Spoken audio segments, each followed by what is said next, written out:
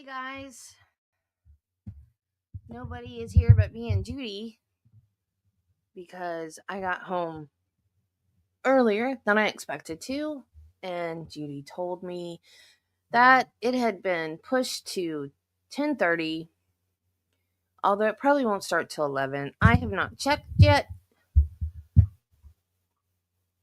so hopefully everybody has their notifications turned on. I probably should have waited till 11 anyway, but I'm so ready to get this started. My foot is asleep. The numbness in my leg is already wearing off. So that's good. Hey, dude.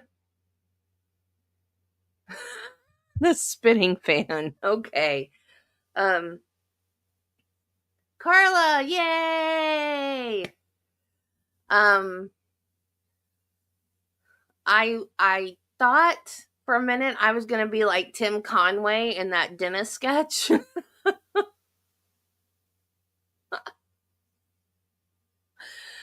They put me in a wheelchair. They wheeled me out to the truck. And of course, we have to take the truck because it's hard to get in and out of the Mustang. The truck I have to pull myself up into, and I got into the habit because of my shoulder of using my left hand. So it's my right leg. So I grab it with my left. I put my left foot on the running board, my left hand on the pull handle, and I get my butt on the seat, and my leg is still dangling outside of the truck, and I'm thinking, oh Lord, how am I going to do this? How am I going to get in the house? Because Travis usually just drops me off and goes, right? Like, oh my gosh. So I get in the truck. I managed to get my leg up in the truck. And then we were going to go to the dispensary. And I'm like, I don't know if we can go to the dispensary. And so I said, just drive over there. I will try it. So I'm like, the way I'm walking, and I walk in, there's only one person working in there. I'm like, I just got a shot in my back and my leg's numb. And she just kind of giggled, but I was fine. I didn't fall. I was able to walk. And then when I get home, just the one little step up to my door, I'm like, Travis, help me get up the step into the house. And then it almost, like, I walked in the house and it almost immediately the numb went away. It's just like my foot feels like it's asleep now. That's all. So I can walk normal again now. It didn't last. He told me he used the shortest acting numbing medicine that there was. So I'm good. Yeah, it was an interesting morning, definitely. I'm glad the shot is working for you, Carla. I it does those in steroid injections do not work in my back for me. I've had them in my neck, they work in my knee, but not in my back. This one actually went into my butt. So fingers crossed that it works. I'm not in pain at all right now, but the numbing medicine is there. So we'll see.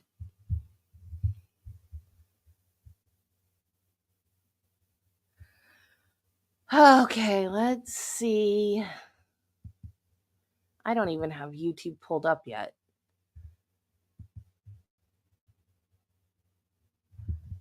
I was just like, it's 10:30. I made it home in time, so let's just go ahead and get started.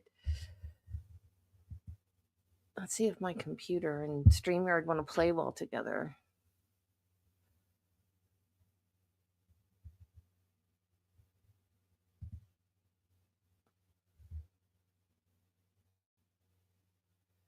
Yep. We got a spinning fan. That's it.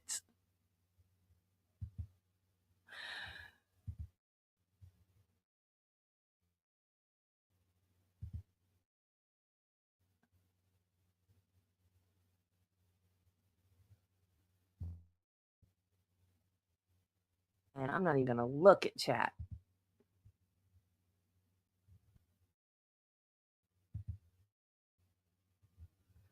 Because law and crimes chat makes me want to pull my hair out.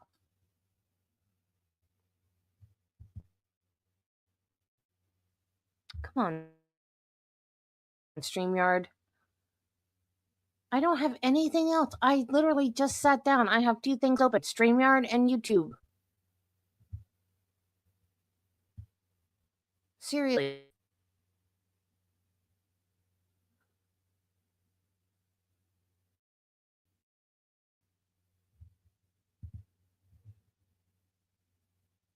StreamYard, what is your deal? How did I get this scratch on my leg? And it's not on the leg that went numb.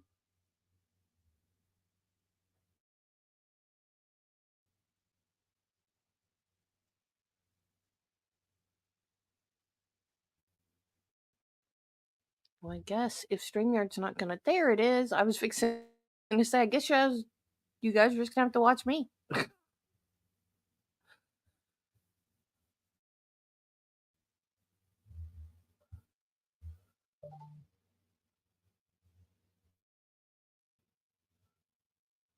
Why was he up until 3?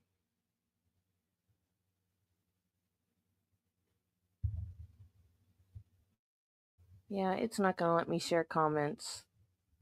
So Carla said Dave was up until 3.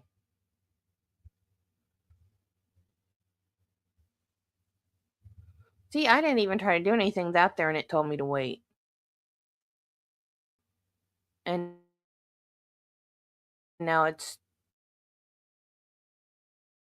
buffering again for no reason.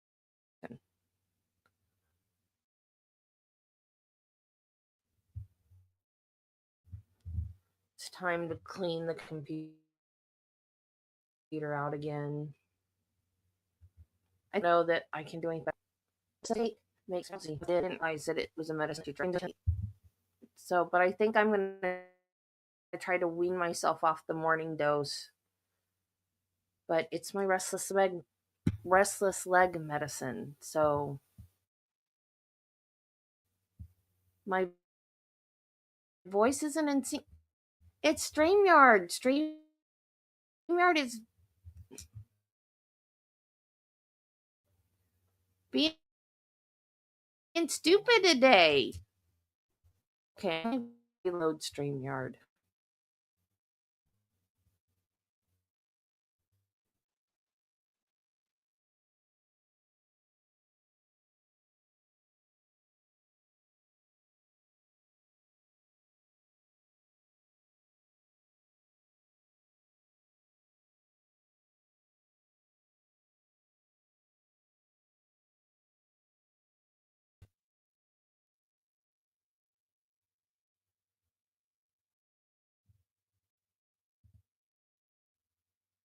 Is that better?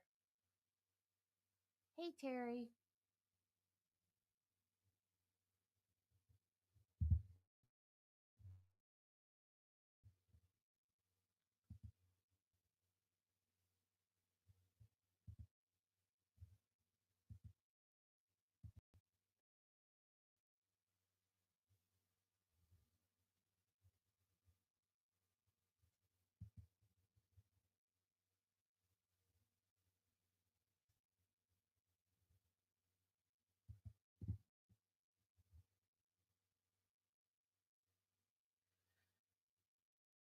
I don't think StreamYard is going to cooperate.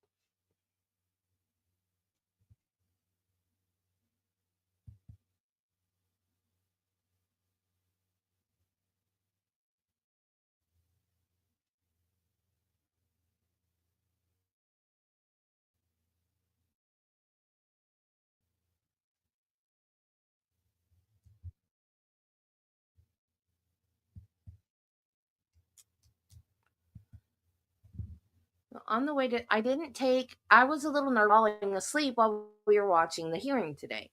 And halfway to the doctor's office, I'm fighting sleep. And I'm like, I don't know why I'm sleepy all the time in the morning.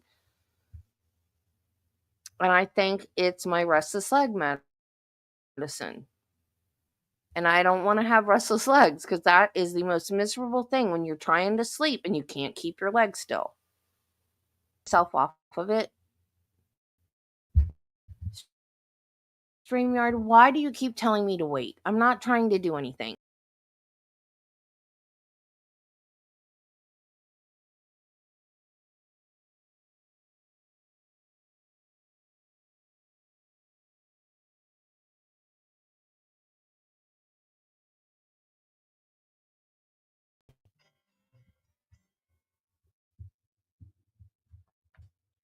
Wait while I crash is what it was telling me.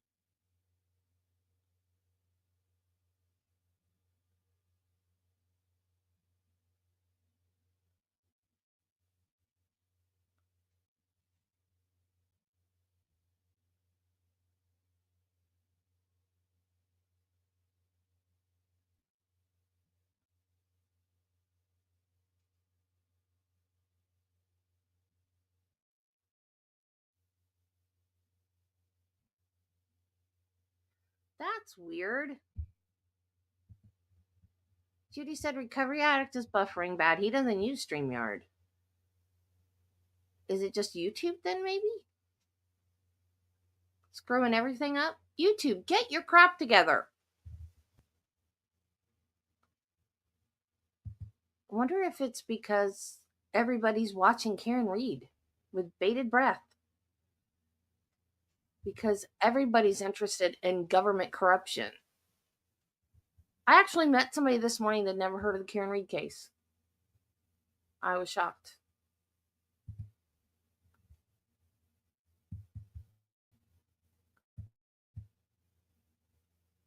Unlike the guy that I met at my sleep study, he knew all about it.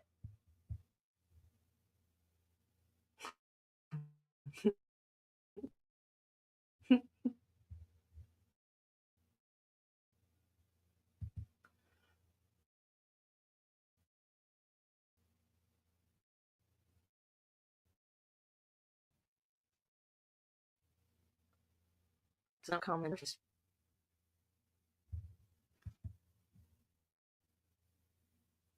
Well, even if you guys just had to watch me, you would know when Brennan got up to shenanigans. I assure you.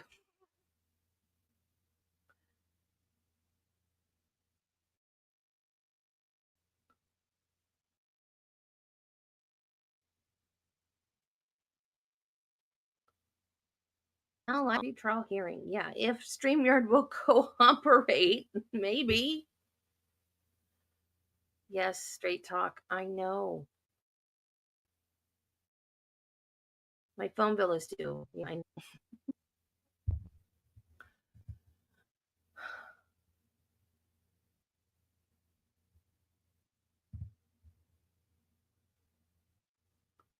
Well, the reason why so many people know is because of HBO, 48 Hours, and Dateline. And now he's going to use those in the opening statement. And you know, Bev's going to let him. But he's going to take it out of context because he can't play the whole entire episode. He's just going to little snippets where she says, could I have hit him? Did I hit him? But you know what? I was telling Travis that this morning. And he said, well, if I was on the jury and I heard that, I would take it for she didn't know if she did or not. And I would want to hear more evidence. And I said, are you saying that though because you know the case? The jury doesn't know everything yet. When they're going to hear this, they don't know everything.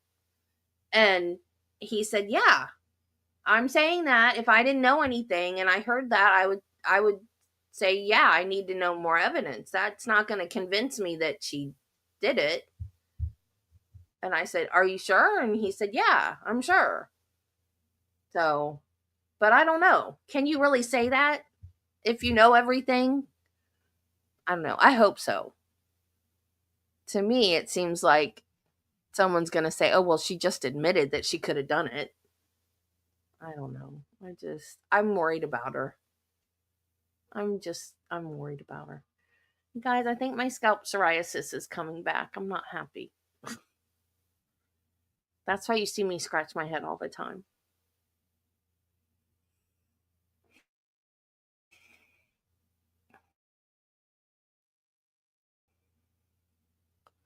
Oh, that's good.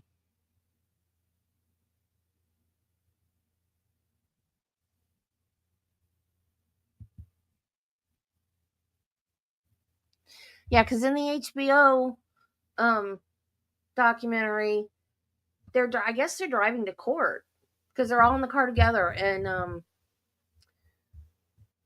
I guess Karen Reed got a email or something, and she's like, Elle Magazine wants to do an article on me. Should I do it? And Alan Jackson was like, hell yes, you should do it. And I was like, I can't believe he just said that. Why are they letting her do all these articles and documentaries and stuff?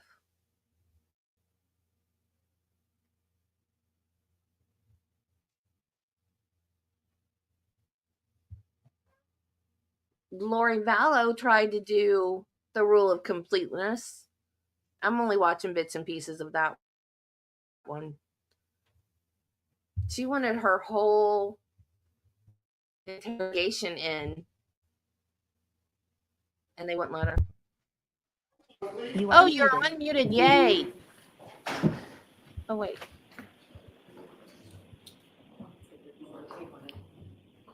Yay. All persons have any business before the Honorable Beverly Canoni, Justice of the Norfolk Superior Court, and for the County of Norfolk. Draw near, give your attendance, and you shall be heard.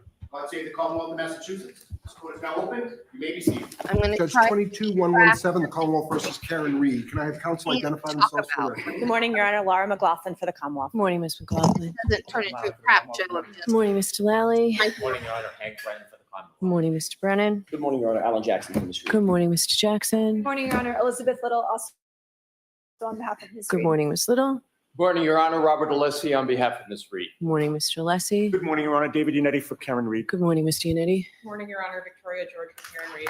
Good morning, Ms. George. Good morning, Ms. Reed. All right, so I appreciate getting those lists on what we all thought were still either under advisement or needed to be heard today. There's one that it seemed that, all right, we'll start, first of all, let's start with the defendant's renewed motion that is not in writing. I think, Ms. Little, I think this was your motion for a forensically sound copy. You wanted to be heard on that? Yes, Your Honor. You did not file anything new, right? No, just the motion Okay. for reconsideration. When was that filed? That was filed a long time ago, right? Yes. Okay. It was prior to the motion. All right. forensically sound what? Your Honor, the defense respectfully requests that this court reconsider the portion of its February 18th, 2025 order denying defendants a copy of the Sally Port video surveillance footage. From understands the importance of establishing the bona fides of the Canton Sallyport video in this case. The court sat through trial. You watched the testimony regarding the inverted video. The court initially denied the request for a forensically sound copy because I believe the court indicated it did not have an affidavit from an expert suggesting that the procedure proposed by the Commonwealth and objected to by the defense would result in the destruction of metadata. We have since provided the court with an affidavit from our expert establishing that if the Commonwealth engaged in the protocol that they proposed, namely simply dragging and dropping files from the Canton Police Department computer onto a USB drive, then all of the associated metadata would either be destroyed or otherwise unverifiable.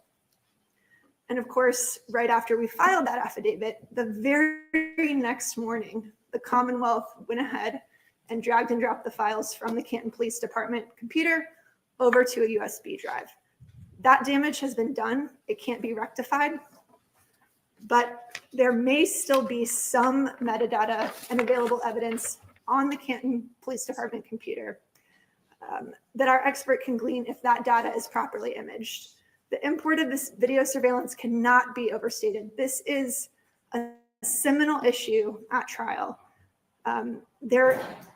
I have conferred with our expert. I do believe that there's a chance that we may still be able to obtain some relevant information. And so we're asking that the court order this.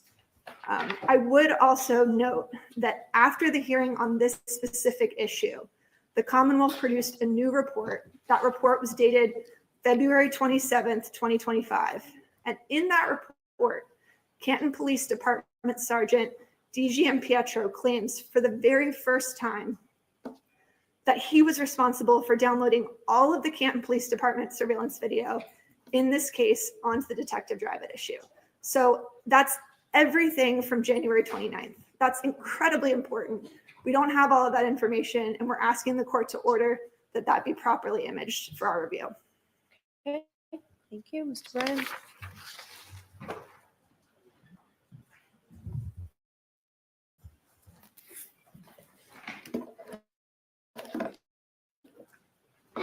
It seems the defense characterization as forensic to come to the Canton Police Department, bring their expert, download anything that was on the DVR, which nothing existed. And then we further invited them to download the detective file. They had over a month to do that. They declined. That invitation has been ongoing. It's been constant, and it is current. If they would like to go to the Canton Police Department with their expert and No. download any of the detective file and see what That's not how exists, discovery works. they're welcome to do that. So if they want a court order allowing them to come, which they don't need because we've invited them continuously, we'll agree to the court order. Forensically image the Canton Police Department detective file. Because we've been requesting Okay, that. so I really don't want you talking to each other. I want you talking to me. All right.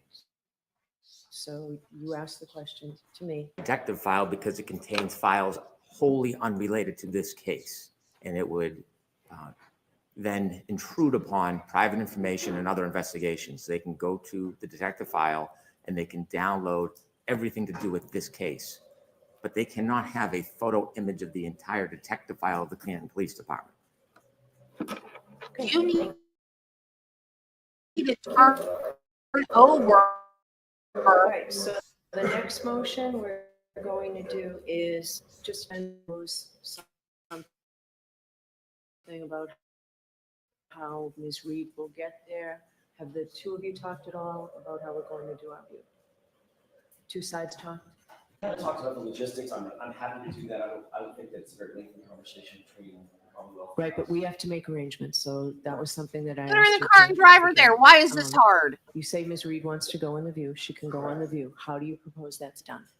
The simplest way would be for her to, obviously, the jurors would be transported the exact same way that they were transported last time. We were on a bus. As I stand here, I can't remember if we were we were not on the same bus as the jurors. Yes, we were.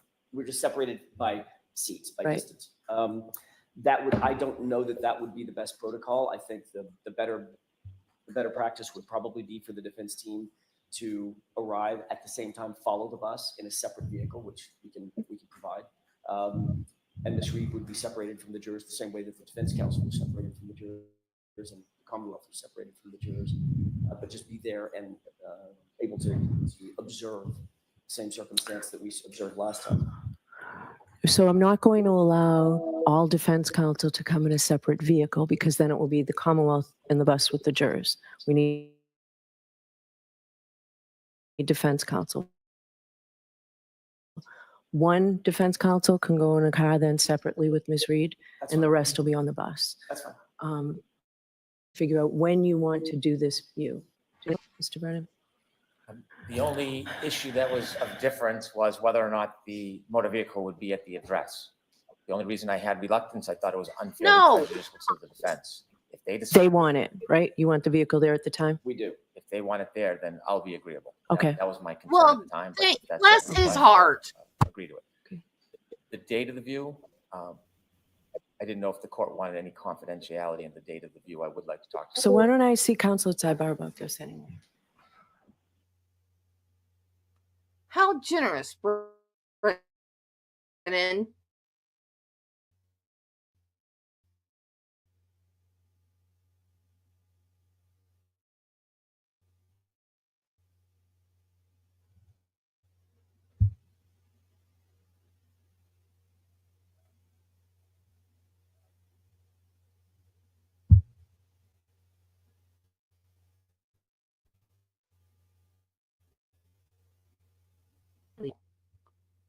So she's going to try to talk Brennan out of that. He just said he'd be agreeable.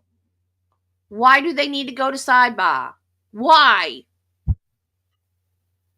She doesn't want the car there. I don't know. Why can't defense go in one car, Commonwealth in another, jury on a bus?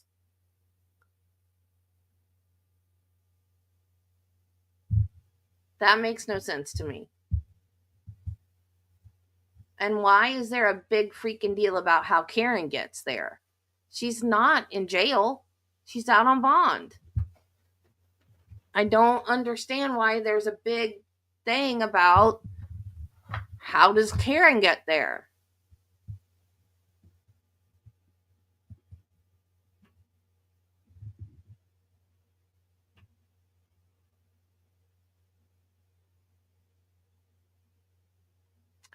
Oh, I have a Zoom appointment at 3:45. But the way the hearings have been going lately, we'll probably be done by then.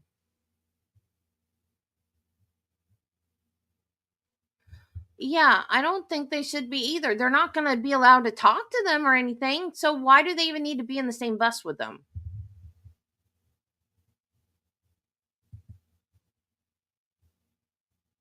They're not. If they were to get on an elevator together accidentally, the lawyer would get off the elevator.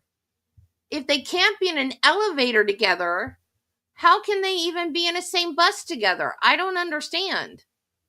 It seems to me like the defense should be in one vehicle, the Commonwealth in another vehicle, and the jury and the judge on a bus. And I understand why they want the car there.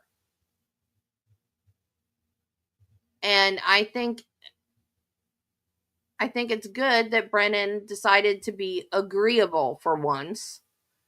I don't understand why they had to go to sidebar. I think Bev is going to try to give reasons why the car shouldn't be there.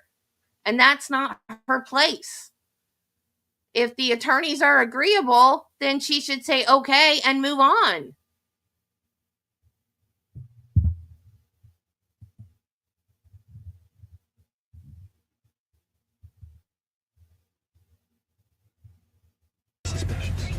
Don't be suspicious. No, don't be suspicious. Don't be suspicious. Don't be suspicious. Don't be suspicious. Don't be suspicious. Don't be suspicious. Don't be suspicious.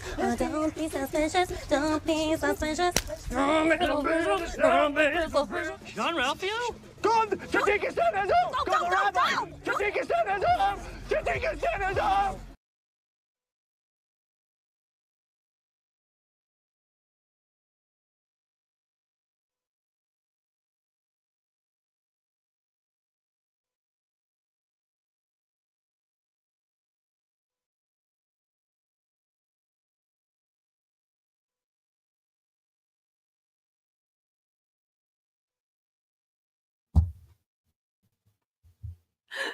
How far is Canton from Dedham? How far do they have to drive?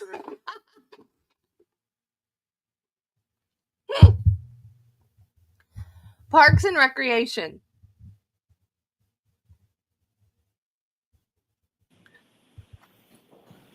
I don't know. I don't know what the big deal is about how is Karen going to get there. I don't understand. All right, so on the defendant's list, I don't understand the motion regarding Well, okay. Dr. Welch. I hope so. Because that's been decided. So why is that here on this list? Is it erroneously on the list? It's not erroneously, Your Honor, but Mr. Brennan and I spoke about it. We have an agreement that will obviate the need for the court, which is my presumption. Mr. Brennan is going to state it, and that would be my suggestion to Your Honor, and then we can move on to the next matter. We've reached agreement. Okay, what's the agreement? What's the agreement? The agreement is there's going to be a redaction to the PowerPoint presentation of Dr. Welcher specifically, page 37. There was, according to Attorney Brennan, an erroneous remnant on 37. Okay, so why don't you just provide me with the new slide so I know what it is? Okay, I will do that. all right, thank Thank you, you. Your Honor. Okay. So Lieutenant Wing, docket 607 and 658. So what I want to know about that, Mr. Brennan, before we begin is, do you have the new report of Lieutenant Wing? I do. I received it last night. I haven't read it, but I discussed it with counsel. I understand it's just minor edits to the original report. So that won't delay any hearing on this. All right, so you're prepared to go forward? I am. All right, I'll hear you.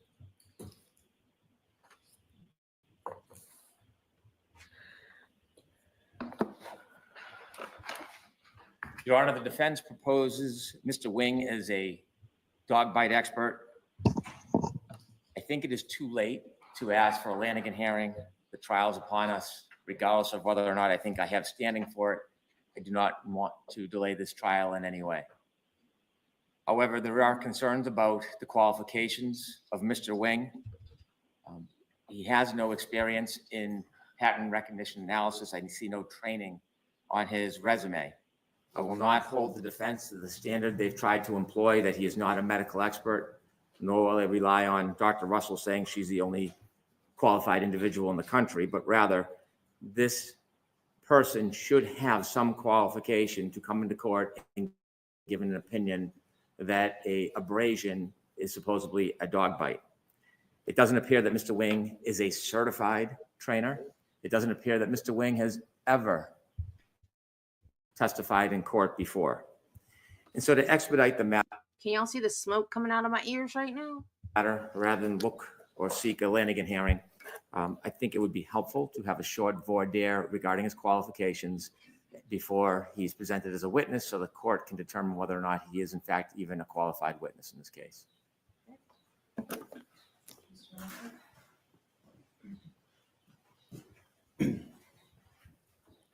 Spike, I don't. Thank you, Your Honor. With regard to the report, I just want to underscore that there are changes to, and I discussed these with Attorney Brennan, but I want the record to be clear. There was an objection to the original report of references to Dr. Crosby. We removed those, so those are fairly substantial. Are there any other changes to it other than the removal of Dr. Crosby? There are, but there, as Attorney Brennan indicated, they're minor parlance, et cetera, but otherwise it's the same substance. Okay. So why don't you provide me with the new or redacted one as well, and I'll take a look at it. Right, Okay. that has, I will do that, Your Honor. I'll provide the court with that forthwith. The second is on the substance. Lieutenant Wing is extraordinarily experienced. You will see that in his report. The summary of his experience, because it would take a lot of time to go through it. For several years, he's been one of, if not the country's leading experts on training law enforcement with regard to the use of canines, not only with bite and hold techniques, but also with what are called washout dogs, which are very much similar to civilian. Carla, I starred your comment, and I will tell you all about Lieutenant Wing when I get a chance. Some call them pet dogs. He has extraordinary experience with wound recognition. Attorney respectfully is incorrect when he says in that regard, Your Honor will make her own judgment, but the report clearly establishes his pattern recognition.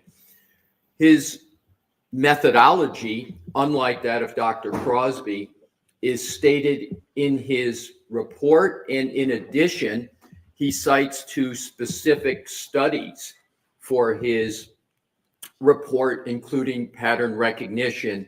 And the whole topic of pattern recognition was well established through Dr. Russell. So Your Honor will see that as well. My last category of points to make, Your Honor, is this. The timing of this report came in light of the court's ruling on Dr. Crosby that a non-medical doctor can opine on wounds to humans. And we did make a motion for reconsideration with regard to Dr. Crosby and understanding the court's schedule and other matters, given that there was not an Judy's gonna make me spit a drink all over my keyboard before this trial is over. ability to have that motion determined. We then decided that we had to submit the report of Lieutenant Wing.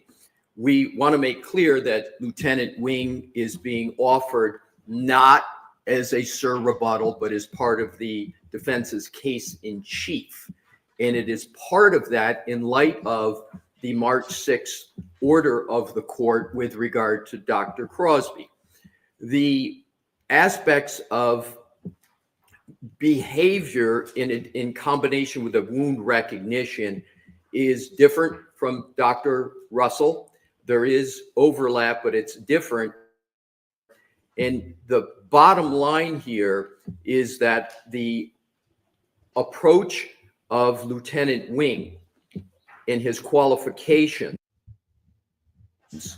exceed that of Dr. Crosby. And my request, Your Honor, is I do not believe there is at all a need for any kind of a hearing. Again, Your Honor will make that judgment when the court believes that notwithstanding the qualifications of Lieutenant Wing and his methodology as set forth in his report, we would respectfully request that we have a voir dire hearing on Dr. Crosby. We have made that request of Dr. Crosby. That's another motion. That's what we're going to hear now. Understood. And I was just going to say, I am not going to get into the basis for that. I just wanted to, because. Just go ahead. Just move on. Yeah. So my request would be doing that a determination on whether or not there's a voir dire of Lieutenant Wing abide the motion in the discussion. So in conclusion, Your Honor, we respectfully request to have a voir dire hearing on, at a minimum, wait for that determination until the court reads the report of Lieutenant Wing. Right. Thank you, Your Honor. Okay. All right. So there's also a motion for reconsideration regarding Dr. Crosby. I can tell you regarding reconsideration, I've found that he is an expert. I am not going to reconsider whether or not Dr. Crosby is an expert. I'm not going to reconsider whether he can testify as something is consistent or inconsistent with dog bites. But Mr. Brennan, I don't see how you're going to have him testify as to whether these marks could have come from Chloe, the specific dog. I think that you can certainly talk about measurements that may have been made, but I don't see how he can testify that this either was or was not this particular dog, particularly in light of the most recent National Academy of Science report that found that no evidence of an existing scientific basis for identifying an individual to the exclusion of all others via bite mark evidence. So what do you want to say about that? Your Honor, there's a distinct difference between inclusion and exclusion. The National Academy of Forensic Science was an extraordinary study, well respected. I've read it many times, and that is a consensus among experts that teeth structure can in many ways be similar. So it is unfair to conclude that a particular person or a particular dog should be included or identified as the person who left that particular pattern. I agree with that wholeheartedly. It is different in kind and not within the realm of that study or any other studies that I've seen to exclude a person or a dog as the contributor of that bite. And here, there is definitive evidence to clearly show and base an opinion that the dog named Chloe was not the cause of those wounds. That is the whole purpose of having the mold of Chloe, which is done with humans routinely, often, orthodontists, dentists, restructuring. The spacing itself Holy, that is is so absolutely. distinguishable between the molds and the spacing on Mr. O'Keefe's arm. It is an objective, a specific, and a substantive basis to draw a conclusion that there is no way to a degree of certainty that these wounds were caused by Chloe's mouth. In particular, Dr. Russell had opined not only that the bites were consistent with a dog wound, but she also opined about molars in different parts of the mouth. And since the defense has decided to likely identify particular teeth and structures as the basis to say it's comparable, consistent with a dog, we should be able to counter that in rebuttal, not in our case in chief, in rebuttal, that these molds show to a reasonable degree of certainty that these wounds could not have been caused by Chloe. So it's exclusion, not inclusion. It's an uphill battle for you, I'll tell you that. I'll hear from Mr. I can't believe she made a good ruling. Oh my God. Thank you, Your Honor. I can go through this quickly. The National Academy of Science, the 2009 report Your Honor is referring to, there is, but inclusion is not. There's nothing in there to support that proposition. That's number one.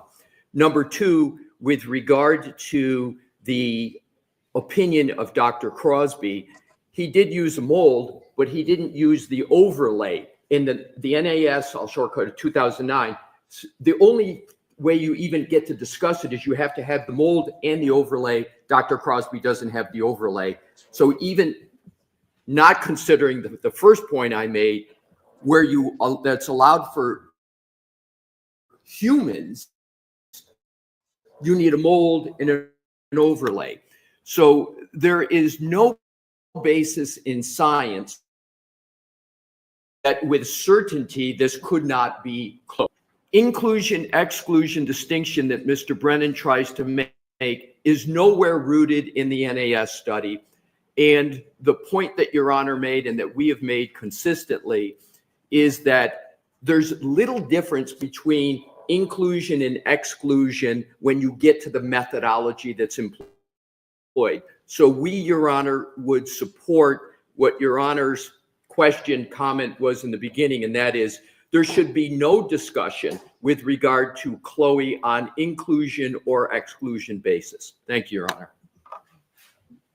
Did you want to reply? Please don't give him another chance to speak. I would simply suggest that there is no authority that I'm aware of that prohibits exclusion, none. And as a predicate, and I know it's a side matter, the idea of Chloe as a predicate, that requires third-party culprit. And so before there can even be discussion about that, there would have to be an offer of proof that we have not seen and has not been presented. So it really should be irrelevant. But if the defense is going to try to bring it up, it's going to become a live issue. And if we have an obligation or we have a need to rebut, we want to fully rebut any of those claims. Okay, which is why originally I was going to hear this motion to reconsider after the defense presented their witnesses. So, all right, thank you. The substitute chemist, is there any objection to the substitute chemist? It's Commonwealth's motion 663. No, Your Honor. Okay, so Jim, 63 is allowed. Yes, Your Honor. You both have motions that are similar regarding, it's the Commonwealth 669 and Defense 670, I believe. It's about the audio visual aides and giving notice. So you're both in agreement to give notice to the other side before you use anything, and have you done so with regard to openings? The Commonwealth agrees to give notice. We've provided a number of clips of statements that we seek to use during the trial. I hope to narrow the ones that we're going to use specifically so the defense could have more notice of it. We have a clip that we'd like to offer in the opening. I'm not sure if our office has provided that to the defense. If not, we'll do that shortly after the hearing. Okay. Who's arguing this for the defense, or who's telling me what's I am, going Your on? Honor. We're happy to provide notice. We have not yet received the particular audio clip that the Commonwealth intends to use during opening, but we're happy to provide any visual aids that we intend to use as soon as today. All right. I'd like to see what you both intend to use in your openings, because whether you agree with it or not, I have to make sure that it's admissible, that I know it will be coming into evidence before I let you put it up there. That really is the This is motion. for the court. The Commonwealth will provide a copy to defense. That's Okay, thank you. Can I have the defense what you intend to put up? This is a single photograph, Your Honor. I'll provide it to the court immediately after the hearing. Okay, Your Honor, I'll add that there are a number of statements that we have clipped. We, with the court's permission, would like to provide an entire package to the court so you can have an opportunity to view if you wanted to. thank you. So I need the defense to look at this before the end of the hearing, because I don't want to bring everybody back tomorrow if you object to what the Commonwealth intends to put in their opening. Did you tell them what it is? Like, is it something that they already have? They've had the materials, the interviews in total, but we've clipped the pieces that we want. It's been an ongoing process. I understand my office has sent a slew of those clips to the defense. Okay, I want to narrow it down. We're not going to use all of them unless there's a rebuttal portion, but I want to narrow down what we're giving them. But we've been over-inclusive in what we intend to provide. The Commonwealth provided at least 44 clips. I'd ask for whatever they intend to actually use in their opening so we can look at it for. I think that's what they just said. They're just going to yes. give We'll you. give them the file name and if the court takes a recess, we'll give them the file Yes, name. I'd like to do that just in case there's an objection, or I can bring you all back tomorrow or Friday, and I don't really want to do that to you. So, Thank you. all right, so we'll just take a look at that. Okay, so that sort of also covers, I guess, the the Commonwealth's motion regarding the use of extrajudicial statements. And if you hang on while I grab that. Is there an objection to that motion? No, Your Honor.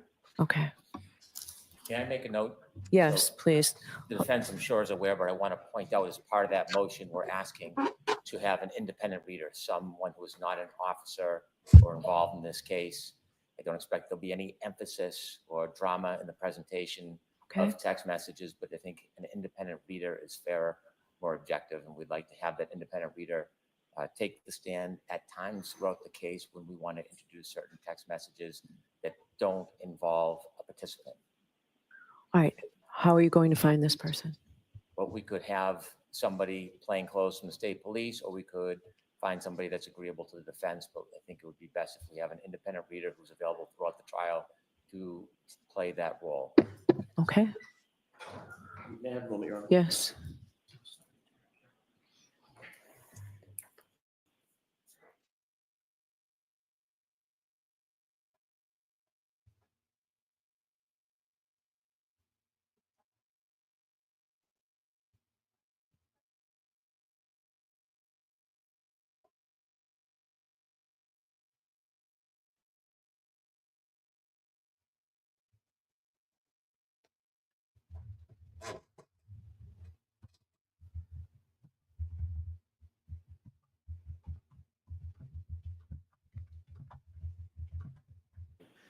Your Honor, thank you for the time to consult with my colleagues. I don't think we're in a position to agree or disagree at this point. I don't know exactly which text messages or which conversations are intended to be independently read. At the last trial, they simply came in through the person that found the text messages. Mr. Lally asked, I think, Mr. Garino, I can't remember his first name, Mr. Garino to recite the messages from both sides, and that was done pretty effectively and expeditiously. But unless I know more about exactly what the theater of having an independent reader is going to be like, I can't really weigh in. Go ahead. May I? Yes. Wherever there's a witness involved in the conversation, if those text messages are admissible, it would come in through the witness. Text messages between Mr. O'Keefe and the defendant, there is no author of those. And so we will introduce those text messages, the admissible ones, at different parts in the trial when they become relevant. So it's not sufficient to simply have a state police officer who is not a witness to those text messages to come in and read them continuously through the trial. Mr. Guarino is an independent witness in this case. To bring him back regularly as a police officer, I think is creates the wrong impression. I think objectively we can have somebody come in who simply reads those text messages when they're appropriate to introduce. I would disagree gently with Mr. Brennan. That's exactly what the proper protocol is. If Mr. Guarino is the one who found, he's a state trooper, he found the text messages. He was the one who downloaded the data. He was asked about those text messages previously. I think having him come back, and it doesn't matter how many times he comes back, he's paid by the state. He can come back 5 times or 1 time. But to have somebody else come in or other individuals come in to act as readers, I think that is not in keeping with the ordinary course of presentation of the evidence. It just doesn't make sense to me to have a reader come in.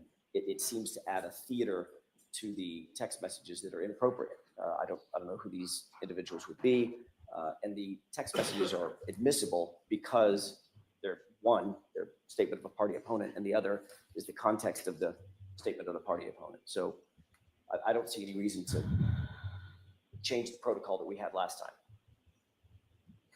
All right. If I were to allow an independent reader, do you have a male and a female? Or would it be a male reading a female's responses? I haven't identified anybody, but I can get a male and a female. All right. And that's exactly what we don't want. I think that's inappropriate. It's not going to be Mr. O'Keefe, and it's not going to be Ms. Reed. The text messages speak for themselves. The jurors should be able to analyze the words that are on the page, the text messages as they were written and drafted, not the inflections and the repartee between 2 independent people with motives that may or may not be consistent with the text messages.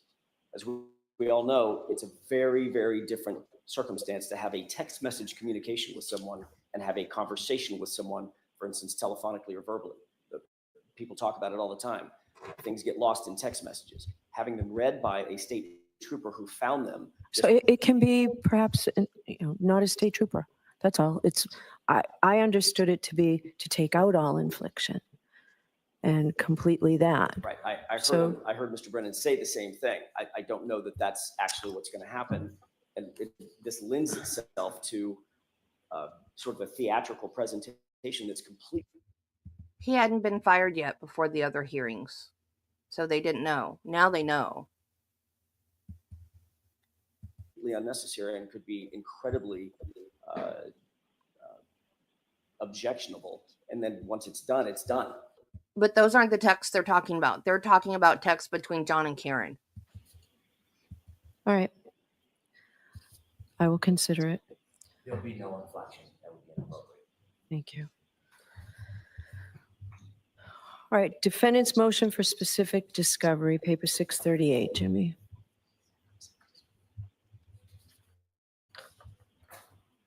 All right. Who's arguing it? Yes, that's me, Judge. Good morning. Before court today, Mr. Brennan and I conferred, and I think we've largely reached agreement. The only numbered items on which we do not agree are 3 and 4, which are related. I will say as a preface that we are withdrawing request number 8. And with regard to request number 7, we've agreed on the following language, Judge, which I would read into the record.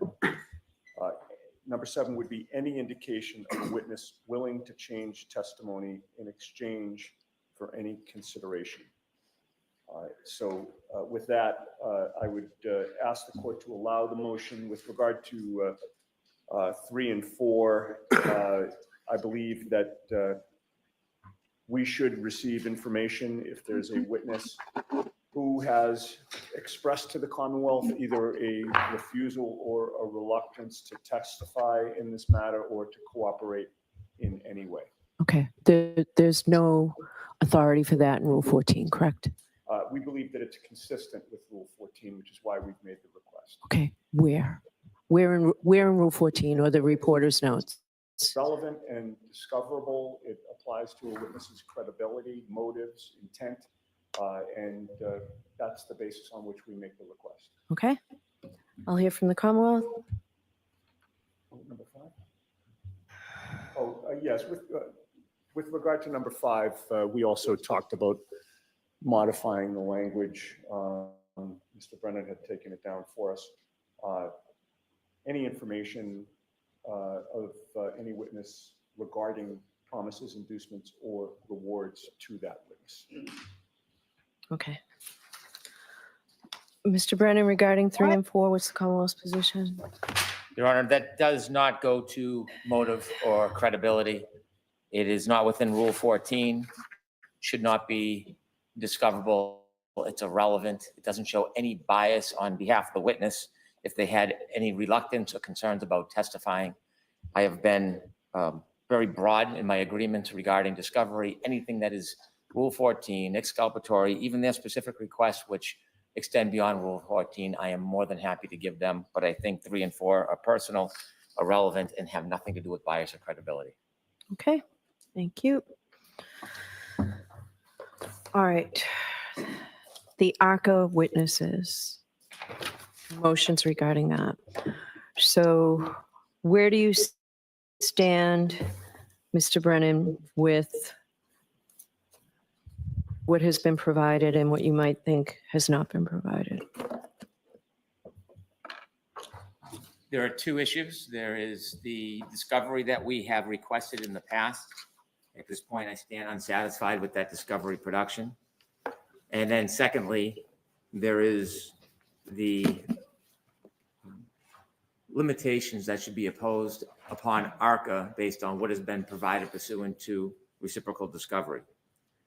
I'd like to start with the second part, and that is we have a little chronology. December 5th, 2024, we submitted docket 442, Commonwealth's motion for reciprocal discovery, which was allowed by the court. There were a number of other motions which led to March 27, 2025, docket 640, Commonwealth's motion to compel reciprocal discovery of ARCA witnesses or to exclude their testimony. And then the next day, on March 28, 2025, the defense responded with docket 642, which was a response to docket 442. And so what we were looking for, not only Rule 14, but more specifically our discovery motion, was information from ARCA that would make clear the relationship between the ARCA witnesses and the defense back from its inception. It is important because that information, a thorough vetting of the information, may be a basis for the Commonwealth to inquire of these ARCA witnesses, if they're called, about candor, truthfulness, and full disclosure. And so while we received some answers to our questions, we want a full vetting of that history.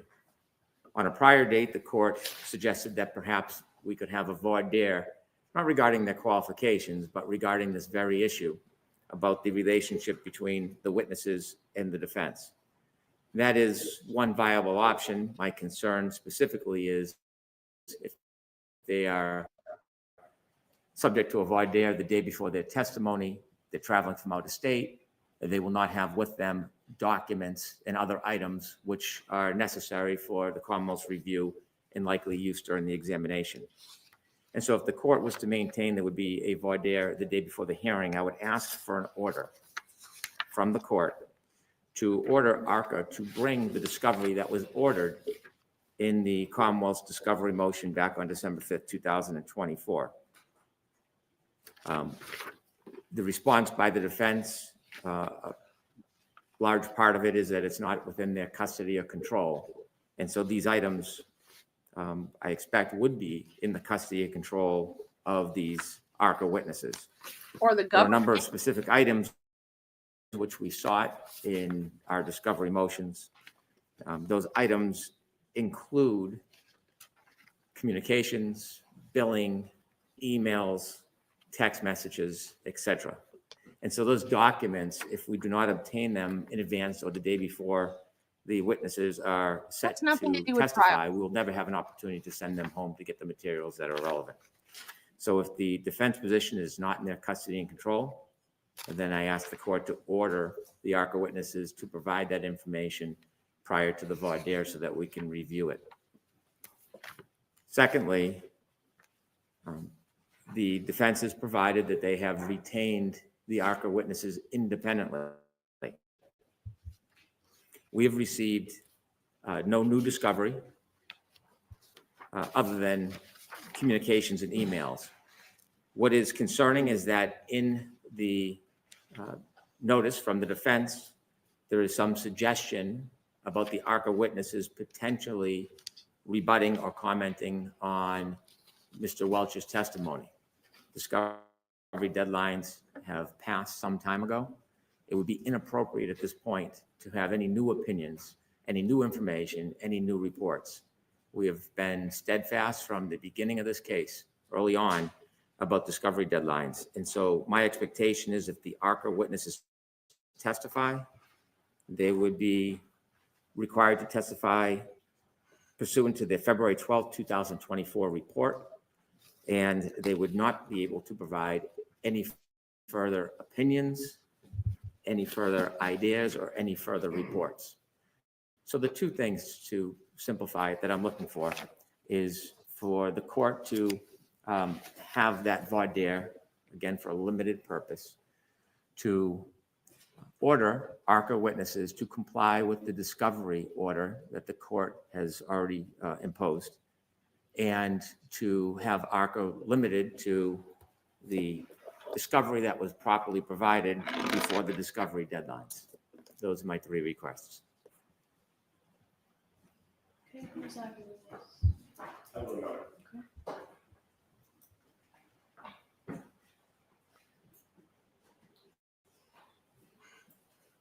I want to go in reverse order briefly, if I could, concerning the discovery deadlines. We have continued to receive new notices of discovery from the Don't apply Commonwealth to him, though. well after the same deadlines that Mr. Brennan is now bringing up concerning ARCA.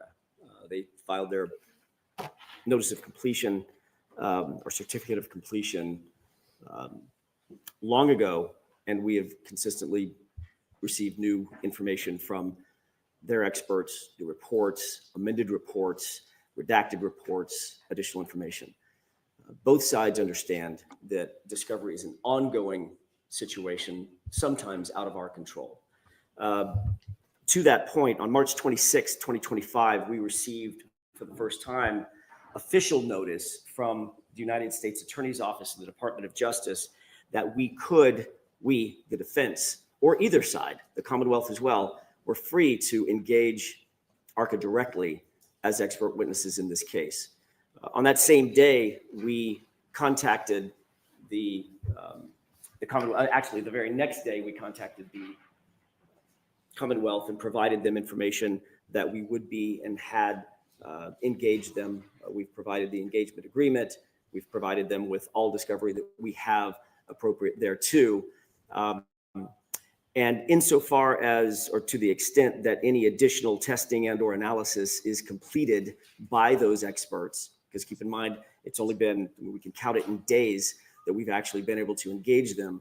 If there is in fact additional testing and or analysis that is noteworthy, then we will, or that we intend to use, we will obviously provide that to the Commonwealth forthwith, which we indicated in our moving papers. We will maintain that posture throughout. And if there is additional information to be disclosed, it will be disclosed. It will be disclosed in a timely manner. We do not have anything as yet as we stand here today, but we. What do you think a timely manner is? What ballpark are you talking? When I get a report, I will turn it over the same day. If I get a report, I will turn it over the same day.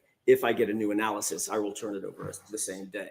If we get new testing results, we will turn those over the same day that we get them. In other words, I can't control the conduct of the experts. They may or may not be engaging in additional testing or analysis, but if they are, once I get it, we'll turn it over. That's all I can say to that. We're not holding anything back. We're not hiding anything. We're, as soon as we get something, if we get it, to the extent that there is additional analysis or testing done, that will be turned over forthwith. With regard to docket number 642, we did, Your Honor, I don't want to waste the court's time. We did respond in detail to every single one of the 12 requests that the Commonwealth has made. I'm happy to go through those if the court wishes me to, but Hold on one second. Mr. Brennan, are there specifics that you say are still outstanding of the 13 or however many points there were? Because this is on what you filed. So That's what he does. He doesn't this is think not the rules unusual. apply to him. A party says, we asked for all 13. Another party says, we gave them to you. And then the party says, I don't have them. Can we narrow this? Is there anything specifically that Mr. Jackson should address? I hope he's not getting sick. Yes. Their response is that it's not in their custody and control. So for which ones? Which of your numbers? Number one, a complete statement of all opinions to be expressed by Daniel Wolf. Okay. And their Carla, this man puts people on the witness list that he knows he's not going to call just to keep them out of the courtroom. He's done this in other trials that he's worked on. He's a worm. response is the information in the possession, custody, and control of the defense has already been produced. That obviously understates the fact that they would hope to have new opinions. That is the very point that this is not responsive. Their discovery deadline has passed. And so I would like to talk about or respond after Attorney Jackson is done about what is going to evolve from this conversation. This is exactly what I was worried about back in November, what I expected might happen and should not have happened. So it's difficult now to parse the different pieces of my discovery request, but we do not have all the billing, all the communications, all the text messages, all the emails. He wants communication between them and the defense. Well, it's certainly in the custody and control of ARCA. We do not have all prior reports, all prior testing, all field testing, photographs, pictures. We don't even know who was what part of this report. Quit it into the microphone. You sound like Darth Vader. Ongoing development of discovery is a extraordinary problem for me. This is the number one issue I anticipated and that I've tried to prevent. Okay, so address number one, Mr. Jackson. The number one issue that Mr. Brennan has anticipated and tried to prevent is ARCA testifying. Let's just call it like it is. So address number one, please. Okay. I am. That's what I'm doing, Your Honor. We have provided on April 12th about 1,000 pages, additional pages, responsive to the request specific to ARCA. The response that we provided to request number one is as follows. The information in the possession, custody, and control of the defense has already been produced and can be found in the ARCA report, the voir dire testimony, and the trial testimony of Dr. Wolf and Dr. Rentschler. That is specifically in response to request number one. What we have, they have. Mr. Brennan constantly stands up and says, we don't have all the emails, we don't have all the communications, et cetera. They have everything. We've already turned that over. There is nothing that we have not turned over that's in our possession. With regard to the new information that Mr. Brennan says, this is exactly what I was worried about, et cetera. We could not engage these experts until we got permission from the Department of Justice. The federal government had to give us permission. They gave both sides permission on March 26th, 2025.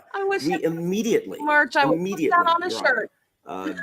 As best we could, leapt into action to contact ARCA and engage them formally so that they could act as experts for the defense in this case in furtherance of potential testimony moving forward. We do not have additional testing results. We do not have additional analysis. We do not have additional reports or findings as yet because it's only been a few days. If we get those, we will turn those over immediately. And that's all we can be expected to do. If the court wishes to go through the others, it's listed as 13, but there's actually 12 requests. I'm happy to do that. If the court's satisfied with. I have a question. It was my question last time when they testified. It wasn't clear to me who did what each witness did regarding testing, preparation, things that are normal cross-examination. Is that clarified any better? They said we. They talked about we did this, we did that. Well, I would disagree with that. Dr. Rinschler talked about what he did, which was more on the biological side. There was a difference between the and two. Dr. Wolf talked about what he did on the mechanical side. They did discuss what their individual or their specific capacity was and their expertise. We have not received any additional report to that effect. Everything that is in the report is exactly what the Commonwealth received at the same time that the defense received it. And it's exactly what they testified to both in the voir dire and in the trial. There's no clarification. That we haven't asked for clarification. If there is clarification in any new analyses, that will be turned over immediately as well. Is there anything that they're going to say they cannot provide because of the federal investigation? Not to my knowledge. I don't know. I haven't asked them if there's communications that Mr. Brennan is asking for that they can't provide. I haven't asked them that because I've not deigned to. Can we consult counsel just for a moment? Sure.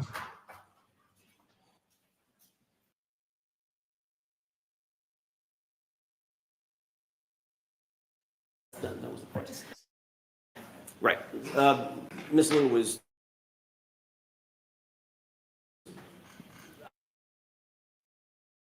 I was getting to the point, but she emphasized, and I'll emphasize it here. They Knock it off. still are not allowed to detail confidential communications that they had with the U.S. government and the Department of Justice. But can they testify as to what they did? Yes.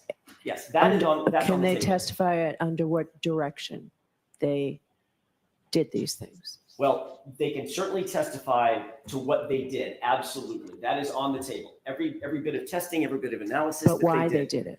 What their communications were, what their directives were, that is confidential. And Can I see Councilor Tagbar, please? Okay, Carla.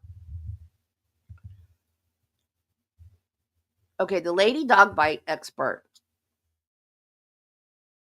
is Dr. Russell. They've got her. She's going to testify. But I forgot his name. What's the other guy's name, guys? Lieutenant Wing. He trains police dogs. He was on Melanie Little's YouTube channel. She's an attorney. You need to go watch that video. He showed a fake arm from training police dogs. He had one that was marked up from a good police dog and one that was marked up from a washed out police dog that did not pass the program. That arm that he showed looks exactly like the marks on John O'Keefe's arm. Chloe was supposedly a washed out police dog. And those marks look identical to the John O'Keefe's arm. To bring that arm in is evidence, but I don't know if they're going to allow that or not. Maybe pictures. I don't know. I don't know what they're going to do as far as evidence or demonstratives, or maybe they can use it as a demonstrative. I don't know. But we've been saying for a year, they need to get Wing. They need to get Garrett Wing. They need to get Garrett Wing. They need to get that guy that was on Melanie Little's YouTube channel. Because he swore up and down that John O'Keefe's arm looked exactly like the training arms that they use when dogs wash out. So we have wanted him from day one because he swears up and down that's exactly what John O'Keefe's arm looked like. Now, Dr. Russell can say, yes, it looks like dog bites or a dog fight or dog scratches or whatever, like she's seen in the emergency room. But he is more specific. He is more specific as to this looks like how when we train police dogs and they don't cut it. This is what they look like. Now, the one good decision or ruling that Bev has made, as I've been saying, you can't take, like, if someone gets bit and they don't move their arm, like I did when Spike bit me. He just bit and then let go because he realized he bit the wrong thing. He bit mommy. It left a perfect impression. But that's not what John O'Keefe did when he got bit. He was in a fight. He pulled away, attacking him. You can't take a mold of a dog's teeth. Do. And he pulled away, and your skin is elastic. So a mold, even if you took right then at the time a mold of that dog's mouth and tried to match it, you're not going to get a good match. And this is years later. They're getting a mold of this dog's teeth now. It could have lost teeth. The teeth could have shifted around. Who knows? So that is going to be disingenuous to use that mold now and say, oh, that mold doesn't fit the marks on his arm. So I am so glad she said that he cannot do that, because it's not going to show that those marks are from that dog. But then that's going to be disingenuous to tell the jury that, to say, oh, look, it doesn't match. It's not going to match, but that doesn't mean that it wasn't her. So I'm so glad that she said, no, he can't say that. I cannot believe she made that ruling, because I thought she was going to let that happen. And I cannot believe she did that. I'm so happy. And the text that he wants people to read, that's bizarre. But there were texts between them that morning. He got mad at her because he took the kids through Dunkin' Donuts, I think, or something like that, and got them donuts for breakfast. He didn't want them to have donuts for breakfast. He wanted them to have a healthy breakfast. She spoiled the kids. They had a fight. And then throughout the day, because like you've heard me say before, I think she's kind of insecure and clingy, and they were fighting, and she wanted to resolve the fight, wanted everything to be okay between them again. So she was calling him all day long. And that's kind of the way I am. If someone's mad at me, I want to fix it right then. I want to talk about it. I want to talk it out. I'm not the type of person that's just like, leave me alone and let me think about it, and we'll talk about it later. That's not me. So I understand that. I understand her wanting to call him and talk to him and, are you still mad at me? Are we okay? Whatever. So she texted him repeatedly during the day, all day long. And he's like, Karen, just leave me alone. I don't want to deal with it right now. That's the way the texts were. And he finally got fed up. And I think he either turned off his phone or just started ignoring her or something. And so that they're using that as motive. I got not motive, but proof that their relationships was on the rocks. But they were together that night, all lovey-dovey at the bars. So to me, that doesn't mean anything. Those texts don't mean anything. And I agree with AJ that it's better for the cop that found the text to just read them in the manner that a cop that finds a text does, than to have two people, a man and a woman, read them like they're reading off of a script with inflections and stuff to make it sound like it's a real heated argument when it wasn't.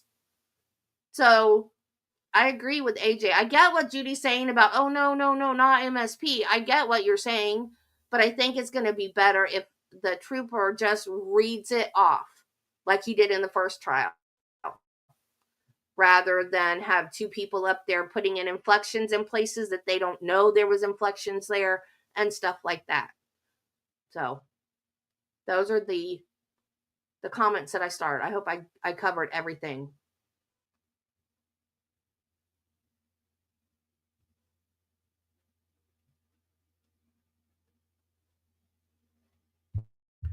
Oh, I didn't even realize that. That's interesting. Yeah, and it's been how many years now? When did this happen? I'm bad with dates, y'all. What year? Judy can tell me, I'm sure. Oh, yeah. I have an aunt, well, RIP, my aunt died, but had an aunt and uncle that if they weren't arguing, if they were like lovey-dovey and not arguing with each other, me and my cousin would look at each other and go, are they okay? They're not fighting. Are they okay? Because that's what they did. That was how they interacted with each other. They just snipe all the time. And if they were quiet and fine with each other, we worried that something was wrong. That was just their dynamic. That was how they were with each other. So,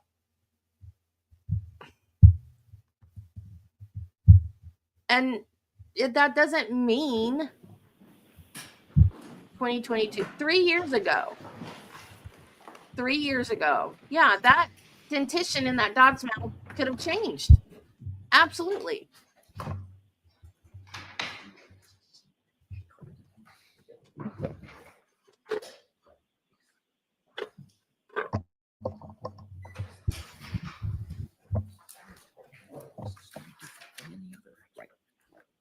All right, so Mr. Jackson, you're saying that the ACRA witnesses did not do anything, did not read anything, did not consult anything, did not try any additional experiments or come to any findings other than everything that's in that report? That is correct. That's what we've been told. We have no reason to believe otherwise. Everything that they did, everything they were asked to do, and all the data that they were provided upon which to base their opinions and conclusions is provided in the report, and that was all subject to cross-examination, both at the voir dire and at trial. All right, and then subsequent to that, information was provided by Mr. Yannetti, and you have that all documented, whatever information the ACRA authorities now are working on is information provided by Mr. Yannetti or his file? So there's two issues. I want to make sure I don't conflate these. Mr. Brennan mentioned a subpoena that Mr. Yannetti had received at his office. Mr. Yannetti had brought it up in open court. Correct. That subpoena was honored, as we had to, obviously, as Mr. Yannetti had to honor it. For every single NOD that we got from the Commonwealth, that was then submitted to the federal authorities. When was that done? It was done periodically since the subpoena came into his desk. When did it start? I don't remember the date. September 1st, 2022. Thank you. I didn't remember the specific date, but it was very early on. So the Department of Justice, or the U.S. Attorney's Office, was receiving information pursuant to that subpoena in an ongoing basis. But I want to make clear, that's not information that was then going to ARCA. The U.S. Attorney's Office decided what information, and the FBI decided what information to supply to ARCA to answer their questions. Do you know what information was provided? Yes, it's in the report. There were 14 categories of items that were provided to ARCA, and they said that's all that we were provided. All right, so then it's accurate to say items that are in the notices of discovery that ARCA does not list were not provided to them? Correct. That's exactly right. Okay. Yeah, they were provided a very narrow, it was a narrow scope of work, if you will, that did not include the myriad things that we were getting in NODs. All right, then you started providing them information to fill in those gaps, right? Once we received information from Dr. Welcher, for instance, we knew that we wanted at least to explore the idea of rebutting some of that information, from a biomechanic standpoint, And we wanted them to have basically a mirror image of what Dr. Welcher was provided. All right, so when that's did you what do, we provided to them. when did you do that? I want to say March 26th or 27th. I think it's in the motion. Let's take a quick look. Okay. Additional discovery for the experts for their review on March 26, 2025. That same day, the defense was provided all the additional materials to ARCA, including Dr. Welcher's reports and all of his findings, including the 140-page PowerPoint, et cetera. We wanted them to have everything that Dr. Welcher had, as well as Dr. Welcher's reports and findings. All right, and you say that you will have that, you expect in the next 3 days or so. Oh, You I said- didn't say 3 days. I said, I think we can count it in days, not weeks. So I would expect if there is something that we're going to receive, it's probably in the next week or 10 days, I would guess. All right. We are acting as efficiently as we possibly can, but we can only do so much, given the fact that we were only provided access to hire ARCA on March 26th. All right, Mr. Brennan, I'll hear you.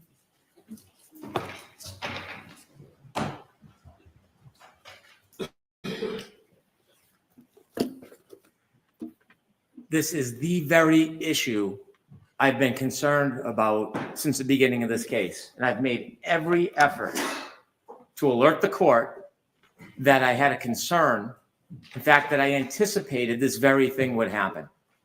When I began this case, beginning of October, end of September, my first analysis was of the past history of this case and dropping experts and information during trial. My attempt was never to preclude ARCA from testifying, never.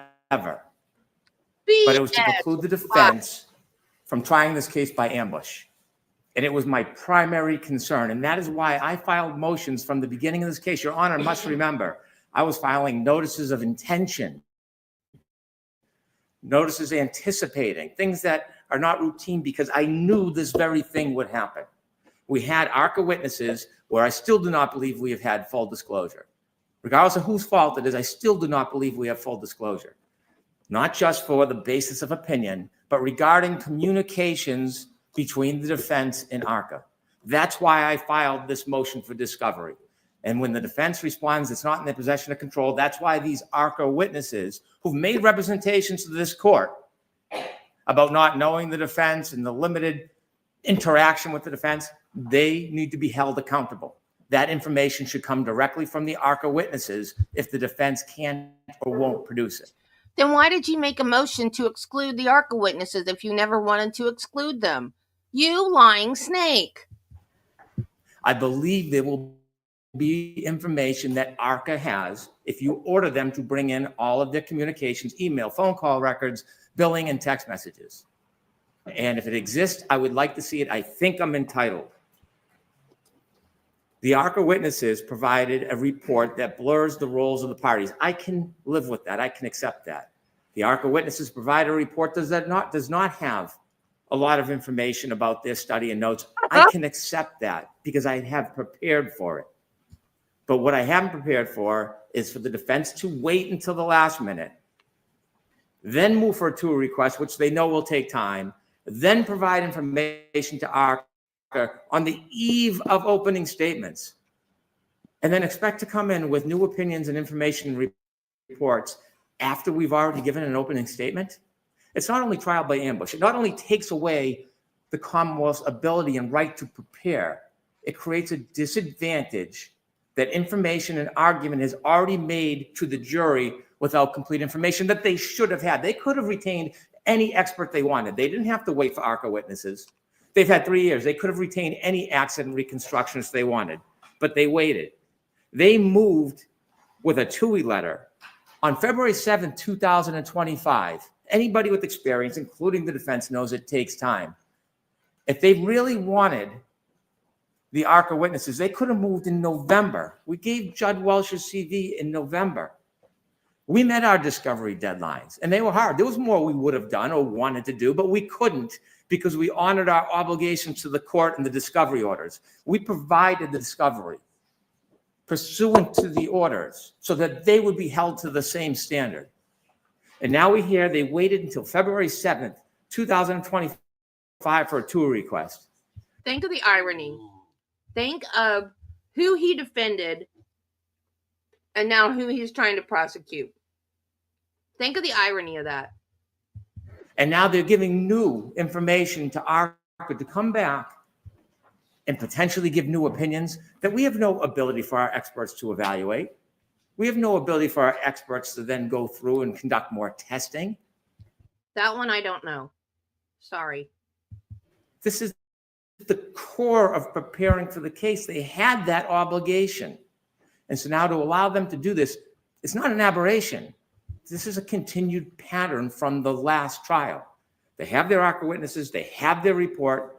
That is all pursuant to the discovery deadlines. To now let them change the rules and come in tomorrow, the next day, or 10 days from now and have new opinions after we've already told the jury our theory and our science and not have a chance to rebut it or consider it. I'll have no time during trial to sit down with the experts and assign them to review new information, new reports. I'll have no time to go back and reconsider the order of witnesses or the information we need or witnesses that we've decided we don't need in this case and scheduling. If it wasn't so obvious this was going to happen, I wouldn't be so upset about it. At some point, the defense has to be held to the same standard of discovery obligation. This isn't late notice. This isn't parachuting in. This is an effort they decided to make and wait until March or February 7, 2025. Your Honor, I ask you to allow ARCA to testify, allow them to testify to their report, be confined to the report that has met discovery deadlines, and to produce the request that the court ordered regarding discovery of the information that we want. That's what I asked this court to do. Good. Let them do exactly what they did Your last Honor, time. What appears to be feigned indignation Ooh. is just not consistent with the facts. We didn't receive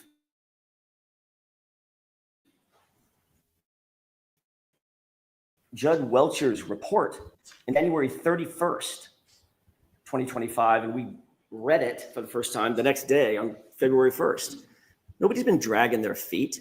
There is no ambush. This feigned indignation is just not consistent with the facts, Your Honor. The court hadn't ruled that we could even use ARCA until just a few weeks ago. We've been moving expeditiously to try to rebut a witness that the Commonwealth disclosed in February of 2025.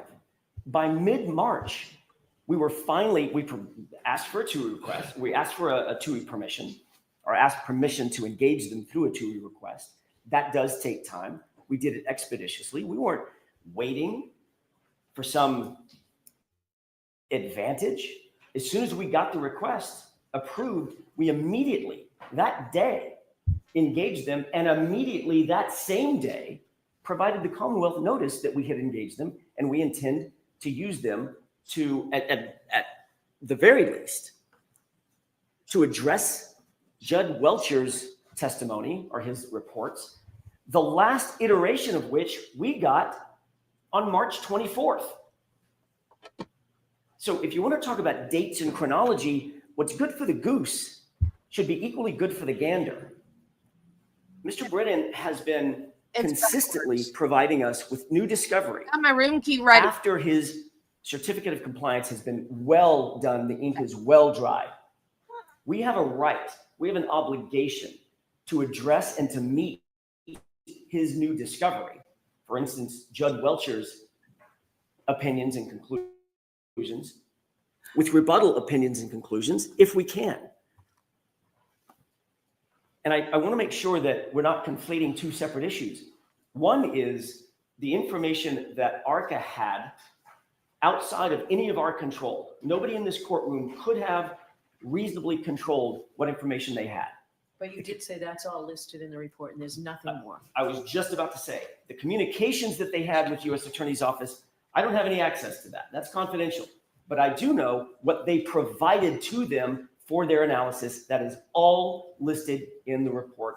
And both sides have had that from the day we received the reports, the federal disclosures. Both sides have had those. So nobody was in any disadvantage in the first trial, and certainly nobody is at a disadvantage in this trial.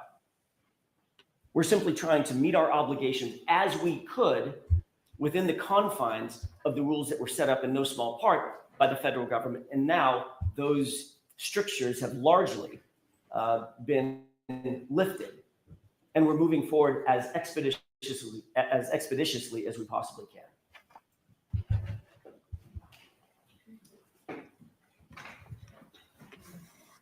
Rather than addressing their obligations, it's always an attempt to assign blame. The government or the Commonwealth gave us late disclosures. The changes in Judge Welcher's PowerPoint were by exclusion. Attorney Alisi had concerns about certain things in the report, so we took things out of the report. There's a difference. So you first provided it in November, then you're saying? No, we provided, pardon me. We provided his CV in November. And then we provided on our discovery deadlines, January 31st, 2025. And then on February 5th, we provided all of the detailed background notes, references. And so we met our discovery deadlines. The changes to Mr. Welch's report have been the complaints, understandably, about what they believed was hearsay or inadmissible. So we removed pieces. There was no new testing. There was no new reports with information changing any of the things. According to Mr. Alesi, who is much more facile with the facts of what's in Judge Welcher's report, that's not quite true. There were additions made to the latest iteration of his report. And Mr. Brennan just admitted that February 5th was the first time that we received all of the information from Judge Welcher. The next month, within a few weeks of that, that's when we received permission to hire ARCA. That's when we received permission to engage ARCA. That's when we provided the individuals at ARCA with everything that we had been provided just the month earlier. So there is no ambush. There's no attempt at taking an advantage vis-a-vis time. It just doesn't, the arguments just don't play. Not with the facts and the chronology of what we've been doing and we're continuing to do. All right, thank you.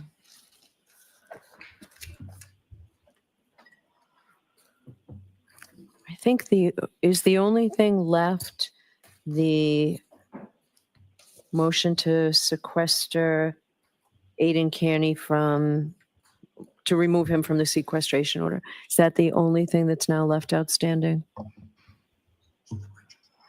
No, Your Honor. There's also a motion in limine that was outstanding. It's the Commonwealth's motion in limine to prohibit reference to any pending internal affairs investigations. Yes, where do we stand with that? I thought that you were going to. We've had a chance to review the file. If there's any statements that are relevant, we think the defense is entitled to use those statements for impeachment or cross-examination. As far as the rulings, the administrative body's rulings, that should not be permissible. It's an opinion of a third party. And then it will open the door to the explanation that those sustained findings are limited to certain conduct, but don't include other types of conduct, which we would need to rebut. A third party's opinions are not admissible to impeach a witness. The defense vehemently disagrees with that assertion. That's not the state of the law. We did provide notice to the Commonwealth of what we intended to admit at trial. The Commonwealth was conversely ordered to provide notice to the defense of what they were specifically asking to keep out. That was supposed to be done 2 weeks ago. I emailed Mr. Brennan the next day after it was due. They did not respond. I was told this morning they're seeking to exclude everything. I would like to be heard on that, Your Honor. All right, so I don't have a copy of what it is you intend to introduce, right? No, we provided notice to the Commonwealth, but So I need that. Do you have it? I can articulate it to the court. We want to admit the sustained findings that have been made against 4 separate officers in this case. You know what? I do need that in writing. I need this in writing. I need a Commonwealth's response. We needed to have a ruling on this in advance of. Excuse me? We need to have a ruling on this in advance of Monday. Right. I can try to get that to you today. All right. Get it to me today. I'll decide it tomorrow. Okay. Are we allowed to make an oral argument as to this issue? It has been briefed already by the Commonwealth. Okay. You know, what I need is, I wasn't expecting this here today, so what I need is the paper number. I think it's the Commonwealth's motion to exclude, but the last I had it as, it wasn't under advisement. You were going to figure out what the objection was and what you wanted to put in. All right, so we need to take a recess anyway, so that you can look at the video to see whether there's an objection to the opening. So why don't we take a 15-minute recess? And Ms. Little, if you can provide just the paper number on what the Commonwealth's response was. It's paper number 588. All right. So Jim, I need that. All rise for the court, please.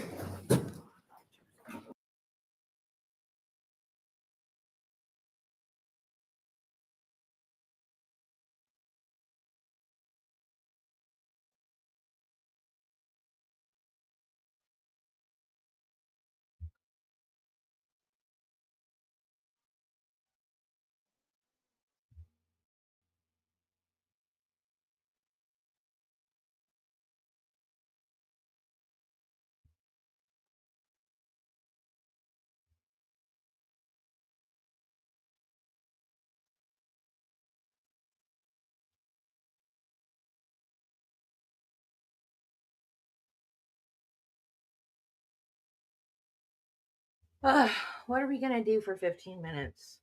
That's why I like to start late. But I didn't want to start late today. I don't know why I didn't want to start late today. I could have started a half hour late like I was going to, and then we could have skipped all this.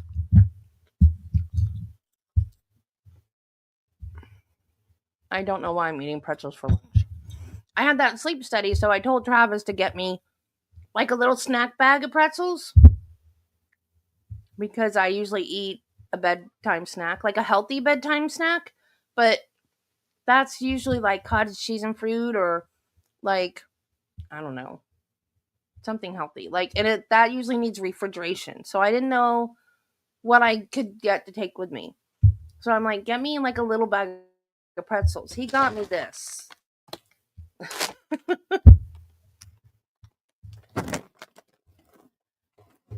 So I decided to eat pretzels for lunch today. I've got to get back on my diet. I mean, I'm not going like way off it. I'm just eating stuff I shouldn't be eating. Why are you barking? He's standing in the middle of the kitchen barking. Woof. What? Woof. He's going woof. He did one loud barking, now it's woof. Woof. Hang on. What? Why are you woofing? Woof. Woof. Woof.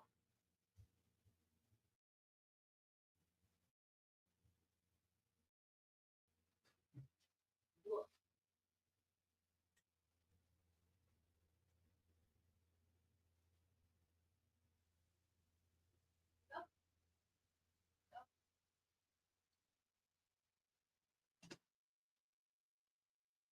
You gotta go too? Come on.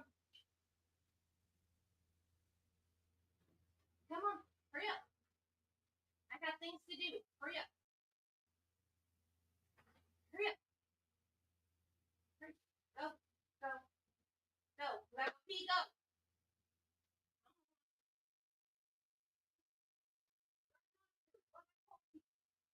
Go away.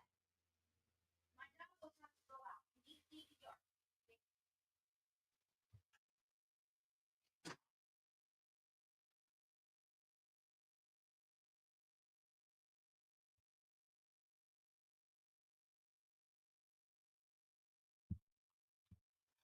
I know what we can do. Somebody tell me what these are.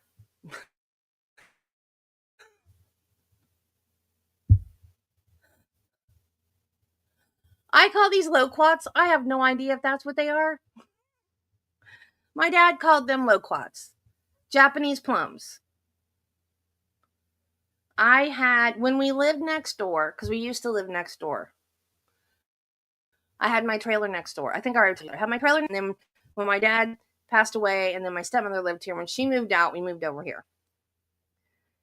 I had two giant trees over there that get so heavy with these things that they droop on the ground. Moved, don't have my trees anymore. I had, when we moved here, a teeny tiny one. Now it's big enough that it has a whole bunch of these, but it's not a good, it doesn't yield well every year. And this year it didn't do well. Usually the one, it's full on the bottom. I'm really short, so if it's full on the bottom, it's good. This year, the ones on the bottom didn't even have seeds in them, and they were like teeny, itty bitty tiny. This was closer to the top, and Travis, yesterday, I said, get these for me. And he was able to pull the branch down low enough that I could reach up and grab that whole big bunch off. But the ones on they always have like 3 or 4 seeds in them. And this year, the ones on the bottom were really small and had no seeds.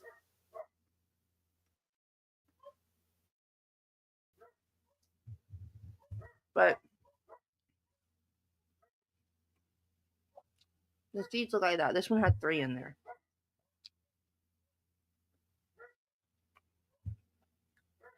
And can't really tell you what they taste like. They're unique. They're a little sour.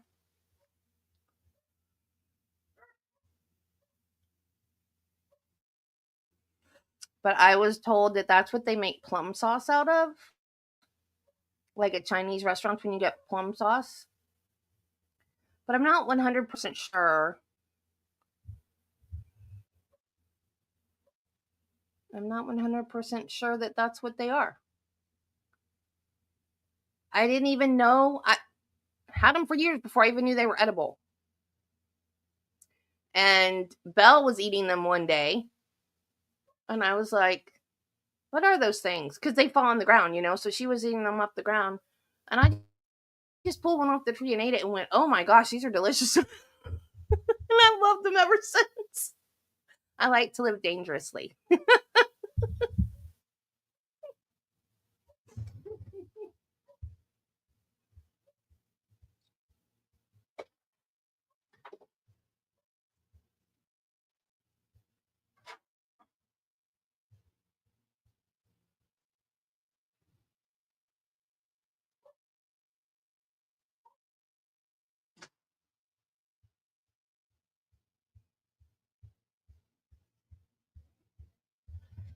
I don't know where the dogs went. I have no idea. Well, they can stay up there a while. My feeling is back almost completely now. My bottom of my foot's a little numb.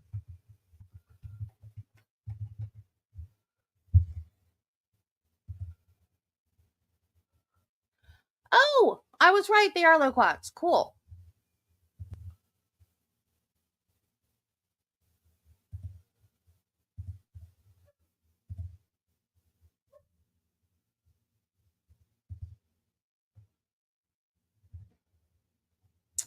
Yep. They're loquats.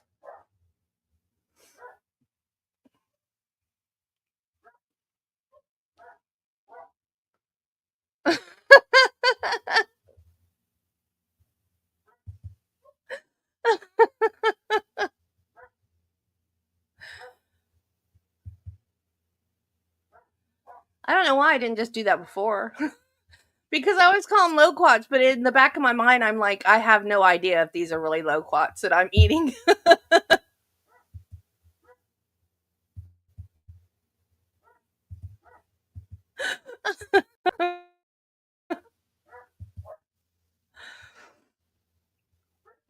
But that's what they make plum sauce out of, and I love plum sauce, so it makes perfect sense that I would like these, right?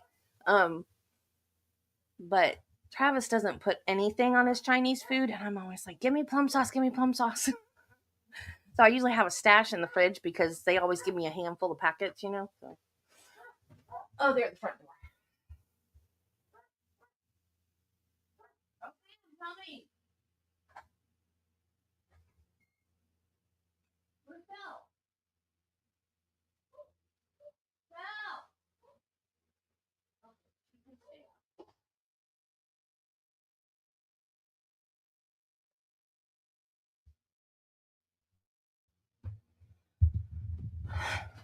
Belle's still out there.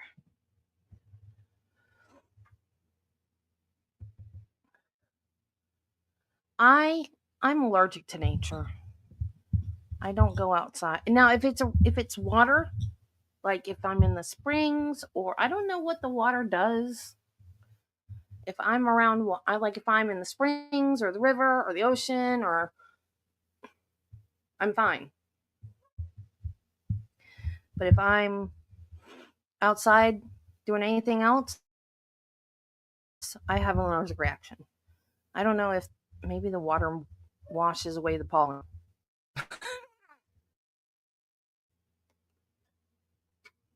I love sour things. I usually just go out there and eat them off the tree. But I brought these in because they were a little too sour yesterday. They're good. I love them. I mean, if you don't like sour things, but the thing is, like, if I wait till they're super super ripe, the birds eat them, and then I don't get any. And I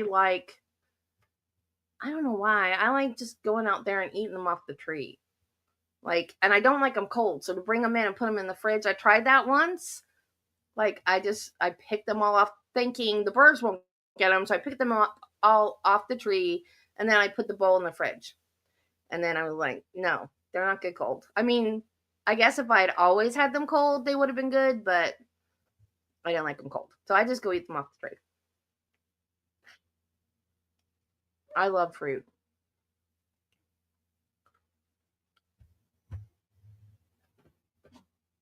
And I got paid today. So I am supposed to be ordering groceries, but I haven't done it yet. So I guess it's not gonna get done today. I guess I'm gonna do it tomorrow. So they just built a Publix in the next town over. I wish they would build one in Chiefland. That's like 15 minutes away. So that Publix is about 20 minutes away. And I think Saturday we're going to go to Publix just to get produce because every time I get it from Walmart, it goes bad so fast. I bought, like those little baby cucumbers. I love those things. And you can get them at Walmart. I don't know like what farm or whatever they come from, but they're already like washed and everything and in this little Ziploc bag thing. So you don't have to wash them and store them in something. You just, you put the bag in the fridge, right? So one time I got them and I went, like, I didn't eat them that day or the next day. It was like the third day after I got them, which they should still be good, right? So I take them out of the fridge and I go to put my hand in to get one out. My hand went through them. And I was like, oh my God, that is so disgusting.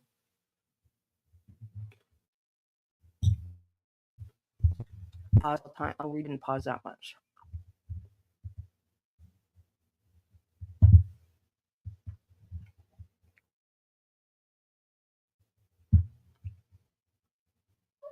At least I won't accidentally pause it because the fan will stop spinning and I will know.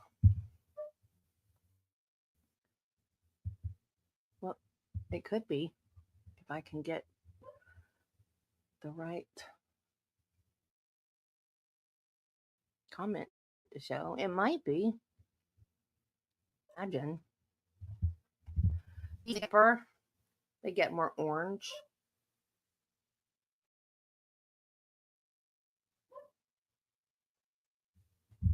And plum sauce is orange. What color is one? I never had it.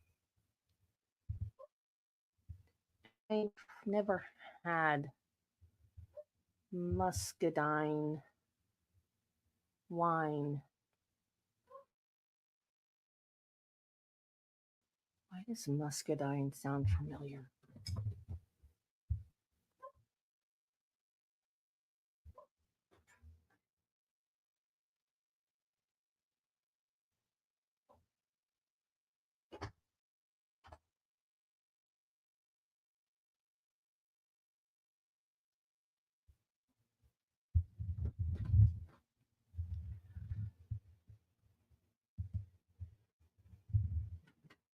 We have deer out here. I've never seen any, but my husband said one morning when he went out to go to work, he saw a great big buck. Because we have everything's dairy land out here. So with all the cows and the big, I don't know what they call them. They're like big trailers for transporting the cows. And then they have farm equipment and stuff. I wouldn't imagine deer would want to be out here because it's not really forested anymore much. We have some forest out that way.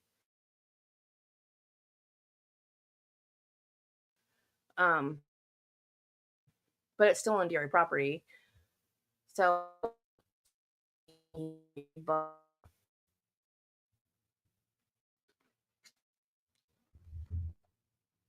don't eat. Well, I guess you eat the ones with seeds when they hit the ground, don't you?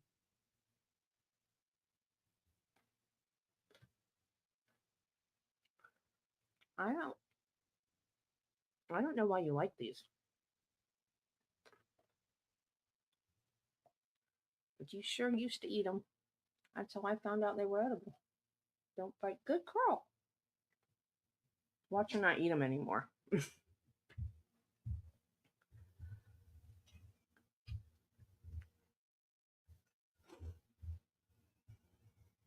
Don't eat that seed. Did you eat it? Or did you just drop it? Don't eat the seed. Oh, he's gonna eat the seed. I hope the seed's not. Give me the seed. Oh, you didn't eat it. Good boy.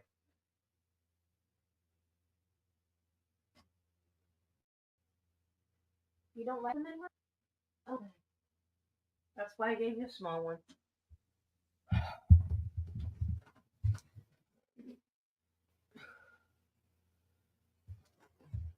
Oh, maybe it's not this stuff then. Because these are orange.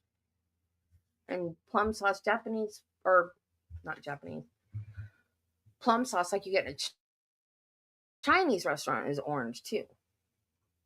So I don't know about Asian food. Like, I don't like sushi. And I've been to a Japanese restaurant once, and it was on a blind date.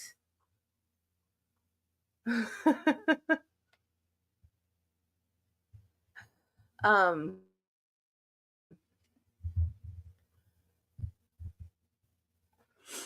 I used to have wild blackberries too, but I don't know what happened to them. They just one day they were. Oh, I do know what muscadines are. Duh. My dad pulled up mine.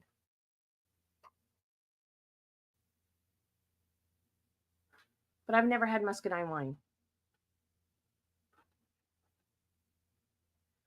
When you eat muscadines, do you chew them up or do you swallow them whole?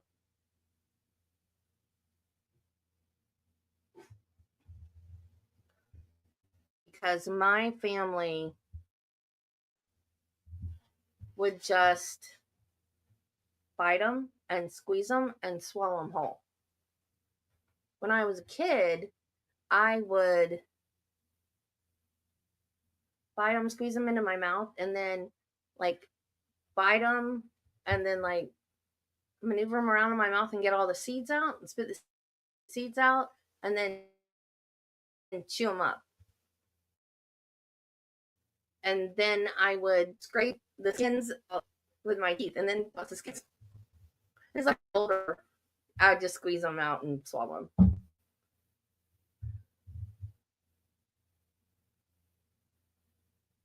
Oh, that's terrible.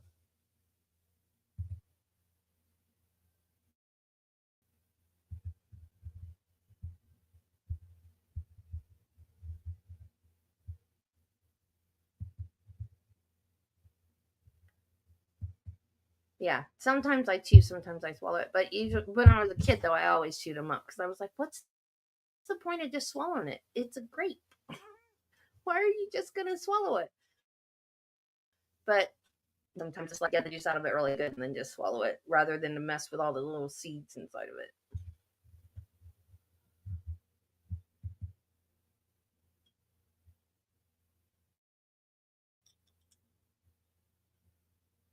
Oh, that's scary. I almost mine's there. It's a type of grape, but it has a really, really thick skin, so you can't chew the skin.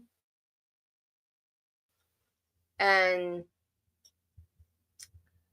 it has teeny, teeny, tiny seeds in it.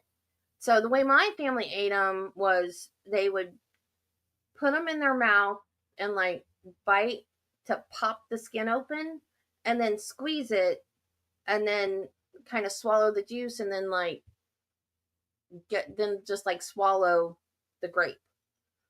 When I was a kid, I would chew it up and then spit out the seeds. Um, like chew it without chewing up the seeds, like maneuver around in my mouth so I could spit the seeds out, and then chew it up and swallow it.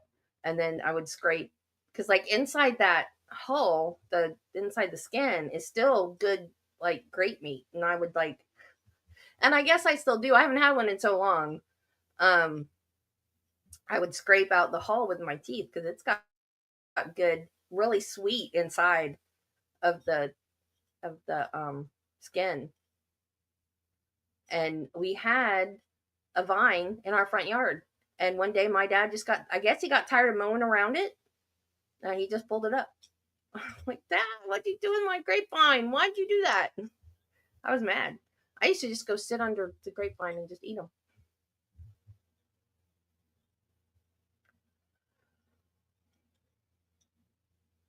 Let's put salad.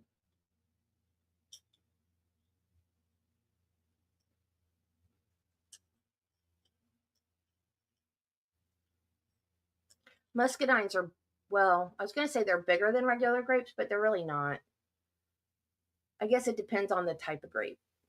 They're bigger than some, but smaller. Pokeweed, I don't know what pokeweed is either. You're in a different part of the South than I am.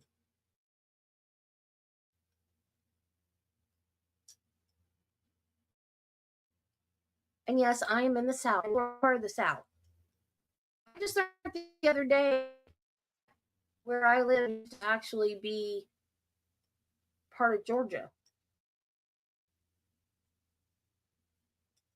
And that the turnpike, Panhandle used to be Alabama. So yes, I am Southern. I don't know why people say Florida is not the South. And I live in the real South. I don't live in the South. Florida is not the real South. Sorry, just because. Well, you don't care because you're from New York. You're a transplant Floridian.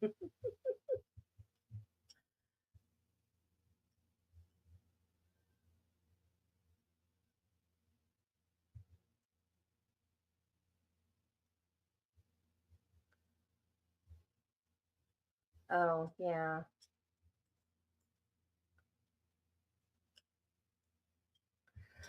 My cousin sent me this. I know it's backwards, but it says, well, it's backwards for me. It's backwards for you. It says Shady Pines Retirement Home, Miami, Florida. My cousin sent me that for Christmas, and she's like, now we're ready for our keys, for our room keys. Think about that. Okay.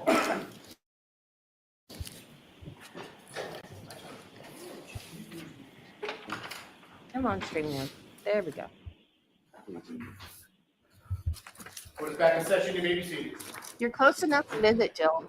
All right, so the first thing I viewed the clip. Is this only 15 seconds? Did I see everything you intend to use? I expect that's only 15 seconds. Okay. Was there any objection to what you saw? No objection. Okay, thank you. I would say that's only the audio. There's a visual that goes with it, but because it comes from a broadcast, we have to copy it differently. Okay. Okay.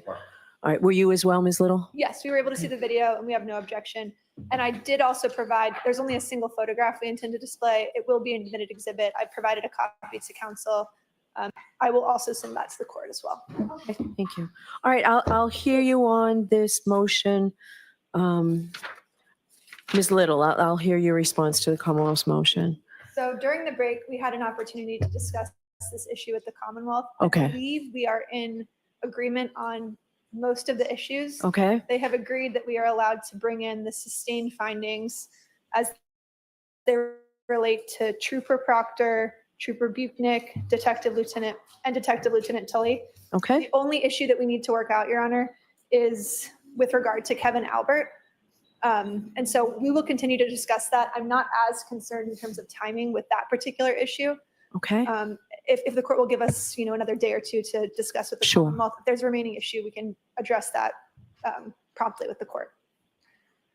Okay, can we address, is it something you need for your opening? It's not. It's Okay, all right, so yes, we'll address it sometime next Tuesday or Wednesday. Take your time in working it out, all right? Thank you. Okay, so now is the only thing left the motion that Mr. Bradle's here for? As far as I know. Okay. All right.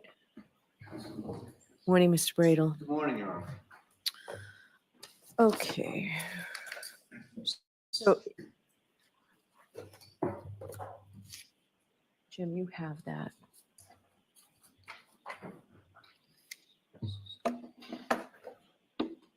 All right, I probably have it here too. I have one, Jim, thanks.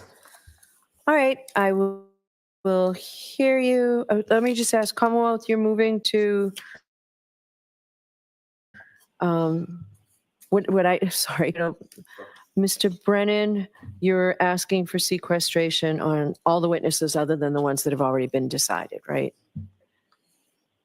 I'm not sure I understand. So there was already an order on who is exempt from the sequestration order, family members. We discussed, and there was an order on all of this. Yes. Are you asking that Aidan Kearney be sequestered? I am. He's a named witness. Okay. Does the Commonwealth intend to call him in your case in chief? It depends on the development of the case. There are two issues that are important. The one in case in chief is whether or not there's any development of third-party culprit. If there is, Mr. Kearney becomes a more important witness, and we'll have to assess that as the case progresses. The other is rebuttal. If the defense calls the defendant to the stand, then it is a strong likelihood that we would call him.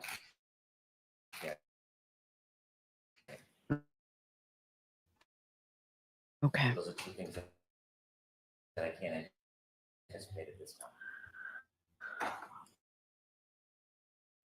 Okay. All right, now I'll. In the interim, I think the court's going with this. Your statements and the context. So with that understanding, Judge, I would just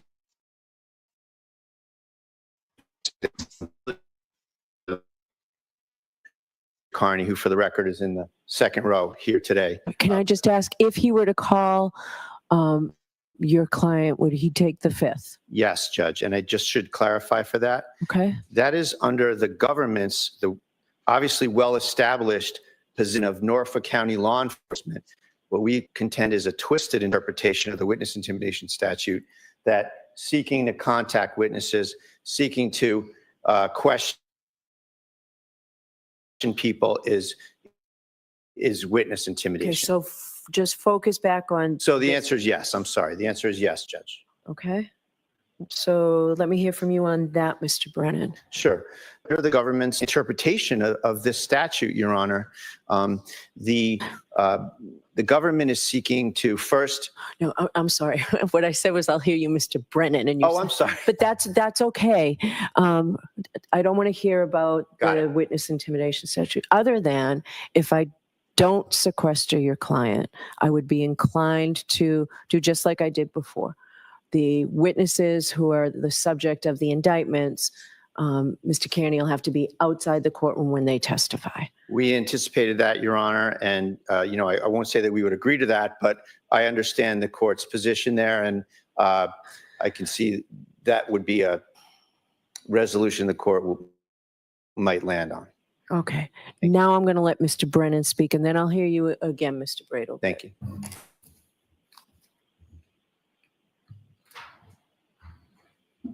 Your Honor, you have questions? Yes. What if he takes the fifth? If he asserts his Fifth Amendment privilege, I think there is no realistic likelihood that we would call him. There's obviously procedures the Commonwealth could follow, but I have no belief that will happen. So I expect if he actually asserts his Fifth Amendment privilege, I would no longer have a good faith basis to say that there would be a need for sequestration. I would ask the court to impose the prior limitations with named victims and also minor witnesses. Okay. But I would, as a predicate, he would need to assert his fifth.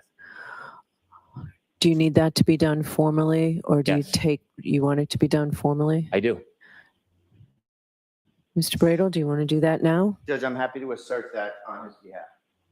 Would reject that invitation. If he wants to assert the Fifth Amendment privilege, he can assert it. Okay. Do you want to call him now and do that now, Mr. Bradel, or not? Do you want to talk with your client? And 7 minutes. sure. Why don't you know what? I'll give you more than a minute, Mr. Bradel. Can the staff work through lunch for a little bit? Yes. Everybody stay. All right. Mr. Bradel, why don't I give you 10 minutes to talk to him? We'll see you back here in 10 minutes. All rise for the court, please.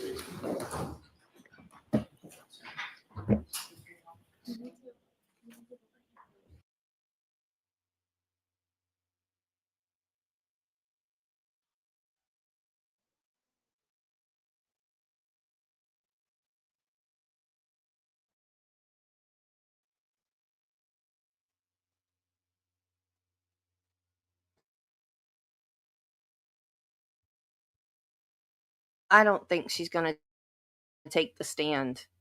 She didn't last time.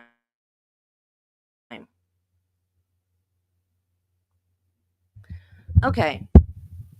I just got an email. And while I think it's the real thing,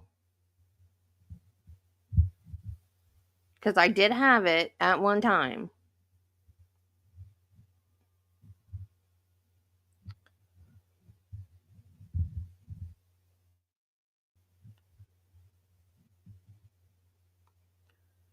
I don't know what to think.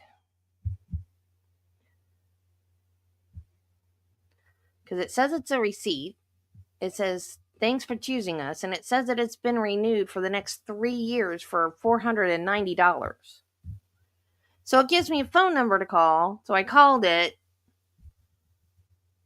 And it sounds like I got a fax machine.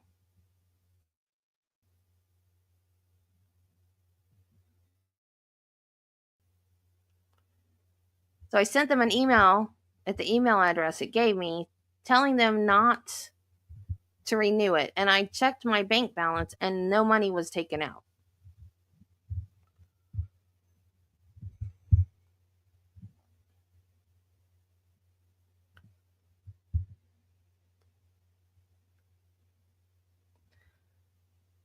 So I guess I have money disappear. I will have to go to the bank and change my card again.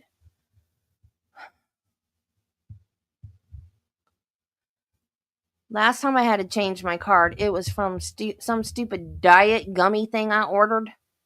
And then they started charging me for all this other crap that I didn't even get.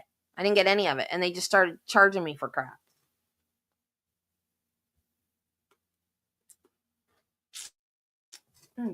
These things are juicy.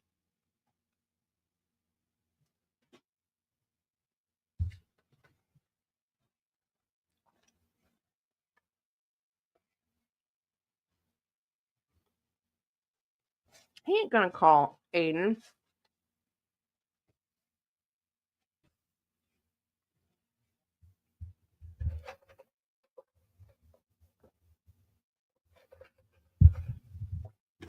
No, because Brennan's gonna try to use her words against her, just like he's going to an opening statements. Sorry, guys. Just like he's gonna try to do an opening statements. with all the interviews. So there's no way. And from what I've seen of her and the voicemails and stuff I've seen her or heard that she's left for John, I don't think she can control her temper well enough. I think she will come off looking really bad. I think she will.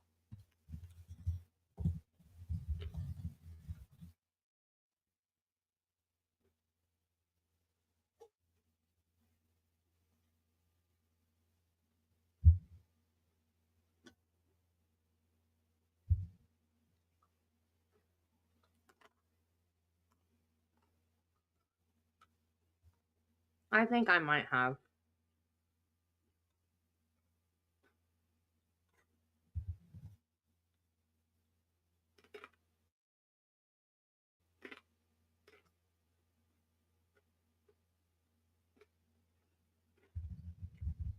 But I can't afford for them to take that much money out of my account.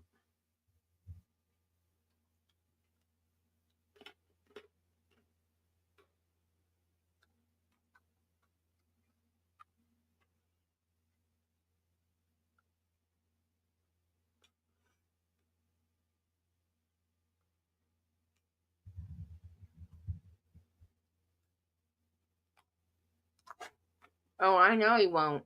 He absolutely will not.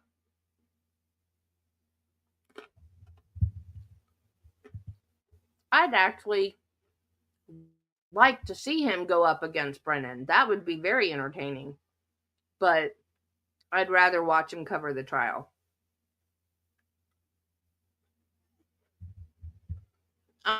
Although I don't follow him that much because he gets on my nerves after a certain point.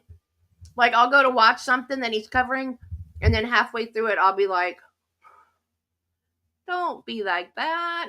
Because sometimes he just goes too far.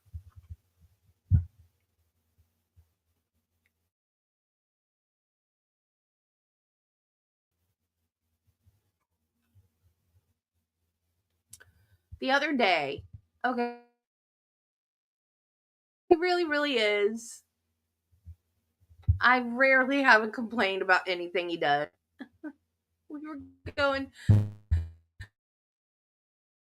we were doing like, we used to go to Gainesville every Saturday, but we don't quite go as often as we used to. But Saturday, and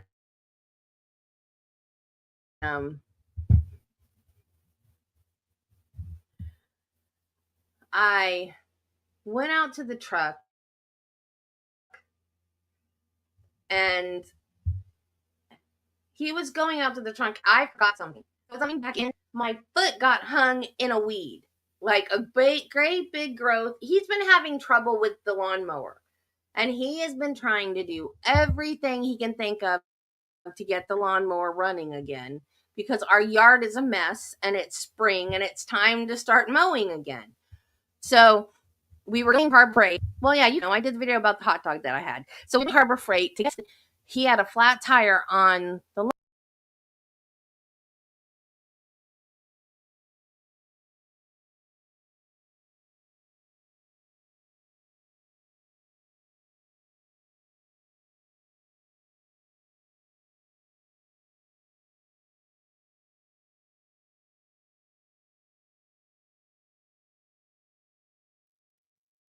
rude.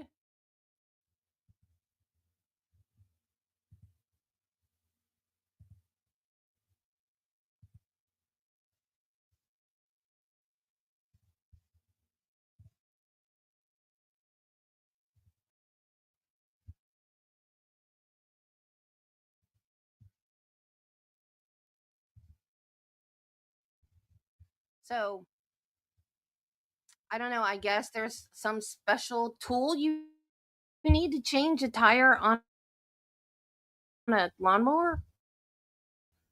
So we had to go over there to buy this special tool. So anyway, he's walking out of the house, and I had forgotten something. So I like out of the house. So there's I guess I see it and so far it tripped me and I it pulled me out of the ground some and trying to make the most of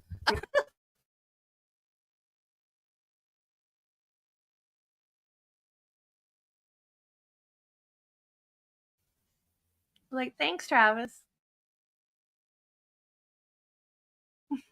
Thank you for your concern.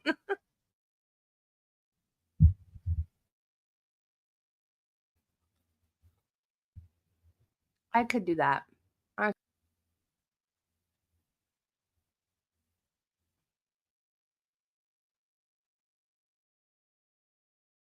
Well, Judy, that's very good. Oh, I was going to say that's not going to go on the screen. Yeah, that's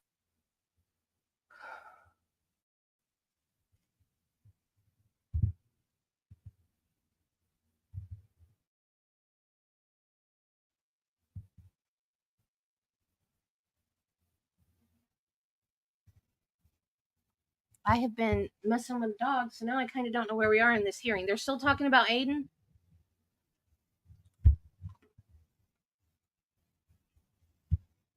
Oh, Lord.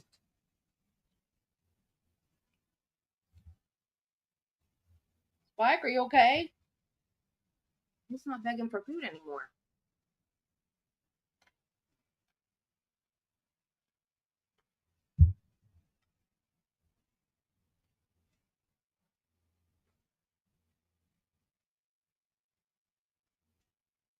I gotta tell Travis I didn't order groceries.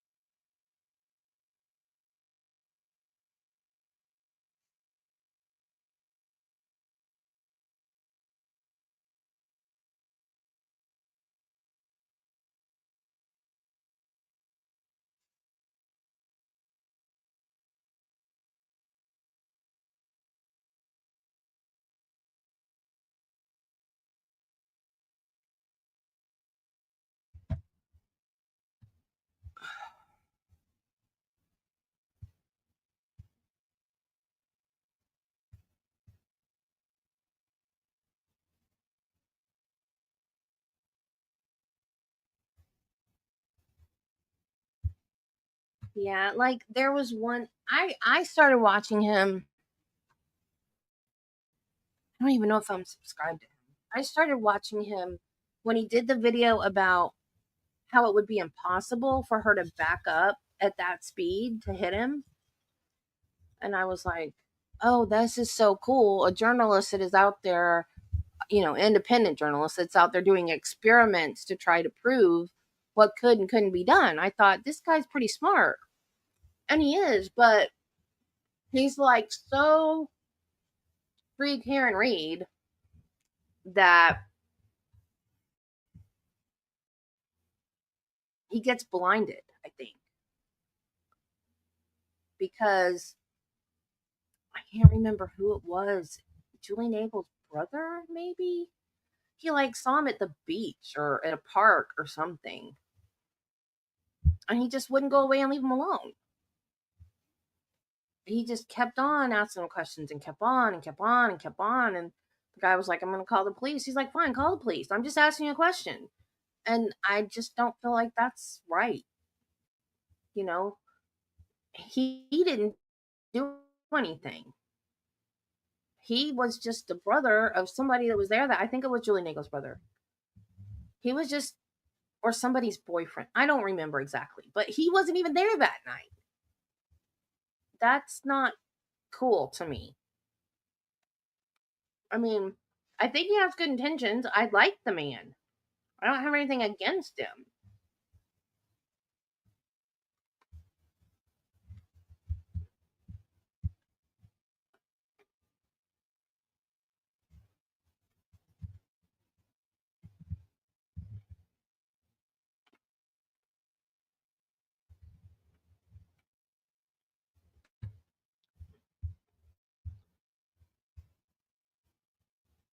Well,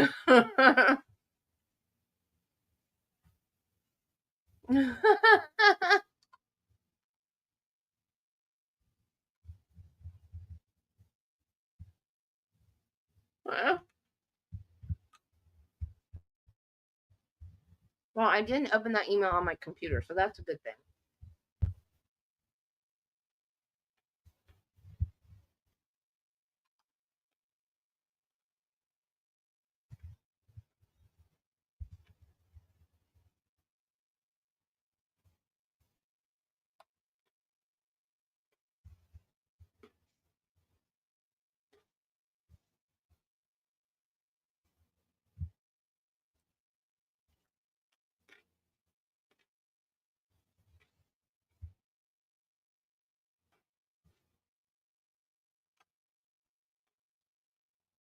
I wish I was witty and knew how to fill the time. That's one thing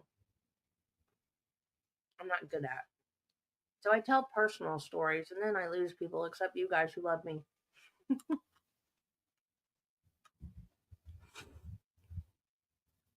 like, what story did I tell the other day? Oh, about my ear infection.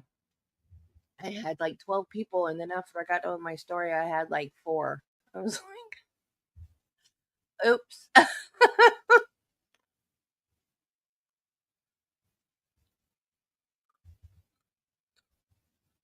Well, he knows. I mean, he knows she's innocent.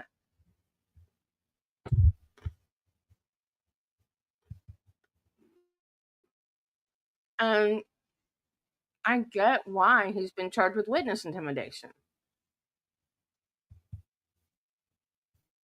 But I don't think that's what he's trying to do. I think that's the way it's being perceived by the people.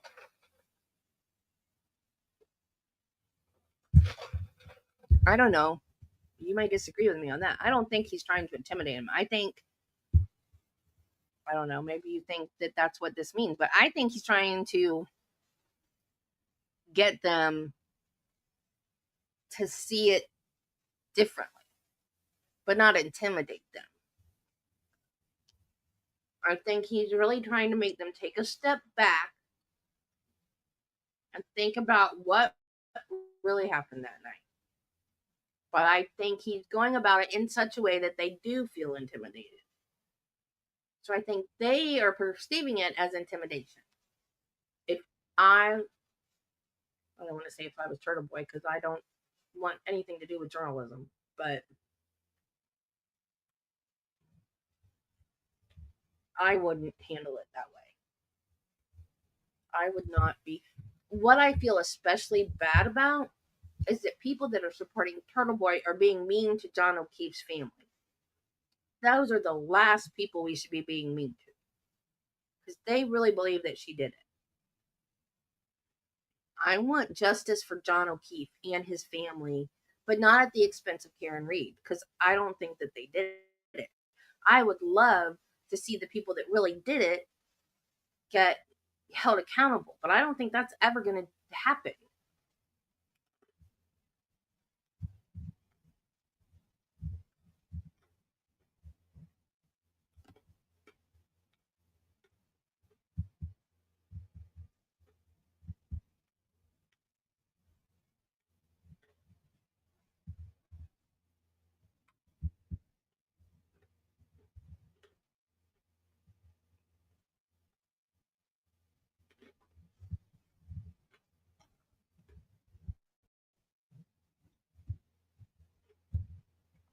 Yeah, he's covering Brandon Walsh and Sandra Birchmore and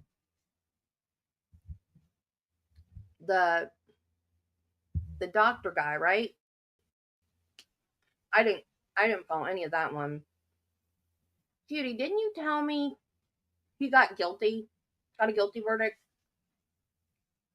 Somebody responded to one of my comments on the behavior panel about Jim McCabe, and they told me that he got off. And they said that his attorney was Jim McCabe's attorney too. And I don't know because I didn't follow any of that case. You are unmuted. Court is back in session. You may be seated. 100%. All right, Mr. Brennan, do you agree that Mr. Kearney has a Fifth Amendment right?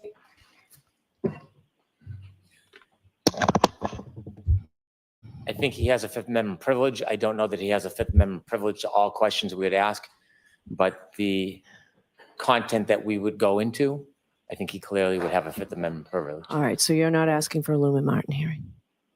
I'm not. I think I necessarily would have to delve into issues regarding his open indictments against a number of different victims. Okay. And I think there's other information that I can't discuss for other reasons because of court orders. Okay. All right, thank you. Judge, I would suggest that the court could take judicial notice of the 16 indictments against him. So the Commonwealth concedes, and I believe there's a valid Fifth Amendment right. So I ask that you just allow me to make the representation on behalf of Mr. Carney that he would in fact invoke his Fifth Amendment privilege. Commonwealth agrees to it.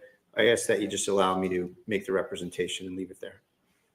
Oh, sure. Is there any objection for everybody hearing this? There is. I would like Mr. Kearney to consider his Fifth. Oh, I thought you wanted to base this. No, I'm going to see Mr. Kearney here at sidebar with just you, Mr. Bradel. Thank And you. all recording devices are off. And Chrissy.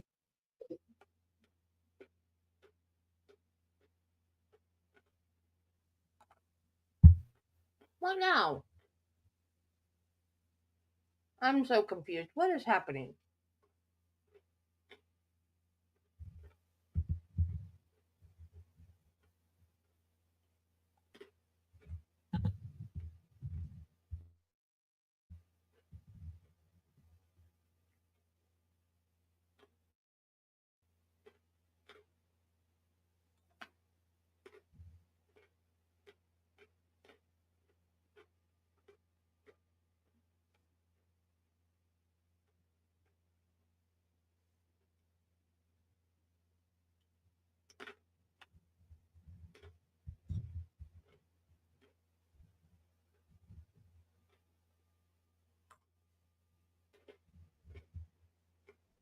Tori, Jim? Yes.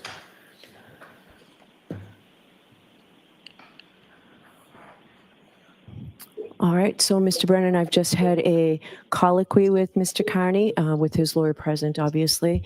I find, and the Commonwealth concedes, that he does have a valid Fifth Amendment right. I find that there's a valid basis for him to invoke that Fifth Amendment privilege, and I find that if he were called to testify, he would in fact invoke that Fifth Amendment privilege. So based on that, he will be exempt from the sequestration order, except as to, and I need a list of the named witnesses who are the alleged victims in the current indictments. I accept those findings. We'll provide the court with a list of the named victims. We also would like to have the court consider the two minors in that list. Oh, yes, I think I did that last time as well. Thank you very much, Your Honor. All right, so is that it for today? Judge, if I may, just for the record, maintain the same objection I had at the last trial. Don't need to make any further commentary sure. on it, just in case there's any further action, which I don't anticipate right now. Okay. But just for the record, thank you. Okay. All right, so we're all set until Tuesday, I believe. I'll get Thank you. orders out. Oh, stipulations were just given to me. I have not had a chance to read them. All right, this looks like you all made some progress in a way that where the jury will be happy that you've cut down the amount of time that they may be here otherwise. Okay. Anything else today? The only thing I would ask the court to consider is with regard to the speaker, the reader issue. Oh, okay. If the Commonwealth intends to go forward with that, I would ask that that be put in a formal motion so we have something to respond to. I think research on that is in order. Oh, okay. Sure. Doesn't have to be lengthy. And it is something that we've done. Right. Understood. I would like to see I'm going to have to look at what the law in Massachusetts is concerning that and what the sort of parameters are. Okay. I just think because of the potential prejudicial effect on Ms. Reed, I'd like to have something in writing. That's all. It is in the extrajudicial motion. If there's something separate the court wants briefed, we're happy to do it, but it's already in the motion that we provided regarding extrajudicial statements. Okay. All right. Thank you all. We'll see you Tuesday. Thank you. All rise for the vote, please.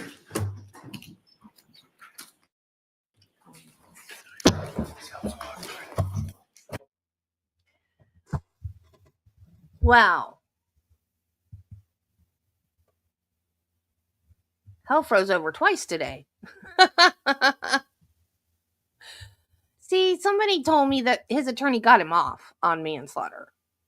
And I was like, I didn't say anything. I didn't argue with her. I'm just like, no, I heard because they said that they had that his attorney was Jen's attorney too.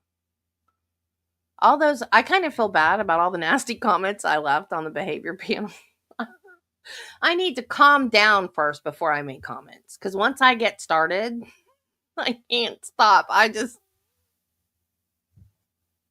And then the next morning, because then I had notifications that people were responding.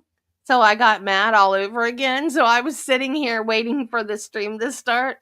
And I was watching Kathy's stream too, but I was looking at responses and I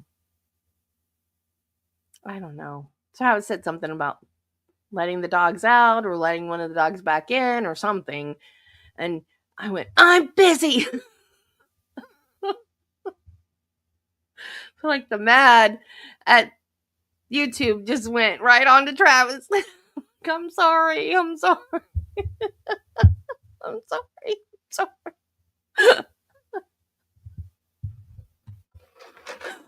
But I kind of feel bad now.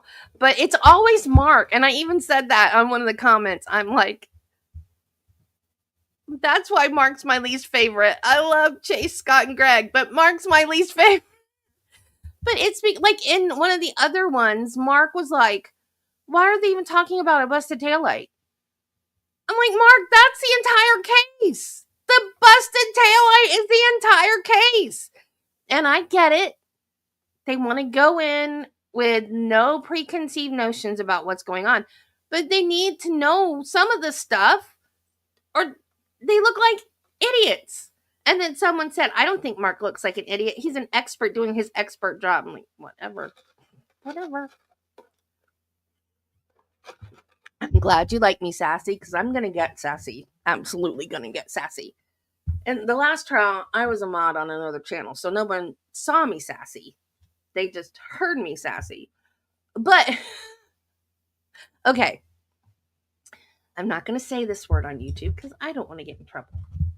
But, Yuri Buchanek. You guys saw him if you went to the members only. The first members only that I did, that was like an overview of the case and the overview of when they were asking for to dismiss the case about the inverted Sallyport video. And they had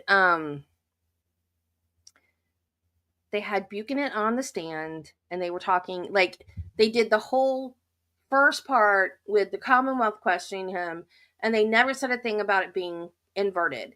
And then Alan Jackson got up there and asked him, and then he was like, oh yeah, it's inverted. And, you know, he openly admitted it like it was no big deal.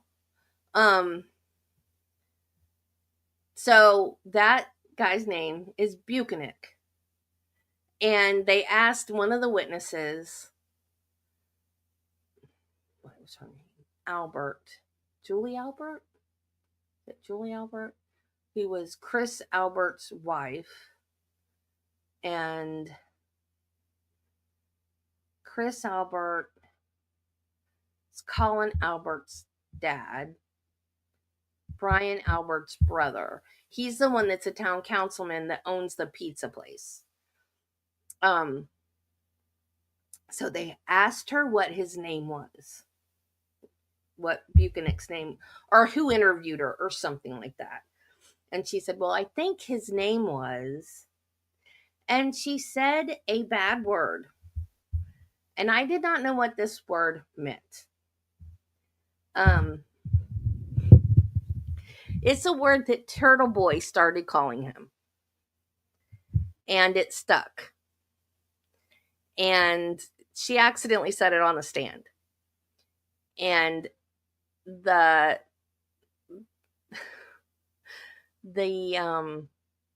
creator that I modded for knew what it meant. And she busted out laughing and she said, I don't think that means what she thinks it means. And then somebody later put together a compilation of all of the lawyers laughing at that.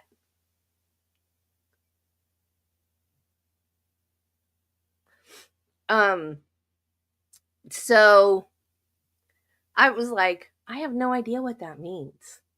I don't know that word. So I looked it up and I was like, oh my God, it's bad, y'all. So I really don't want to say it.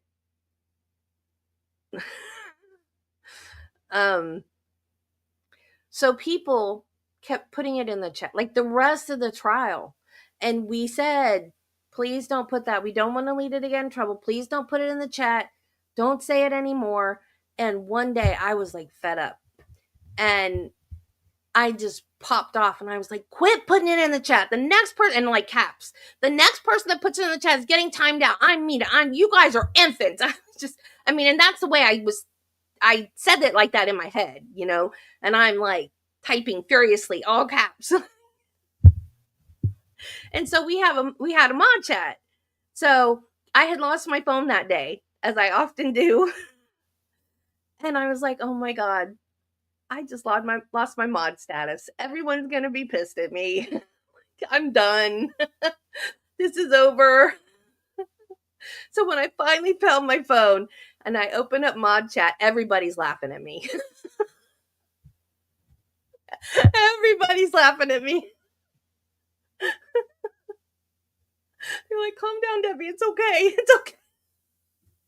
I just had it because, number one, it was funny at the time, okay? I didn't know what it meant. I had to look it up. Even I said, I was like, I can't believe I just had to Google that word and find out what it meant that way. That I hope no one checks my Google searches. And they were like, oh my gosh, I'm so sorry you had to find out that way, Debbie, And so it was funny at first. And then that compilation of everybody's reaction to it was really funny. But it got old after a while. It's not a nice word. And it got very old. And I was done. I was like, no more jokes about that word. No more jokes. So yeah, I'm going to get sassy. I can get sassy. I might seem nice and sweet and everyone's best friend, but don't test me. Oh, I believe you. I absolutely believe you. I'm just saying that one girl told me, or person, woman, whoever she was, said that, oh, he got off.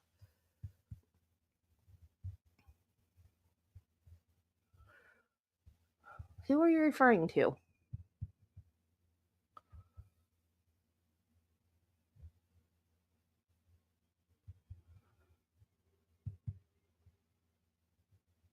First day of trial is Tuesday. What day's the wedding?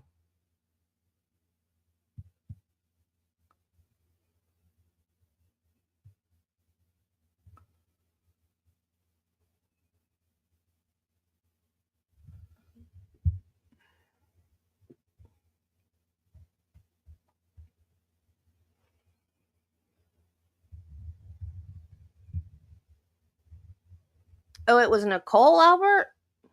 I thought it was Julie Albert. Wait. Nicole Albert's married to Brian Albert, right? Where's my charts?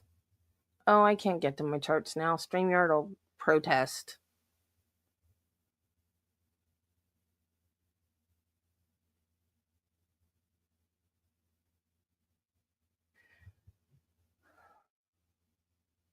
Yeah. Nicole is Brian's wife. It was the other one. It was Chris Alberts. Because Nicole goes by Coco. She's the pretty one. Julie's the one that looks haggard. Not to be mean, but I'm pretty sure.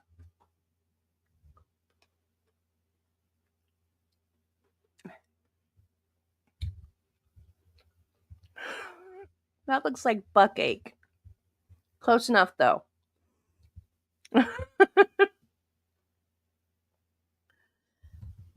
And I asked my cousin, I'm my best friend cousin that I talk about all the time. I'm not doing my napkin. And she goes, "No, I don't know what that word means either." And she looked it up. And she was like, "Shame on your friend for knowing that word." I said, "She says she plays Cards Against Humanity with her family, and that's how she knew it."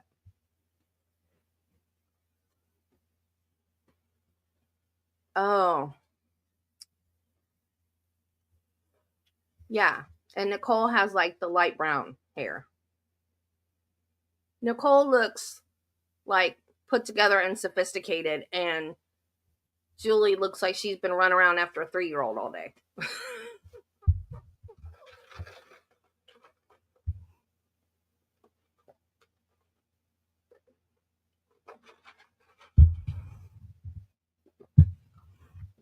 I mean, I'd look like that too if Colin was my son, I guess.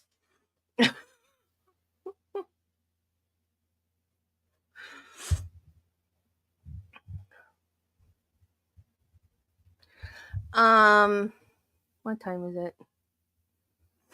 I think we have time. I found, if I can do this without StreamYard crashing, I found Shanna Gardner's body cam video. Remember I told you guys that I had it? I had it. I found it. I didn't download it.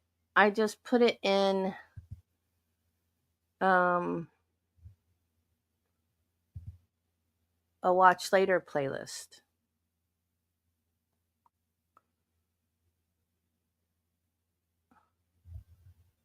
On my channel, I put it on a private watch later playlist.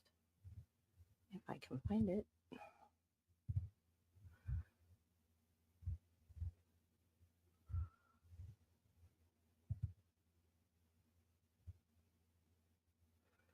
Well, I found it when I was at the sleep center.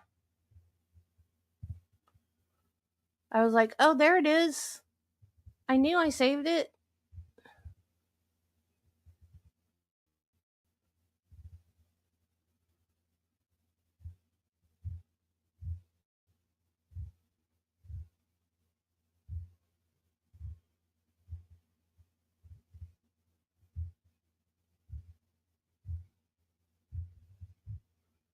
Well, I haven't watched it. I just saved it. And now I want to watch it. And I want to watch it with my friends.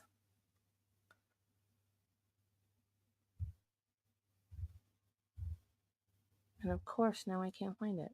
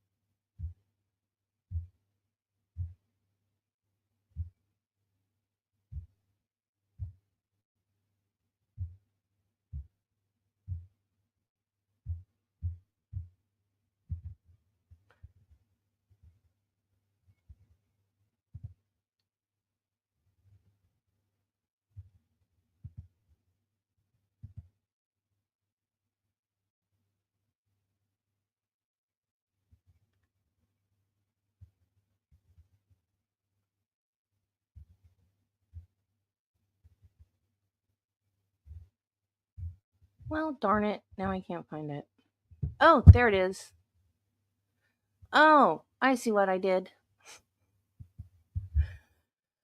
One day I will know how to work this stuff, guys.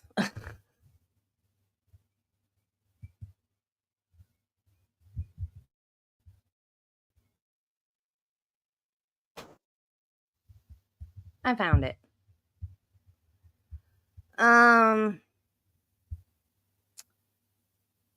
You didn't know what it meant? Okay, I will type it in the chat and you guys can look it up. I'm not going to say it. And I think I spelled it right, but I'm not sure. No, we're not sure. I don't know how many thumbnails that I have that says, this is the last pretrial hearing. I think I've got about 5 of them.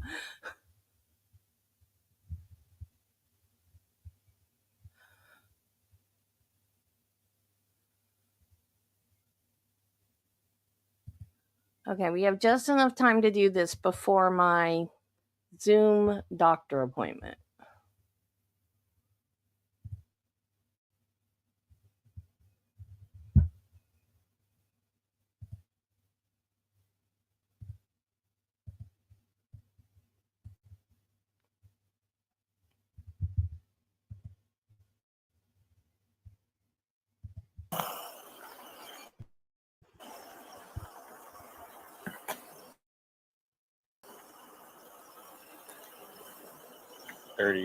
They're making contact with the front door right now.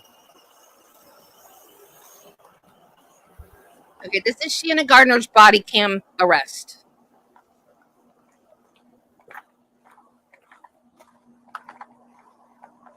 I think it's in Washington. I think she moved to Washington.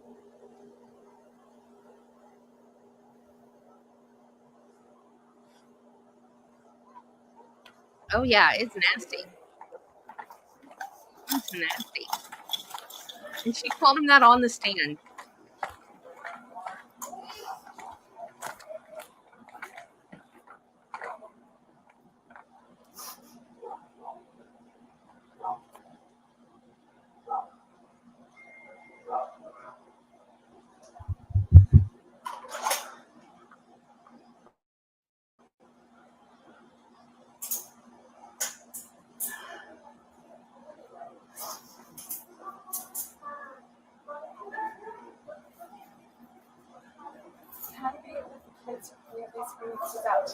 Yeah, we'll have to talk to these officers and say, okay.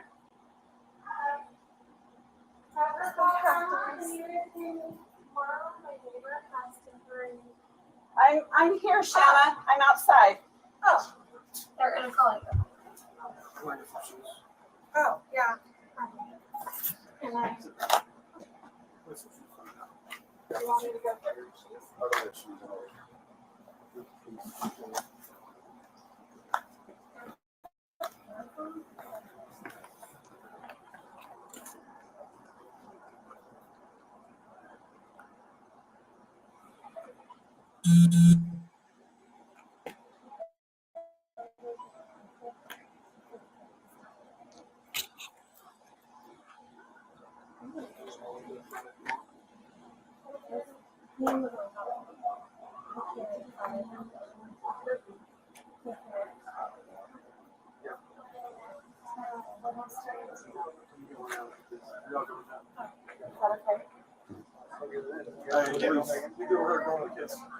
Yeah.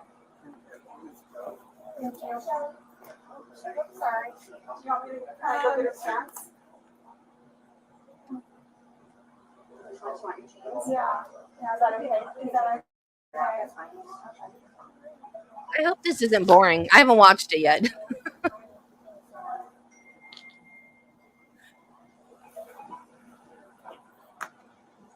Abby?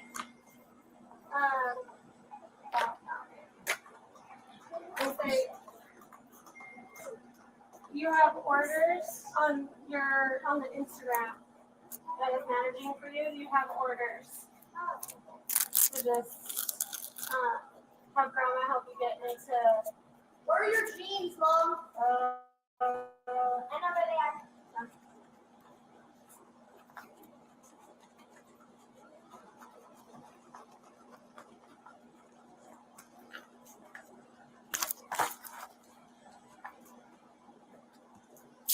So this is in August of 17. some medications in the morning. So I forgot when he was killed. Are those the cheese? It was on the box. The address, my. So those are the twins that you're hearing in the house. Yeah, they'll let her take what she has, and then they'll order more if they have to. Yeah. Do you want to get all the medications in the bathroom on the counter and the drawer and the door? Okay. And then the. Oh, Judy, I apologize. We'll just need to see like if it's valid.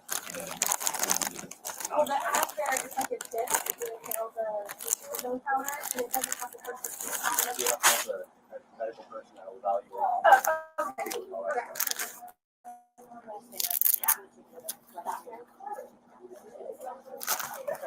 for sure.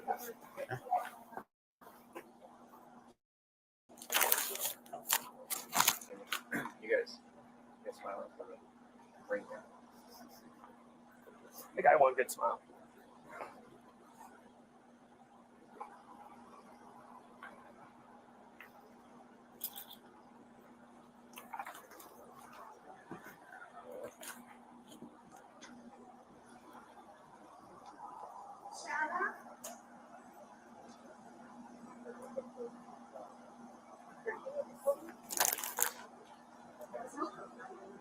Shannon?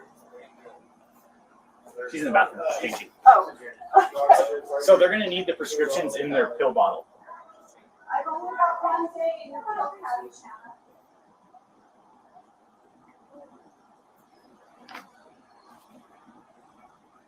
In your bathroom.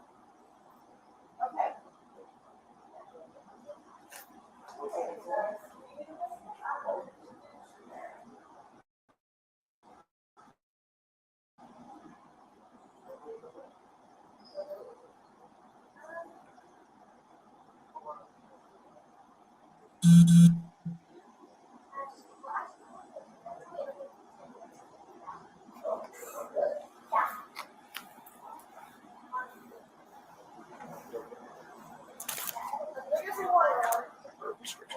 Yeah, I just don't know. I didn't know what they wanted to throw them in there.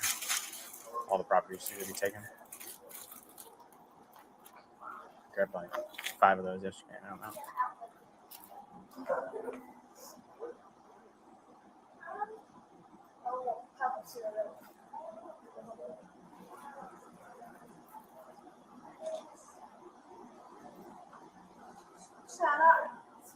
Shanna, are there 4 of them? We'll follow you there. We get her over there. Yeah, they should have some in there. I'll let the COs know. Probably gonna have to do the booking process, and then it should be good to go. I'll take her to the PD first. We could transport her to our PD. And, That's what I'm saying. We go to the PD first. Oh, okay. I thought the jail. We'll try right. Can I email you the form? Yeah.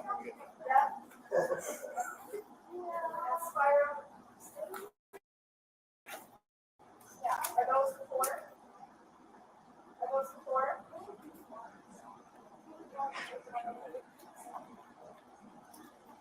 Yes.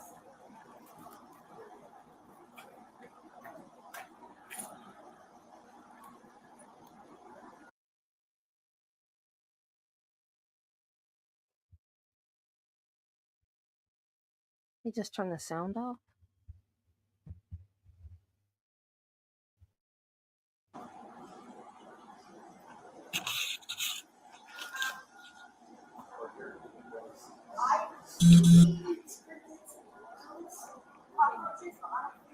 They're changing games. That's the last thing I heard. I think she's using the bathroom. Cute.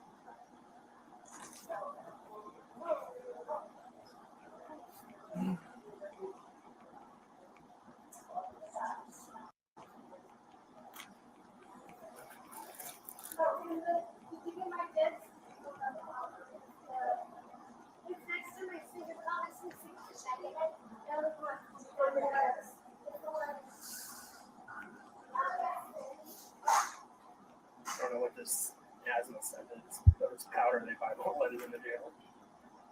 I guess pills only, I think.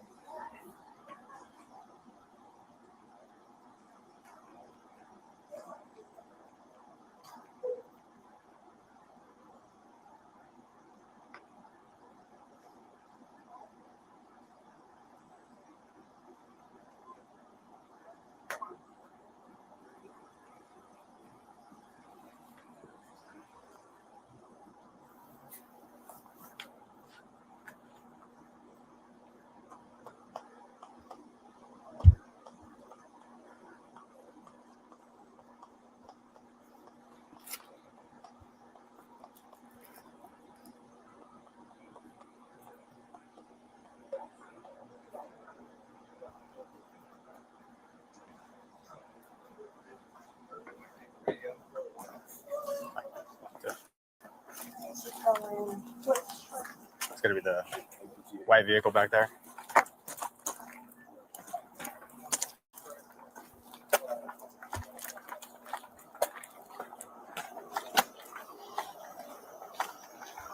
We'll go to the passenger side. Yep.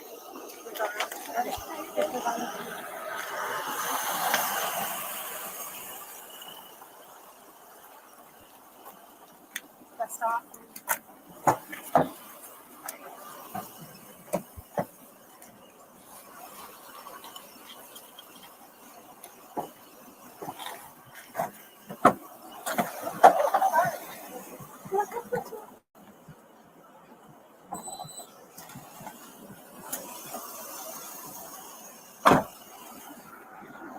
Is that property?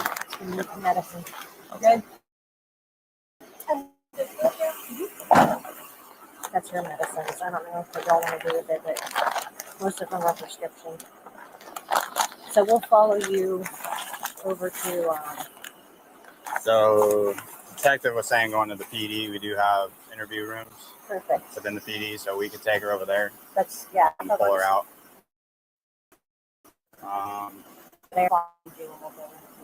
Okay.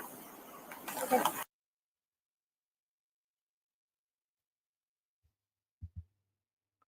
Okay, we're gonna watch this. Do you guys want to finish watching that?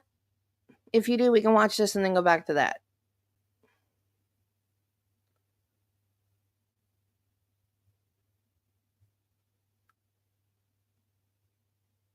This is short.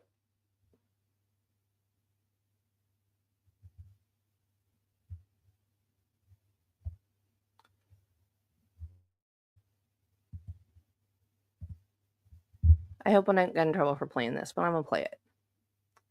Just ask some questions about meeting. What was his name? What was his name? Say his name. Me, my husband, Trooper Proctor, and Trooper Bukaki. Buchanan? Trooper what now? Bukaki. He calls him Bukaki. Michael Proctor.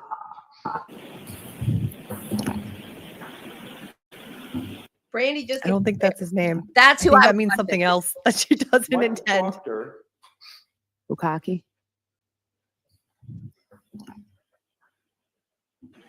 Trooper what now? Michael Proctor agreed to interview you and your husband together. She did. correct? Objection. Sustain. Michael Proctor agreed to interview you and your husband together, correct? Objection. Sustain. Objection. You and your husband. What do you define lengthily? I don't recall. I don't remember how long it was exactly. It didn't go into the evening. Oh my God. Holy shit, that didn't just fucking happen. You and your husband were interviewed together, correct? Correct. Did either of these troopers, including Michael Proctor, suggest that maybe the two of you should be separately interviewed? Maybe the two of Yeah, guys, that was a really big slip in this trial. boy must be fucking shitting a brick right now and laughing and trying hard not to laugh his ass off in the fucking car. I can't right now. I don't recall. I don't remember. Take place within your home. Nobody heard her testimony. In my family room? Nobody. Were you sitting on couches? Yes. You were comfortable? Yes. You were not in a police. She definitely got his name wrong in the worst way. I can only imagine Emily Baker's chat must be going absolutely insane. It didn't go into the evening, correct? No. We're already And dead. then, No. Michael Proctor and the other trooper left, correct? Good. Correct. Were you sitting on couches?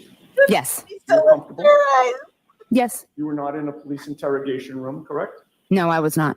And it wasn't particularly lengthy, correct?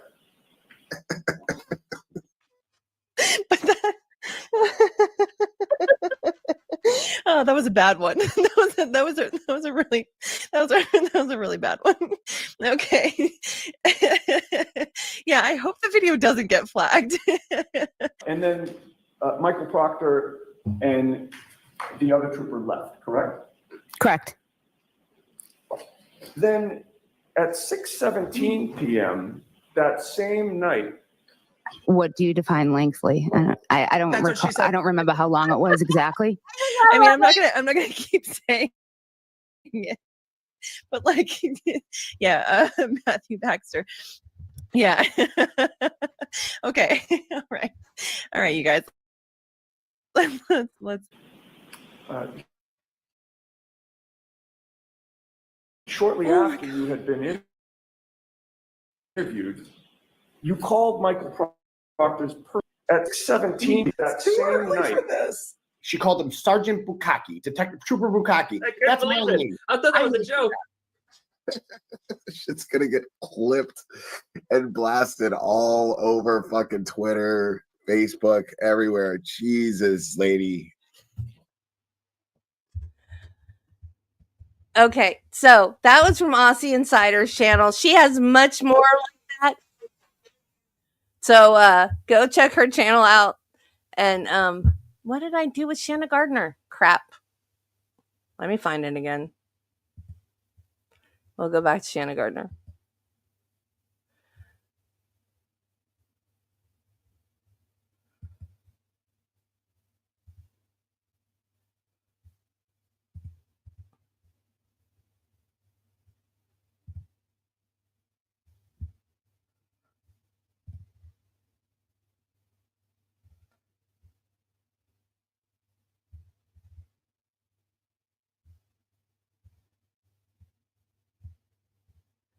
Where'd it go?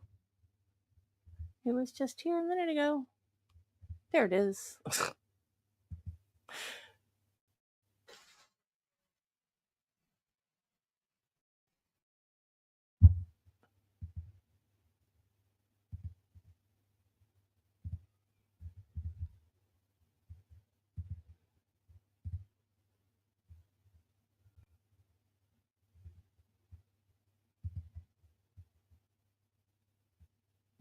So,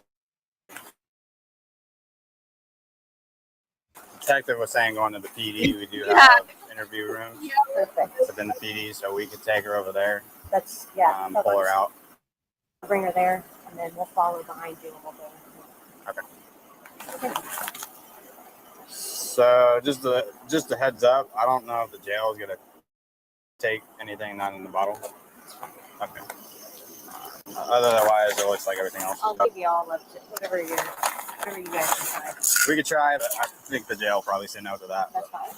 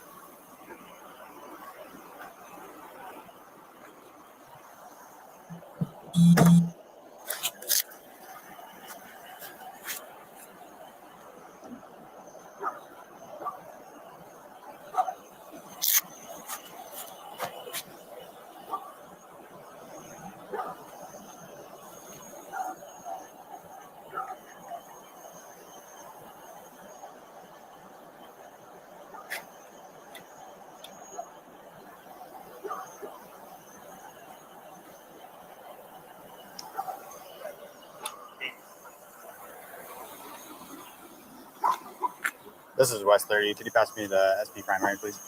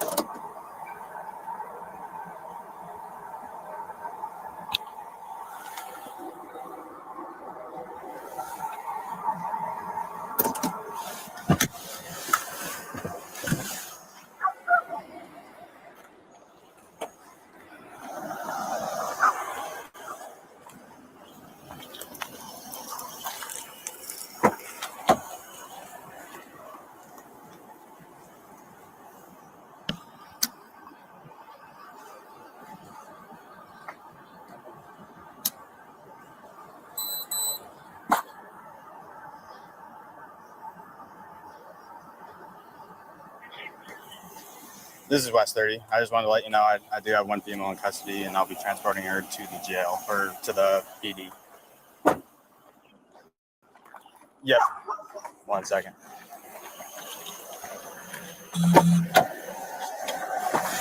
Mileage is 10.1. Perfect. Thank you.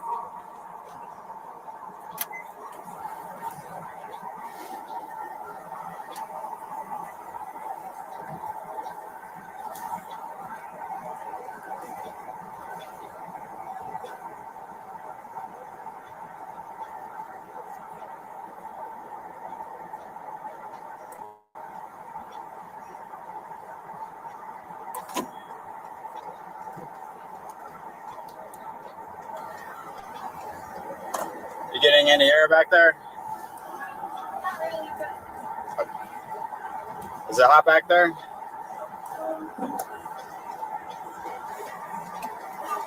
Not hot.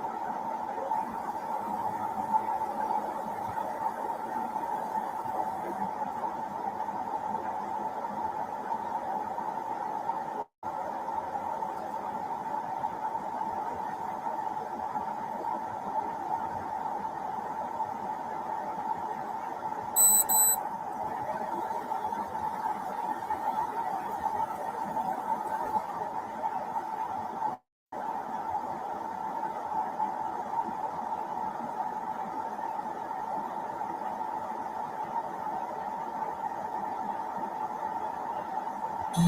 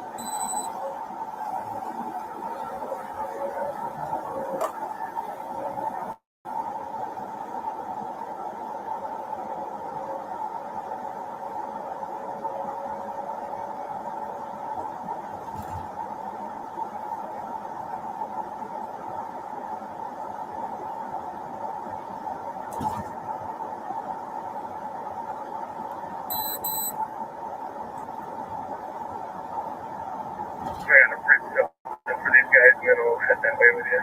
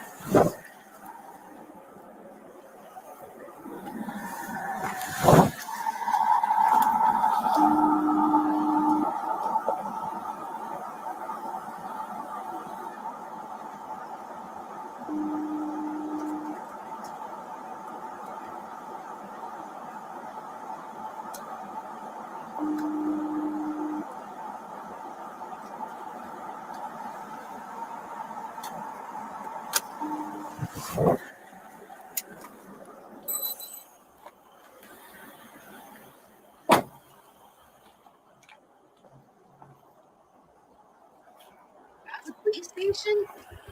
That looks like a restaurant at some night. I think my cage camera's not working. So I have to get my body cam on.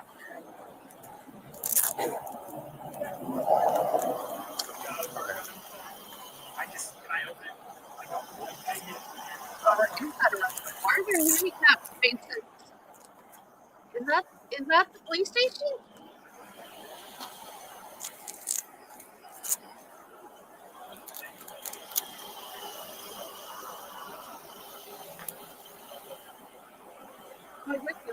What?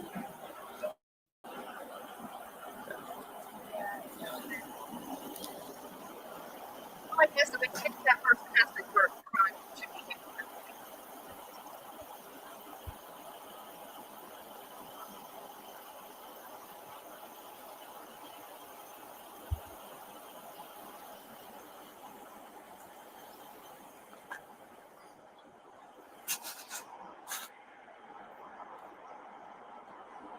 body cam will be turned off in the back lot of the PD where cameras are in view.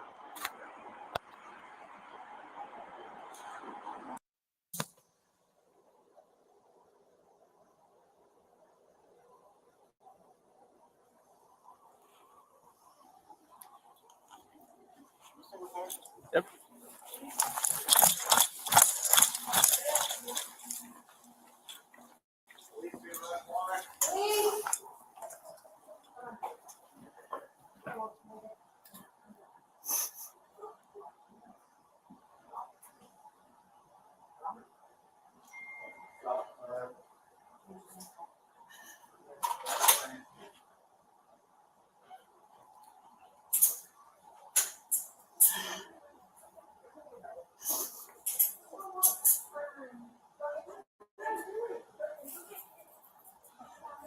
Can I be with the kids, or can you at least bring the kids out to me? Yeah, we'll have to talk to these officers inside, okay? I have to be. Marlon, my neighbor, has temporary. I'm here, Shanna. I'm outside. Oh, this is from another angle. Okay. Oh, yeah, probably. Can I? You want me to go get her shoes? What do they do? Call a friend to come watch the kids?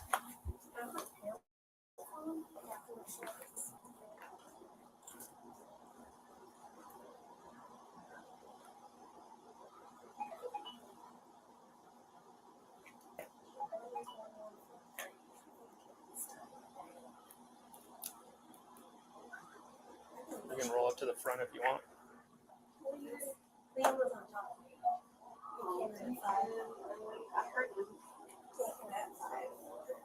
Yep. Is that okay?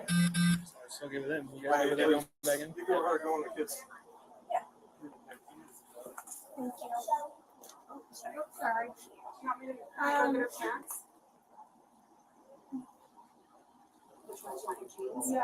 Is that okay? Is that okay? Okay.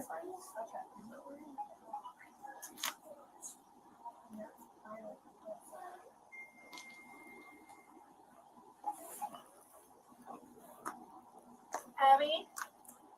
Oh, no.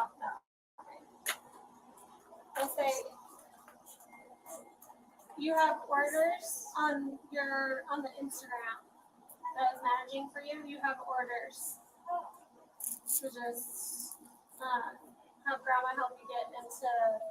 Where are your jeans, Mom? I know where they are.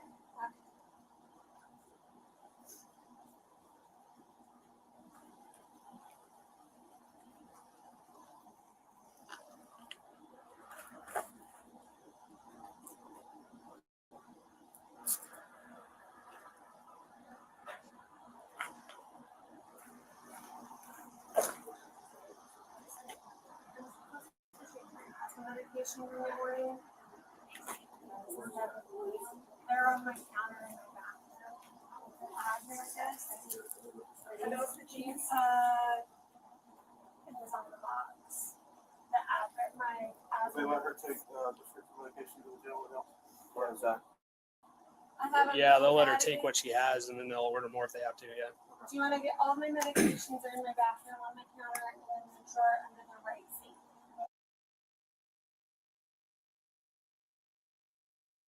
It has a box that I don't have, but I mean, you guys call my doctor.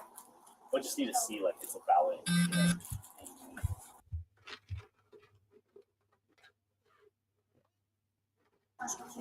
Jail has a medical personnel value. Oh, okay. Okay, perfect. Yeah.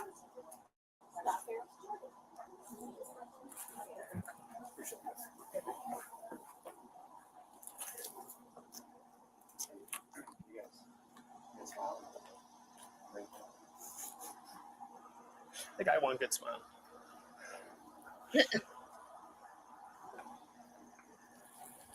Why are they wearing well, but she wasn't the shooter. Do they really think that she might shoot them?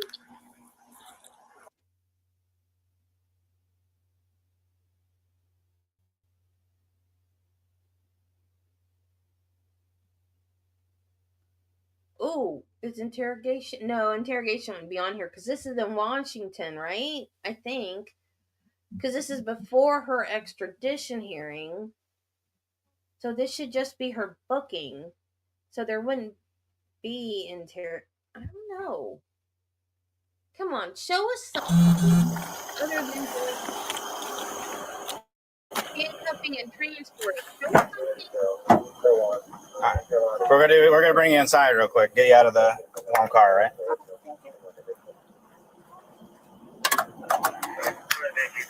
Step out for me. I wish all cars had. We're gonna go through these doors over here. And then there's gonna be a hallway to your left there. Have you take a left there for me. And we'll go down to this last door here on the left. Have you stand there for me.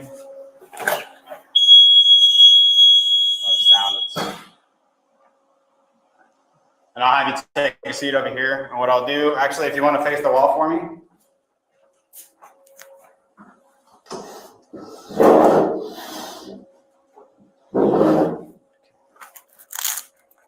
So what I'll do is I don't want to keep you in these cuffs for a long time. I know they kind of hurt. So what I'll do is I'll take one hand out and I'm just going to attach it to the railing right there. All right. Yep.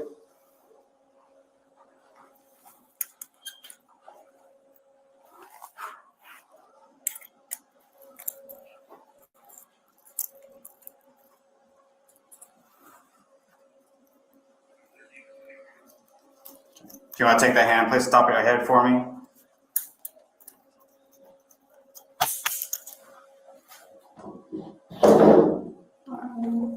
If you want to step to your left or turn the other way, I'll have you take a seat. Turn the other way for me. All right. And then if you want to take a seat for me. No, you're okay. I'm just going to scoot you a little bit. There you go.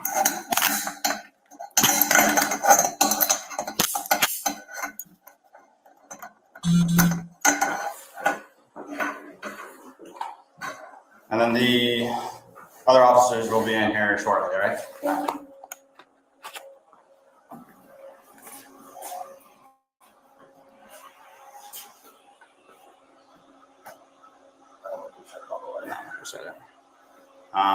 You know, I guess it doesn't really matter, but I was going to say pulling up the camera footage, but I can just stand here. So. I'm good.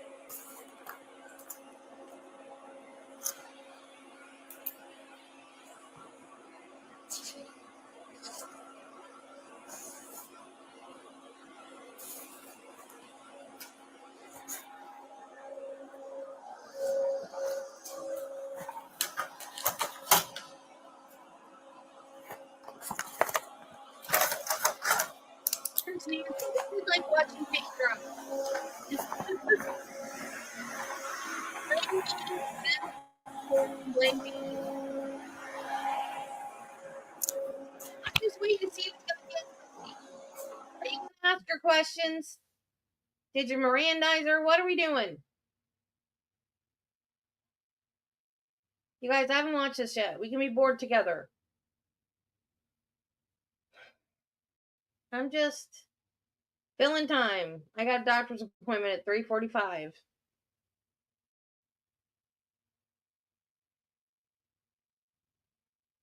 Look at all that ink on her.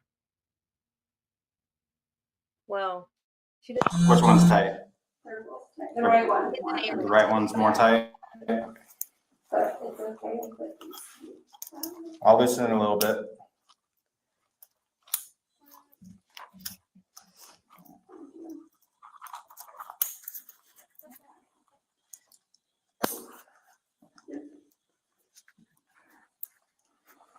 I don't mind tattoos as long Are as those cuffs putting any strain on your shoulders or anything? All right, but it's okay. Well, I'll get you down to jail as soon as possible, and then we'll get you out of these cuffs. How far away is the jail? Probably in about 10, 15 minutes. 10 minutes, there's a bunch of construction, so. I feel bad. Do you want me to grab this and put it in the trash? No, we'll get it for you. That's all right. Do I need to get water? Do you want any more water before we go? Sure. You want a little bit left? where are they going now? The video makes it look like they just got there. Good.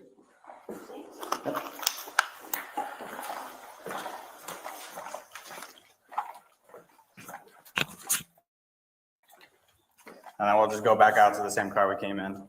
It's this one on here on the left. Where are they going now? I don't even. And what I'll have you do is I'll just have you face the numbers right here. Just because you were in that room, I am just going to pat you down. Just to make sure nothing.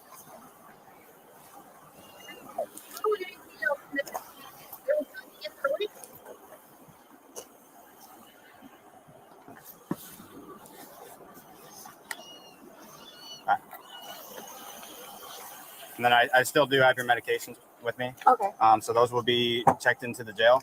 Just want to have C for me.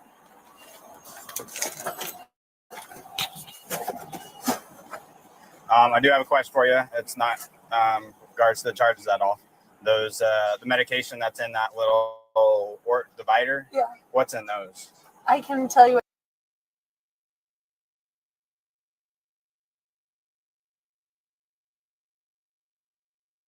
I don't know anything about her medical history, so I have no idea what medicine she's on.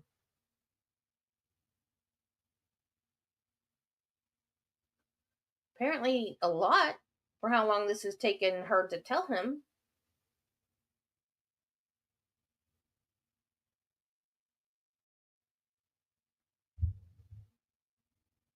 Just the reason I asked is because the jail might not take that divider. That's fine. I don't have know. enough in the bottles. I think there was only a day left, is what my mom said. Okay. And if you have them in the bottles, then that's good. I just saw that in there, and the jail is pretty picky on prescriptions. Yeah. No, I figured the divider my mom can come and get. Because yeah. And then I am just going to read you, just since I have you in my custody. I don't know what the detectives asked you. I'm just going to read you something.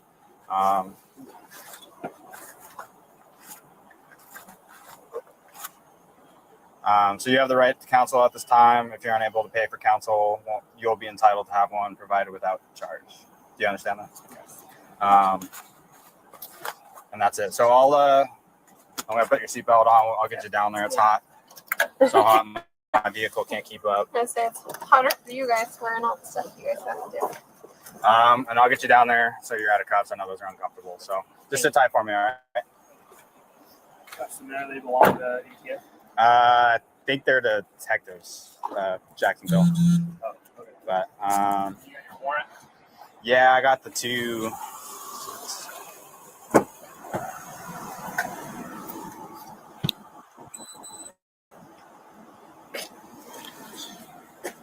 That these two, it looks like.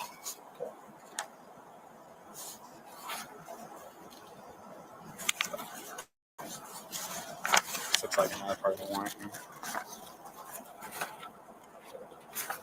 Okay. If No. you need something, give me a call.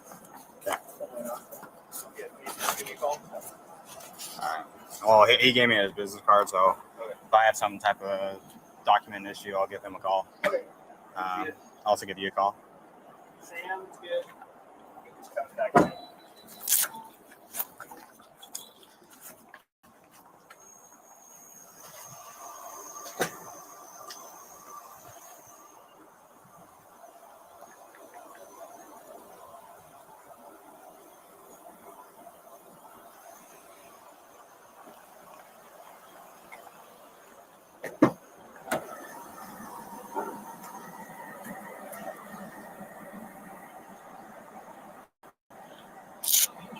Hey, this is West 30. Can you pass me to SP Primary, please?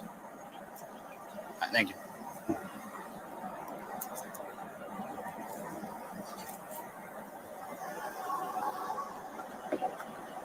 This is West 30. I was just calling to let you know I have my in custody back on board, and I'll be en route to the jail. Starting mileage will be 13.0. Perfect. Thank you. Bye.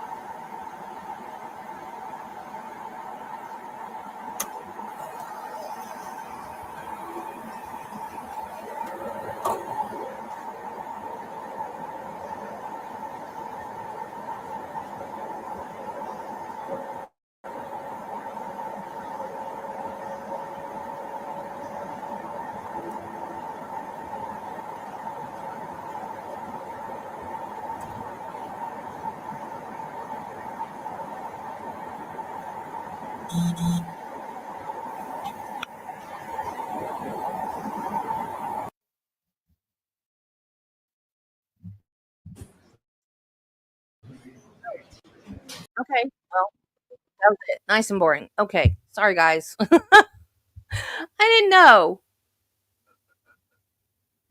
I hadn't seen it, so I didn't know. And so I wanted to watch it. I wanted to watch it with you guys. I thought she'd be like, I don't understand. Why are you arresting me? I didn't do anything. Blah, blah, blah. I thought there'd be a fight, but there wasn't. So it was just nice and boring. Okay. Sorry. Well, you live and you learn. Okay. I'm just so used to them being like, no, why are you here? Why are you arresting me? I didn't do anything. I guess I just expected it. Or some drama like Sarah Boone crap. Like, we were having a good day.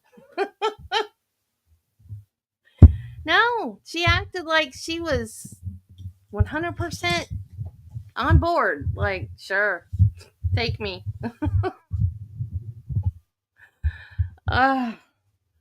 So, the next hearing where I stopped it, I think that was her extradition hearing from Washington back to Florida. So So that was probably boring too. Because, she didn't, what is it? Waive her right? Text or I don't even know. That's another one of the law things I don't understand. I'm going to have to find out what a TUI letter, was it a letter? A TUI letter? TUI hearing? A TUI Rodriguez thing, that's what TUI Rodriguez instruction. That's what Bev gave the jury about going back to deliberate the last time when they said they were deadlocked. Oh, hey, Terry. But Brennan said something about a TUI letter. And Jill asked me what it was. I don't know that one. I do not know what a TUI letter is. And like the rules, when they say rules, I don't like Rule 14. I still don't know what Rule 14 is. And when I go to Google it and look it up, there's one Rule 14 that's federal that keeps popping up every time I Google Rule 14. Well, this isn't federal. This is state.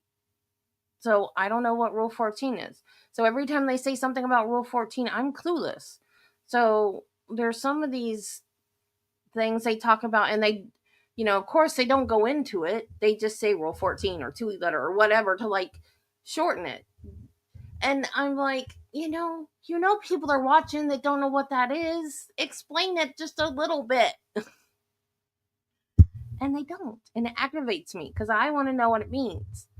But like, I know what a Daubert hearing is now. That's where they talk to experts and ask about their expertise to make sure that they're okay to be, what's the word I want? Presented as a witness? Qualified as a witness. So, although Brennan called it a Lanigan, it's a Daubert Lanigan hearing. And I don't know where they get those names from, unless it's like from the case that set the precedent. I always say president instead of precedent. Precedent for having a hearing like that. Daubert Lanigan.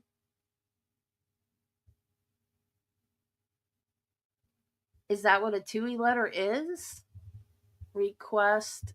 Is it for federal cooperation or just any letter that you ask for an outside agency to cooperate? See, I don't know. I don't know what that is. I don't know what a TUI letter is.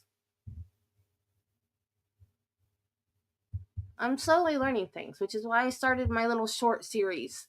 And I hope that people that know this stuff don't watch those shorts and say, oh, she's so stupid. Because I kind of feel like people are that know are gonna look at that and go, she's so stupid. But I know you guys ask questions that I don't know the answers to. So when I learn them, when I'm watching lawyers say stuff, I thought, rather than write stuff down and like do a whole long stream, I thought I'll just pick up my phone and do it real quick. And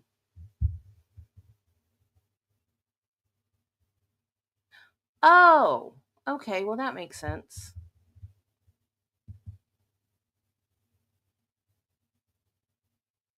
So that would be a TUI letter from the feds because they're not a party to the litigation, but they are the ones that hired the ARCA experts. Okay. So you didn't have to tell me that you Googled it. It just made me think you were smart. I mean, I know you're smart, but you know what I mean. I don't want to do another doctor's appointment. I know I don't have to go anywhere for this one, but still, 3 in 2 days is too much, y'all. I'm tired. But it's not like when I had cancer, when it was like every single day. Man, radiation is miserable because you have to go every single day, Monday through Friday, for however many weeks. I think mine was 4 weeks, every single day. And then when you have cancer, they have to do labs. So when I didn't have radiation, I was still going at least once a week to have labs done. And then when I had chemo, excuse me, the first time I would get chemo one day, and then I would have to go back the next day to get a shot for my immune system. And then they came out, and before the cancer came back, I started seeing these commercials, and I was like, man, I wish they'd had that when I had my chemo. Well, then when I had to have chemo again, they had them, and I was like, thank you, Jesus. There was these little cube things, and after my chemo was done, they put them on my belly, and so the shot would go in, but the medicine wouldn't go in. The medicine stayed in a little cartridge, square cartridge that was taped to your belly. So the shot was already in, the needle was already in, but it was taped to your belly. And then 24 hours later, so the next day, the medicine would go in. So I'd feel the medicine go in. And then after a certain, and then you had to leave it there so it wouldn't like leak out or whatever. And then after a certain amount of time, then I could just peel it off and throw it away. So I didn't have to go all the way back, 45-minute drive, so like an hour and a half round trip to just go get a shot. So I've gotten used to not driving to a doctor's appointment all the time. And now, like I said, I don't have to go anywhere for this one, but 3 times in 2 days is a lot. I'm tired. But I'm going to do this one on my iPad right here. I don't even have to move. So.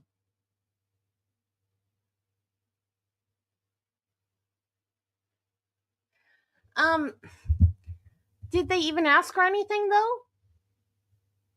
I mean, they put her in the room, but it didn't show them asking or anything. It was kind of confusing to me. Because it was like it looked like they just got there and they put her in the room and then they were taking her back out and putting her in the car. That was very unsatisfying body cam footage. I thought we were going to actually see something. At least them sitting her down and talking to her and saying, you know, we have a warrant to extradite you back to Florida or something.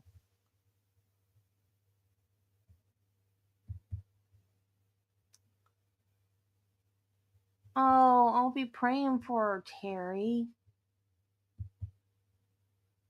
Oh, I'm so sorry.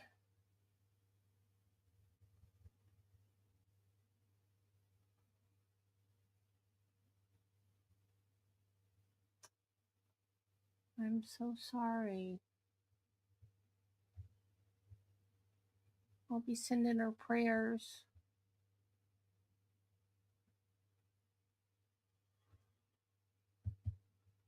I have not looked up Massachusetts. I've just looked up Rule 14, like Rule 14 in legal terms or something. I don't know how I worded it. I didn't specifically look up Massachusetts Rule 14. I might have once like Googled Rule 14 and found Massachusetts and it confused me, I think. I did come across Massachusetts one time and it confused me and it didn't seem to be pertinent to anything in the trial. So I was like, I don't understand this.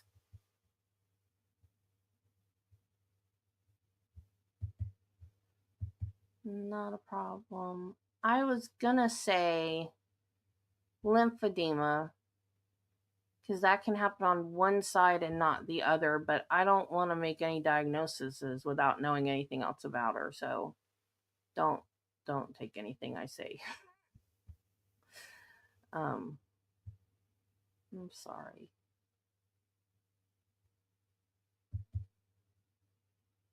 And I don't remember if lymphedema causes pain or not either. So don't listen to me. I have probably forgotten half of what I've learned. And every once in a while, you know, we were talking about, or I was talking about on the short that I did about refreshing somebody's memory. I will forget, not remember what I've forgotten, obviously. And then somebody will say something, I'll be go, oh, I remember that. So, I don't remember stuff.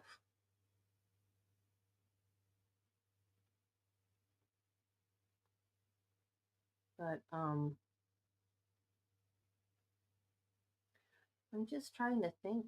I can't even think of what it could be. Have they put on diuretics and stuff like that to try to get the swelling down? I mean, just swelling in and of itself can cause pain though, because it stretches your skin when you swell.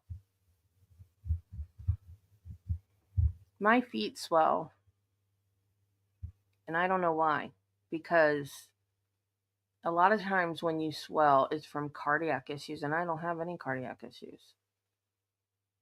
So it does it when I sit up too long. It's not doing it today. I never know when it's going to do it when it's not. In mine, I don't have anything wrong with my heart. So I don't. And when the one time it did it, and I told my doctor, he gave me Lasix, and he's like, here, just take one for 3 days and see if your feet go down. And if they go down, that's fine. And then you just take them whenever you need them. Just take them for like 3 days in a row. And I just need to get some compression stockings or something, because I don't want to be taking Lasix unless I have to, because I don't want to be running to the bathroom all the time. I do that enough as it is. Okay, guys. I want to stay here and keep talking so I don't fall asleep, because if I fall asleep, I'm going to miss my appointment. I've got to quit taking that medicine that I'm on in the morning, because I thought it was my edible that I take at bedtime. I'm like, it's just staying in my system too long. That's why I'm getting sleepy every day. But on the way to the doctor this morning, because I didn't even take his Xanax this morning, because usually I do, because I don't like these shots. I get a little nervous. And I didn't take one today because I was like, I have to do the Karen Reed hearing, so I have to be awake. I don't want to be sitting here falling asleep while we're doing the hearing. So I didn't even take one. And then I thought, okay, so there's nothing in my system today, nothing that can make me sleepy.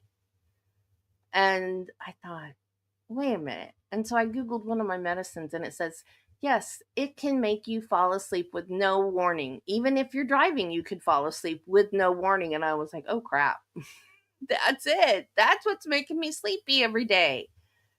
So I think I'm going to start to wean myself off of that one, just the morning one, and just take it at night.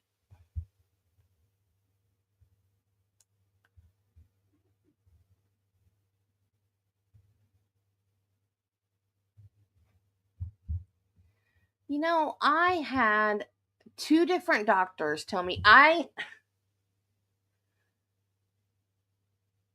what was I doing? I slipped and fell, and Spike was there. And I didn't want to fall on him. I don't remember what exactly I did, but whatever way I moved to keep from falling on him, I fell. I've got a bad knee and a good knee. I fell on the good knee. But I think I tripped on him and then was trying to fall away from, I knew I was going to fall. I was trying to fall away from him because I didn't want to fall on him. And I fell on the good knee, and it got really swollen. And then I don't know what made me think to do this, but when a patient has liver disease, their belly gets really big and it's fluid. They store a lot of fluid in their belly. And the way you can tell is if you put it, like how waterbeds ripple, like you take their belly and you put your hand on one side of their belly to hold it still, and then you slap the other side of their belly, it'll ripple like a waterbed ripples. And that's how you tell that they have water and it's not just fat. It ripples. So, a baby spider. What do I do with my... Ugh. I like spiders, y'all, but I don't want baby spiders crawling all over my house. So I did that with my knee. I held my hand on one side of my knee and I slapped it and it rippled. And I was like, oh crap, I got water on my knee. And you always hear about people getting their knees drained. So I went to my doctor and I'm like, I have water on my knee. He goes, don't let anybody drain it. I'm not draining it. Don't let anybody drain it. And I forgot what medicine he gave me. Probably anti-inflammatory or something. I don't remember what he did. And so then I went to another doctor about something else. It was probably my back. And I showed him my knee and he goes, don't let anybody drain it. And I was like, oh, okay. So now 2 doctors have told me, don't let it, and one actually said, don't let anybody stick a needle in it and drain it. Because anytime you put a needle in something, you risk introducing infection. So if you've got a bad knee and then you stick a needle in there and you risk infection, then you're going to get infection in that knee and then you're going to have 2 problems instead of just the one. So eventually your body will absorb that liquid back because it's just fluid that has gotten misplaced because of the injury, and it's an inflammatory response from the injury to your knee, and then it will eventually just absorb back into your body and everything will be fine. So you're not supposed to get your knees drained. And I didn't know that. I thought when you had water on your knee, you were supposed to get it drained. So, and I'm not saying that her doctors did anything wrong, because maybe it was a different situation, but that's what I was told.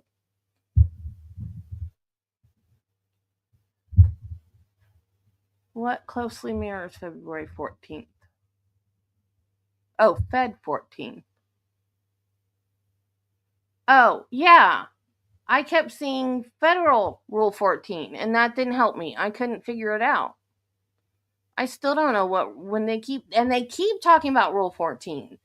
So I don't know what Rule 14 is when it comes to the Massachusetts court. I don't know. Yeah, I jiggle too, but fat jiggle looks different than water jiggle, if that makes any sense. It does. Yeah, I didn't know that Lyme disease would only make one leg swell, so that makes sense that it wouldn't be Lyme disease. I've never heard of PMR. And like I said, I don't. Well, and I mean, and it's not that I don't remember. It's like I worked in 2 specialty areas. They were broad specialty areas, but they were still specialty areas.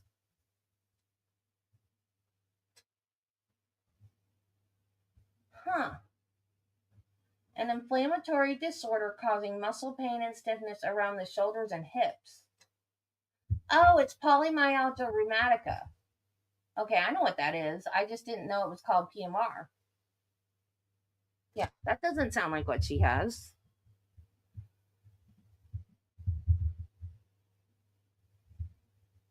Yeah, blood clots can make one leg swell and not the other.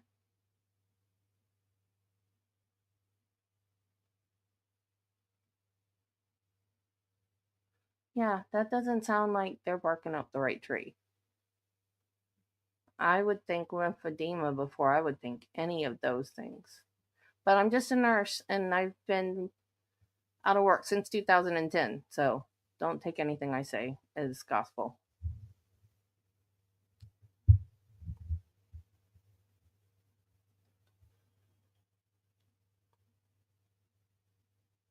Yeah. I wonder if that's what my husband has, though. I wonder if my husband has PMR. He's constantly complaining about having pain, muscle pain in his shoulders all the time.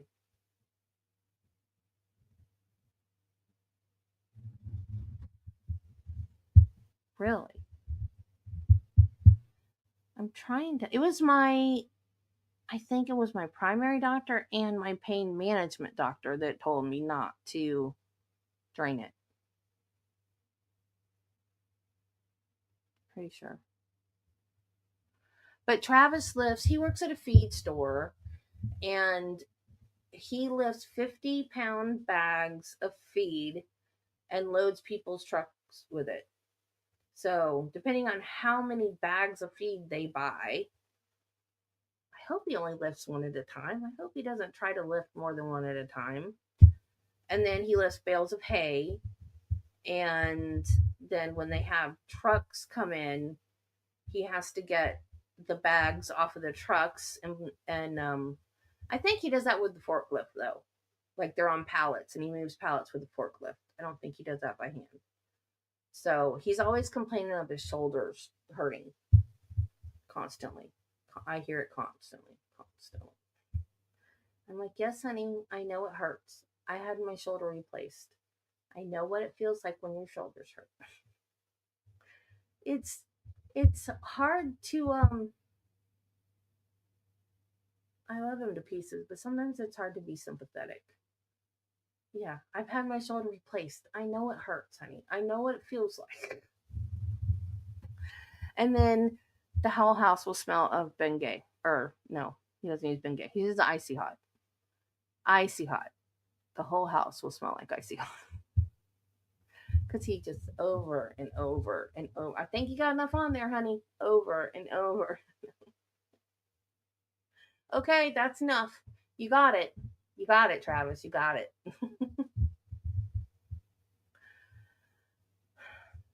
Have they checked her like her veins and arteries and stuff in her leg? Like an arteriogram, I think it's called.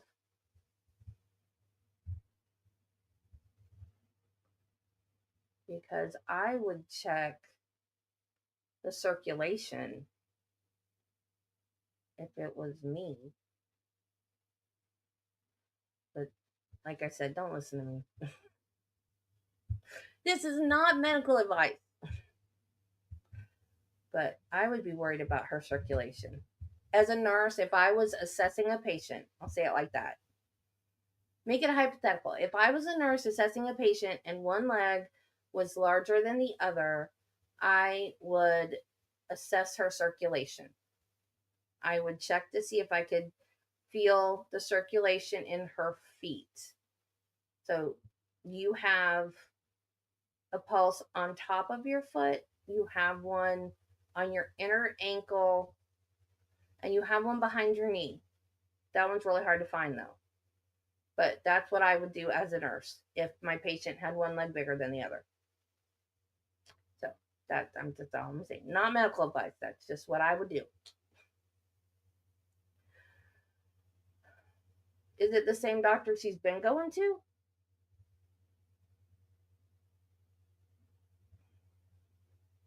What's her name, Terry? So I can be specific with my prayers. If you don't mind telling me.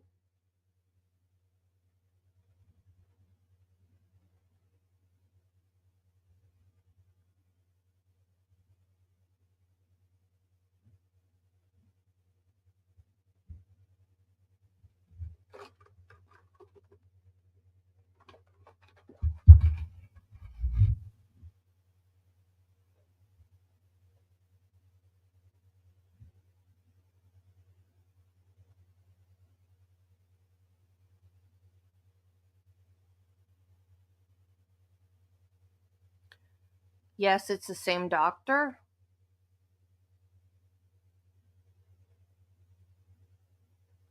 Kim. Okay.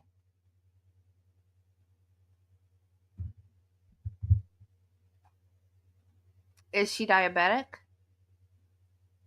Throwing too many questions at her at once.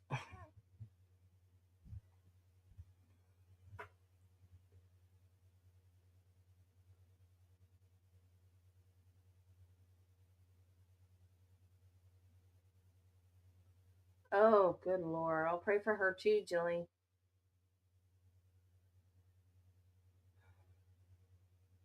Oh, you know what we need to find out?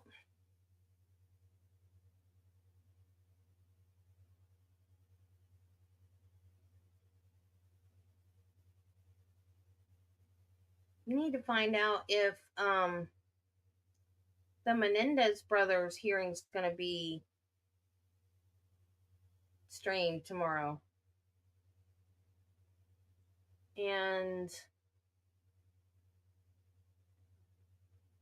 I have a news break app on my phone, and it usually sends me stuff that I don't care about.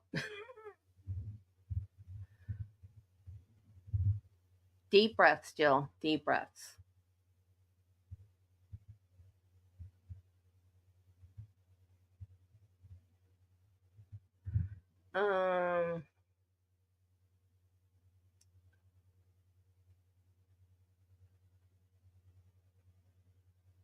I got a notification from Newsbreak, and now I can't find it.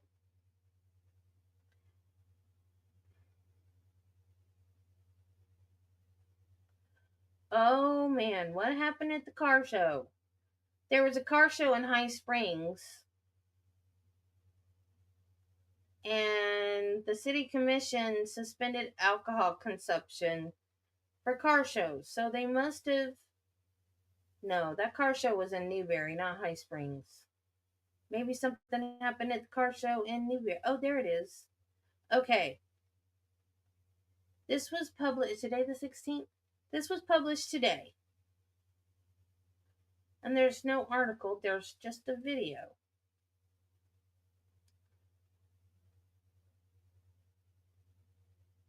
It says, ready for it to be over. Pre-trial date set for triple murder suspect. And this is in Gainesville, Florida. I might get to go to a triple murder trial, guys.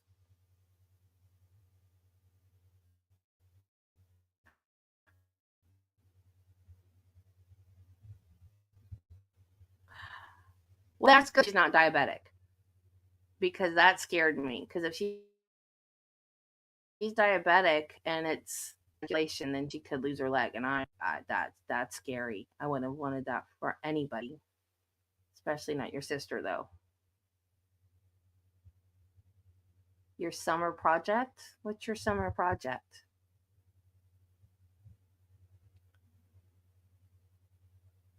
So you've got these projects on your list. You've been wanting to update. Why? Why is this? I don't want an ad. I want to know about this triple murder trial. But where do you start? Well, project solved. The Big Bloom Home and Garden Show is here. I don't want to go to the Big Bloom Garden Show in Ocala. I want to know about this trial.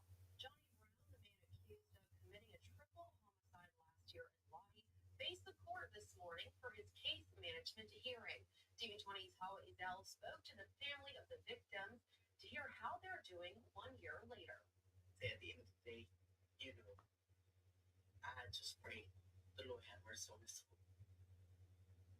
I don't see their penalty because I'm not that type of person. But, justice be served.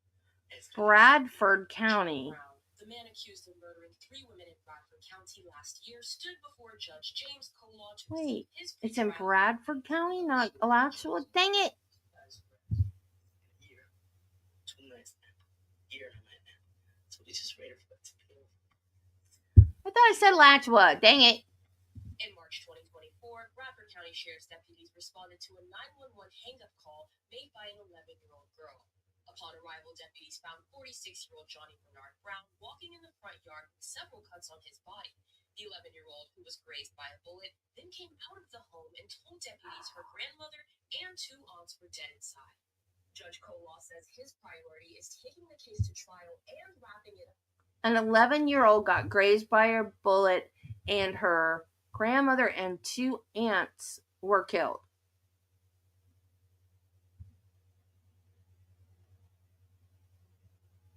Before the start of the new school year, the family speculate this could be because there's such a young child involved, whom the defense says they still have yet to depose.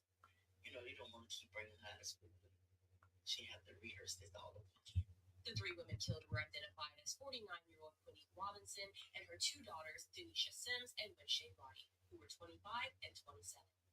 They left their niece. 25 and 27. Oh my gosh. You seen her riding down the road. You see her just happy waving. Very, very low. Brown faces 3 counts of second-degree murder and 1 count of attempted murder. He'll stand before the judge again on June 25th for his pretrial hearing. June 25th is a pretrial hearing. I need more info. I got to find out about this case. It's Bradford County. Wait, what's his name? Homicide last year in Lottie faced support this morning for his case management. What's his name? Go back. I hate these little videos, and I'd rather have it written out. Why do they send me these tiny videos?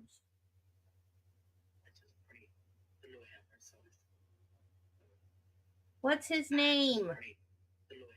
Name. Quit saying Lord have mercy on his soul and tell me his name. Why won't it go back? I hate these little videos. You know, just be served. Johnny Brown. Johnny Brown. Johnny Brown, the man accused of. Johnny Brown. Okay. Yeah, just because it's cool.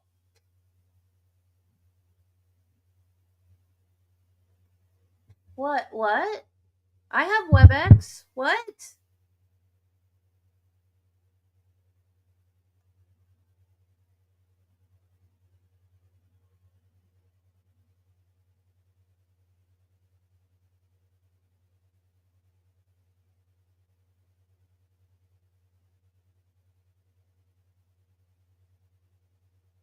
I can stream it on WebEx?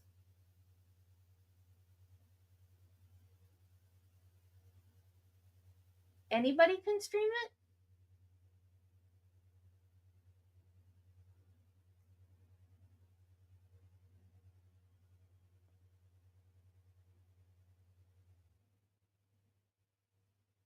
Oh my God. That's awful, Terry.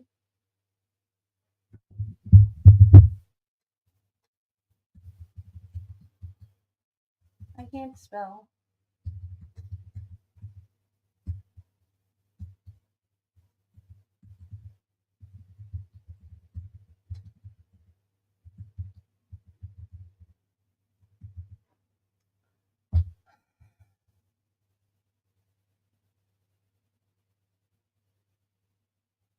Oh, cool. First Court News has it. And, oh, let me see if I can find it.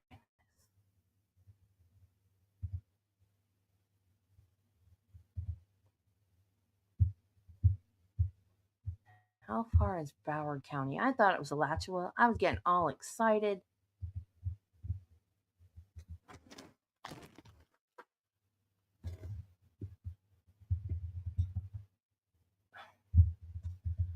What are you doing?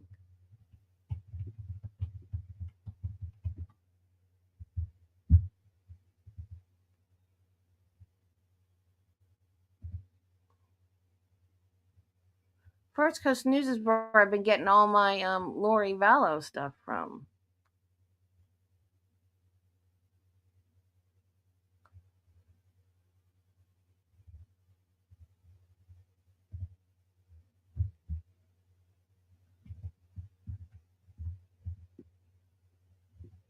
Well, if I could learn to type, Debbie.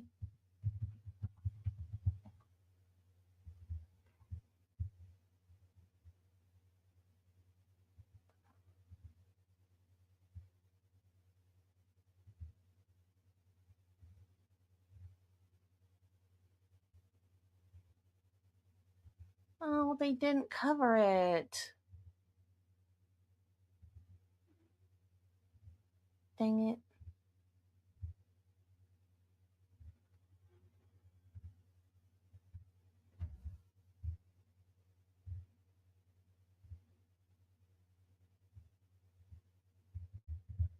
Well, they didn't cover it.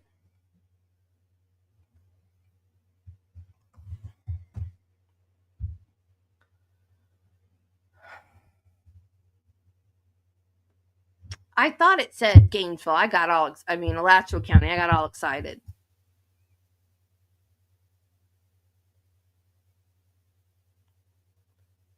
Because I thought I can go to a triple murder. I want to go to a trial so bad. Well, the article that I found is First Coast News, but it's not on their YouTube channel. But we'll keep watching for it.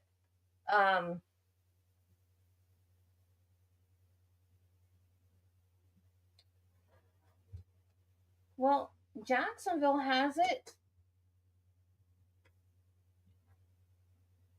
No, it's not Broward. It's Bradford. Sorry. Bradford.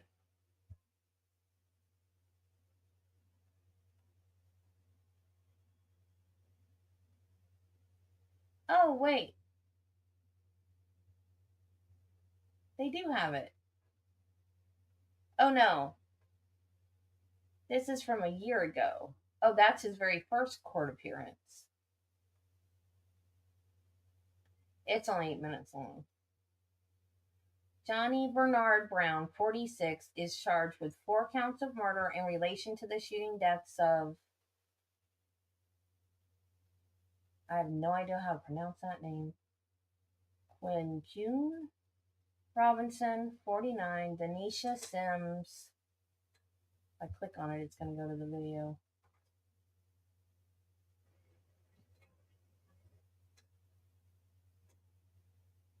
Well, I was just on there.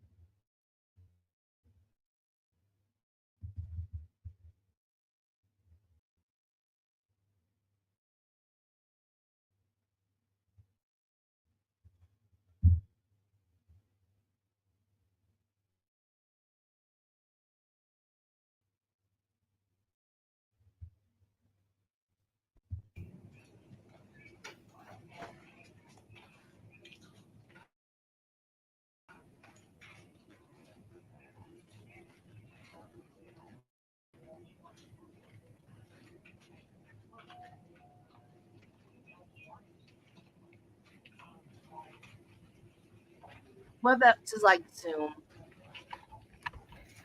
I mean, they could still stream it on YouTube just like they do the Zoom court.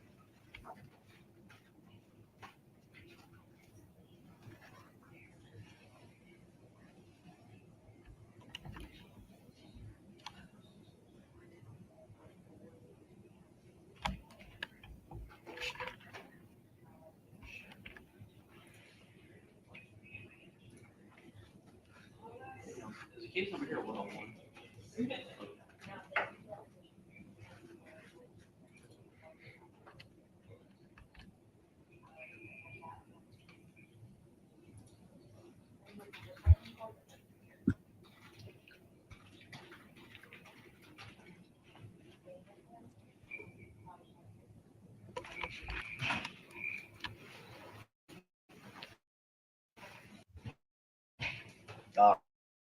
All right.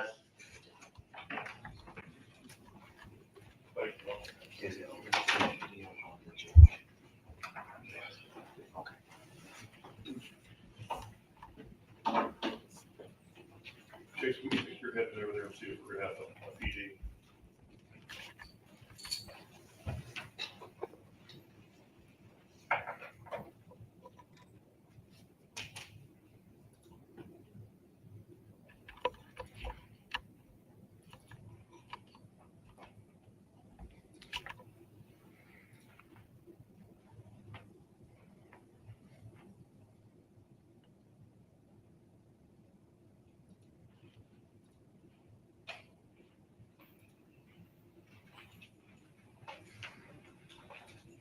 Get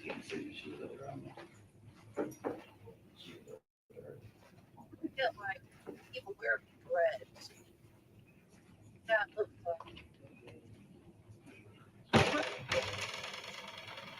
Thank you.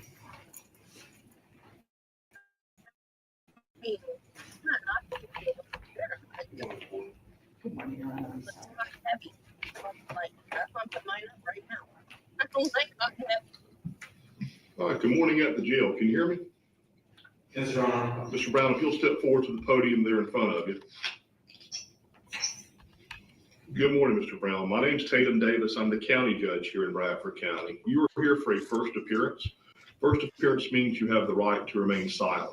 Anything you say this morning could be used against you, so be mindful of that and whether you say anything at all. You have the right to a lawyer as well this morning, and if you cannot afford one, I'll be glad to appoint one to help you at no immediate cost. You additionally have the right to visit with that lawyer, as well as any family or friends of which you choose to do so, except for anybody or any place I may exclude this morning pursuant to the first appearance order. The process we're going to follow is I'm going to advise you what's brought you to court this morning. I'm going to ask about your ability to hire a lawyer, or if you would like me to appoint one to help you. I'm going to make a probable cause determination following that. And if I do find probable cause, then I will set conditions of bail or release that I think are appropriate in your case. So please make sure you understand those conditions fully. Before we begin this morning, sir, I'm going to ask you to raise your right hand the best you can to be sworn. You swear from any testimony you'll be the truth, the whole truth, and nothing but the truth, so help you God. Mr. Brown, you are accused of 3 counts of first-degree murder without premeditation, as well as 1 count of attempted first-degree murder without premeditation. Can you afford your own lawyer on these charges? No. Would you like me to appoint one to help you this morning, sir? Yes. I will appoint the office of the public defender, and I do find probable cause this morning to support your arrest. While this case is pending, you're to have no contact with the minor victim identified by the initials of KR. You'll have no contact with any of the deceased victims' families, and that means immediate families. Toward into those no contact provisions, the jail staff is going to provide you this morning a copy of the standing no contact order. And that document details what will be expected of you as relates to that provision. And Deputy, can you confirm for us that is what he's being handled? Yes, Your Honor. Additionally, Mr. Brown, you will possess no weapons or firearms for personal assault or otherwise. Is the state asked for any other conditions? Sure. So, Mr. Brown, do you understand those conditions? Yes, sir. So, Mr. Brown, I've just been handed a notice of intent to file a motion for pretrial detention under Florida Statute 907-041. So let me ask counsel this. My understanding of the new pretrial detention statutes authorizes the court on first-degree felonies and dangerous crimes. And the first 3 counts qualify as such. To hold him without bail pending that detention. Is that correct? That's correct. And he would be entitled to a bond, therefore, at this juncture on the attempt, which would not qualify. I believe that is true, Judge. And I know that Judge Claw will be here on Monday. We've already discussed with him.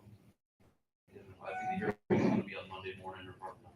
Very well. Ms. Ward, do you want to be heard in that regard at all? I do, Your Honor, and I would ask the court to set bond on all of the charges. Mr. Brown, as I understand it, may have no prior record of any kind. That's not correct, Ms. Ward. He certainly has no significant prior record. And he does work. He is currently on medical leave from his job at the Walmart Distribution Center in McClenny, but that job is being held for him. If he can be cleared to return to work, he could return to work. He is set for a medical appointment on the 21st to get that clearance to be able to return to work. He is a life resident of the area. He's never lived anywhere else. He will not live for prosecution. So I would ask the court to set bond on all of the charges. Well, I certainly respect that. So, Mr. Brown, I'm going to find under 907-041 sub 4 sub G sub 4 that on counts 1 through 3, you are to be held without bail until further order of court. That finding is based upon a finding upon review of the 4 corners of the arrest report, as well as your prior history that indicates to the court you present not only a danger to the community, but a danger to the living victim, and that is again based on at least 1 prior battery conviction. I'm also going to find, Mr. Brown, you present not only flight risk based upon a prior failure to appear and therefore the court makes a finding that no monetary bond can ensure both the integrity of the process as well as ensure your appearance at trial. So on counts 1 through 3, sir, you're going to be without bail until further order of court. However, as Mr. Thompson indicated, there will be a pre-trial detention hearing set for Monday, it sounds like. On count 4, which is the attempted homicide, I am going to set a monetary bond this morning, sir. However, that bond is going to be $1 million based on the factors previously discussed. Judge, I know previously you said first degree murder, it's actually a charge of second degree murder. It's a first degree felony. Excuse me. Thank you, sir. Anything else at the jail this morning? No, Your Honor. Thank you. Y'all take care. You off the record. All right. You back there.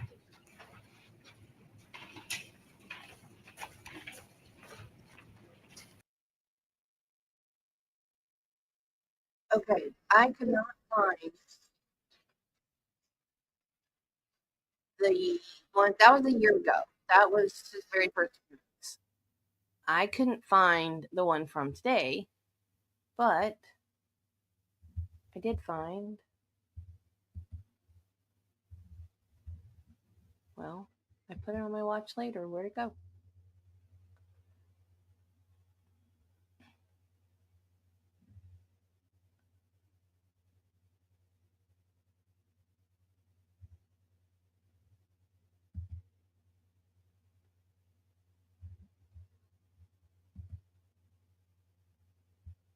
Okay, this is a minute long. It's just a quick little news clip.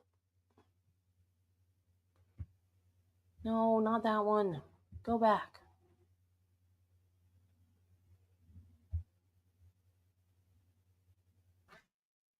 Okay, this is a quick little news clip. It's like a minute long, and there is a hearing.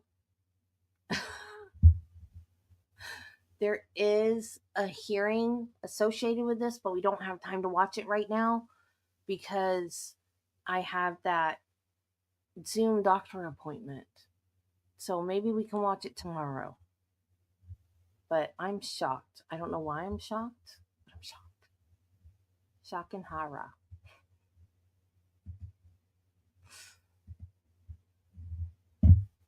Okay, this is in Shanna Gardner's case.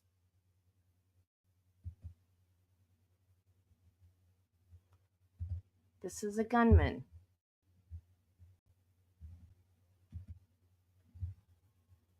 Make sure you can see it before I start it. Okay.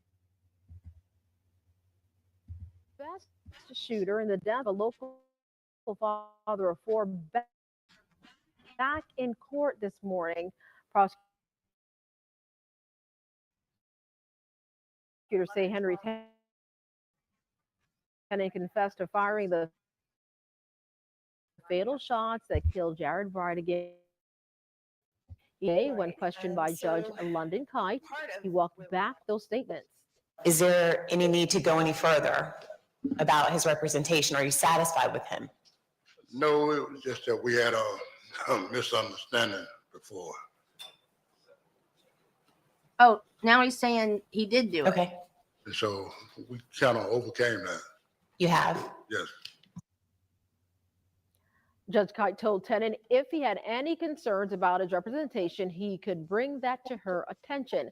Tennant is expected to testify in the upcoming murder trial of Bridegan's ex-wife, Shanna Gardner, and her second husband, Mario Fernandez, who are accused of orchestrating the murder. That trial was set for October, but was recently moved to early 2026. Oh, they did move it. Okay. Remember they were talking about moving it because of all this digital evidence mess?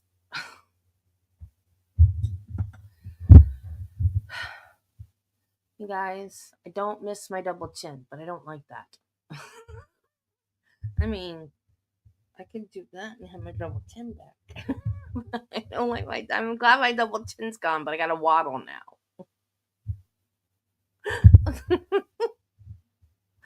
I'm seriously considering having all the tuck surgery done, but I can't afford it. You guys gotta get me more subs so I can get real money and get all this tucked.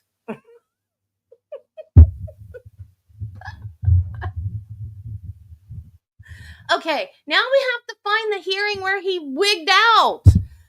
Okay, because it said, this is why I played it.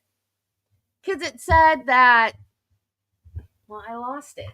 Where'd it go? It said that he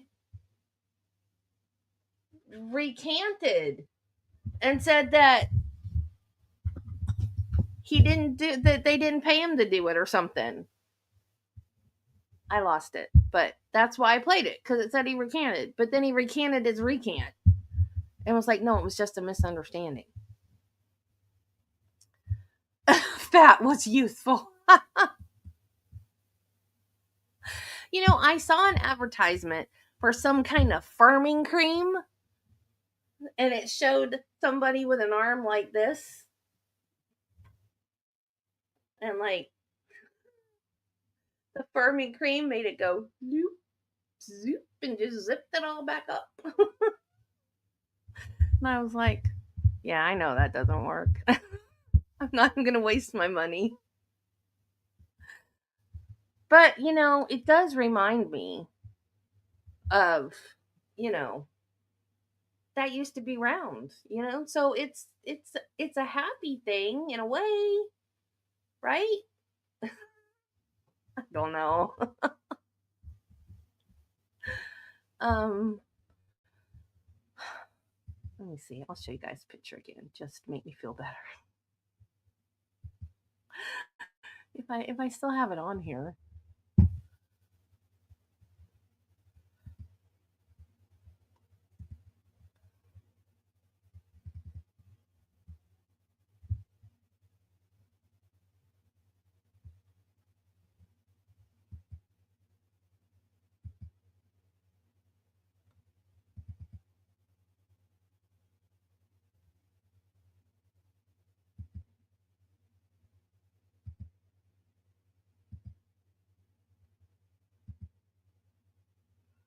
Oh no, I don't have it on here anymore. Oh well. I have it on my phone, I think.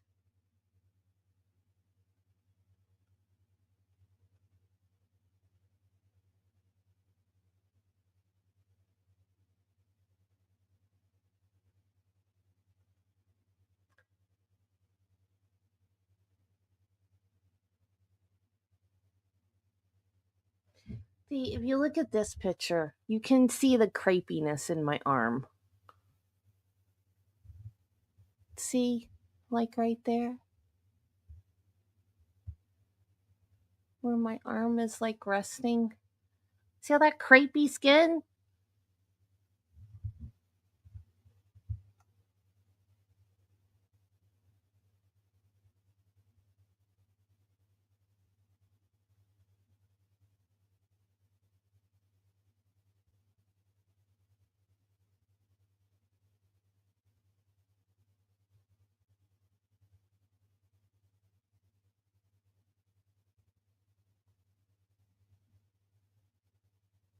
Where did it go?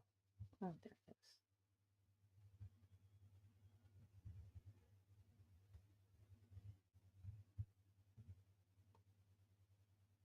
The girls got fatter, I got smaller.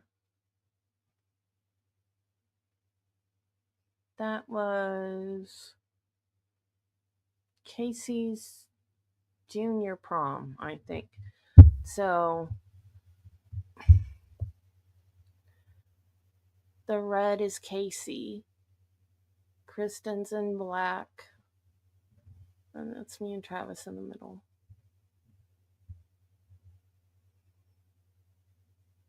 And then Casey's in the blue dress and Kristen's in the brown. She didn't dress up. So.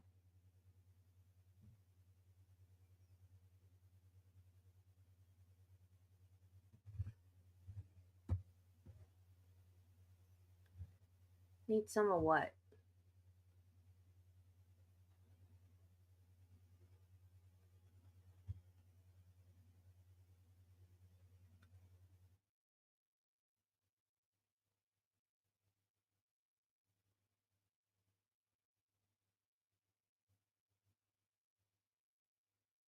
Yay! Turtle Boy gets to be in the courtroom for opening statements. Yay! Yay! Okay, guys. Oh, thank you. This dress, I have a hernia from. I have two hernias. I have one from. Oh, yeah, if it works. I have two hernias. I have one from my weight loss surgery, and I have one from my gallbladder surgery. And the girls were ordering clothes off of Temu because it was cheap. And I was like, I can't order a dress. I've got to go try one on because I need one where the hernias aren't going to show. So we went to, where did I get it? Dang, I don't even remember where I got it from. I don't know. We went to Ocala and I tried on dress, and this dress is an extra large. I've been wearing 2 and 3X's for years. And in all reality, I probably could have worn a large. So this is me trying it on and taking a picture. Look at my face. Look at how, let me make it bigger so you can see it better. Look at how happy I am trying this dress on. And I tried on one before it, and it was cute. And I wore it out and I showed it to Travis, and he's like, yeah, it's nice. And then I put that one on and had the big smile. And I came out of the dressing room with a big smile, and I said, this is the one. And he's like, yes, that's the one. That's the one. We both agreed. So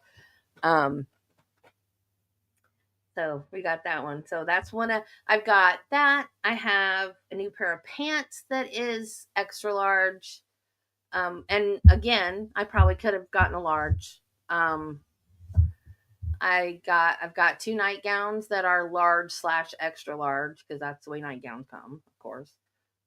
So I'm slowly getting a new wardrobe, but I can't keep getting, I can't get a bunch of clothes that are extra large now because hopefully those will be too large for me soon. So hopefully if the sleep study comes back that I do still need my CPAP, which that's what we want, so that my insurance will pay for a stronger weight loss medicine because what I'm on now isn't cutting it anymore. So you know how when skinny people say they need to lose weight and they're like, I just need to lose these last 10 pounds. That's where I'm at, but it's like the last 50 pounds. I've lost 100 and I have 50 to go, and it hasn't been all at once, and it's been with help. It's been with weight loss surgery and drugs, but when you have genetics against you, diseases that cause weight gain and keep you from exercising, and medication that causes hunger and weight gain, you need help. And there's nothing wrong with getting that help, I believe. So, I know a lot of people think, oh no, you should do it on your own, but whatever. Those people are usually the people that don't need to lose weight. So I'm going to do it my way because I don't want to die young. So there.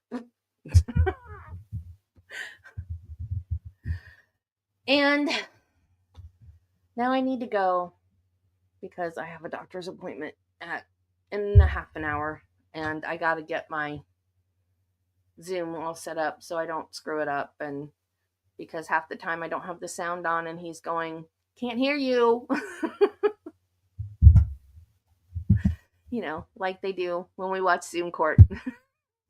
So, okay, guys, I will see you later. I will see you tomorrow. In the morning, we will do Phil Spector, and then I'm going to try to find a way for us to watch the Menendez hearing, but I don't know. I mean, California is not really transparent, so I don't know if we'll get to see anything or not. But I hope we do.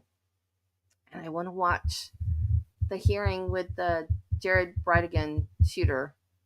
I mean, it might not be anything, but we're following that case because we're going to watch the trial next year now.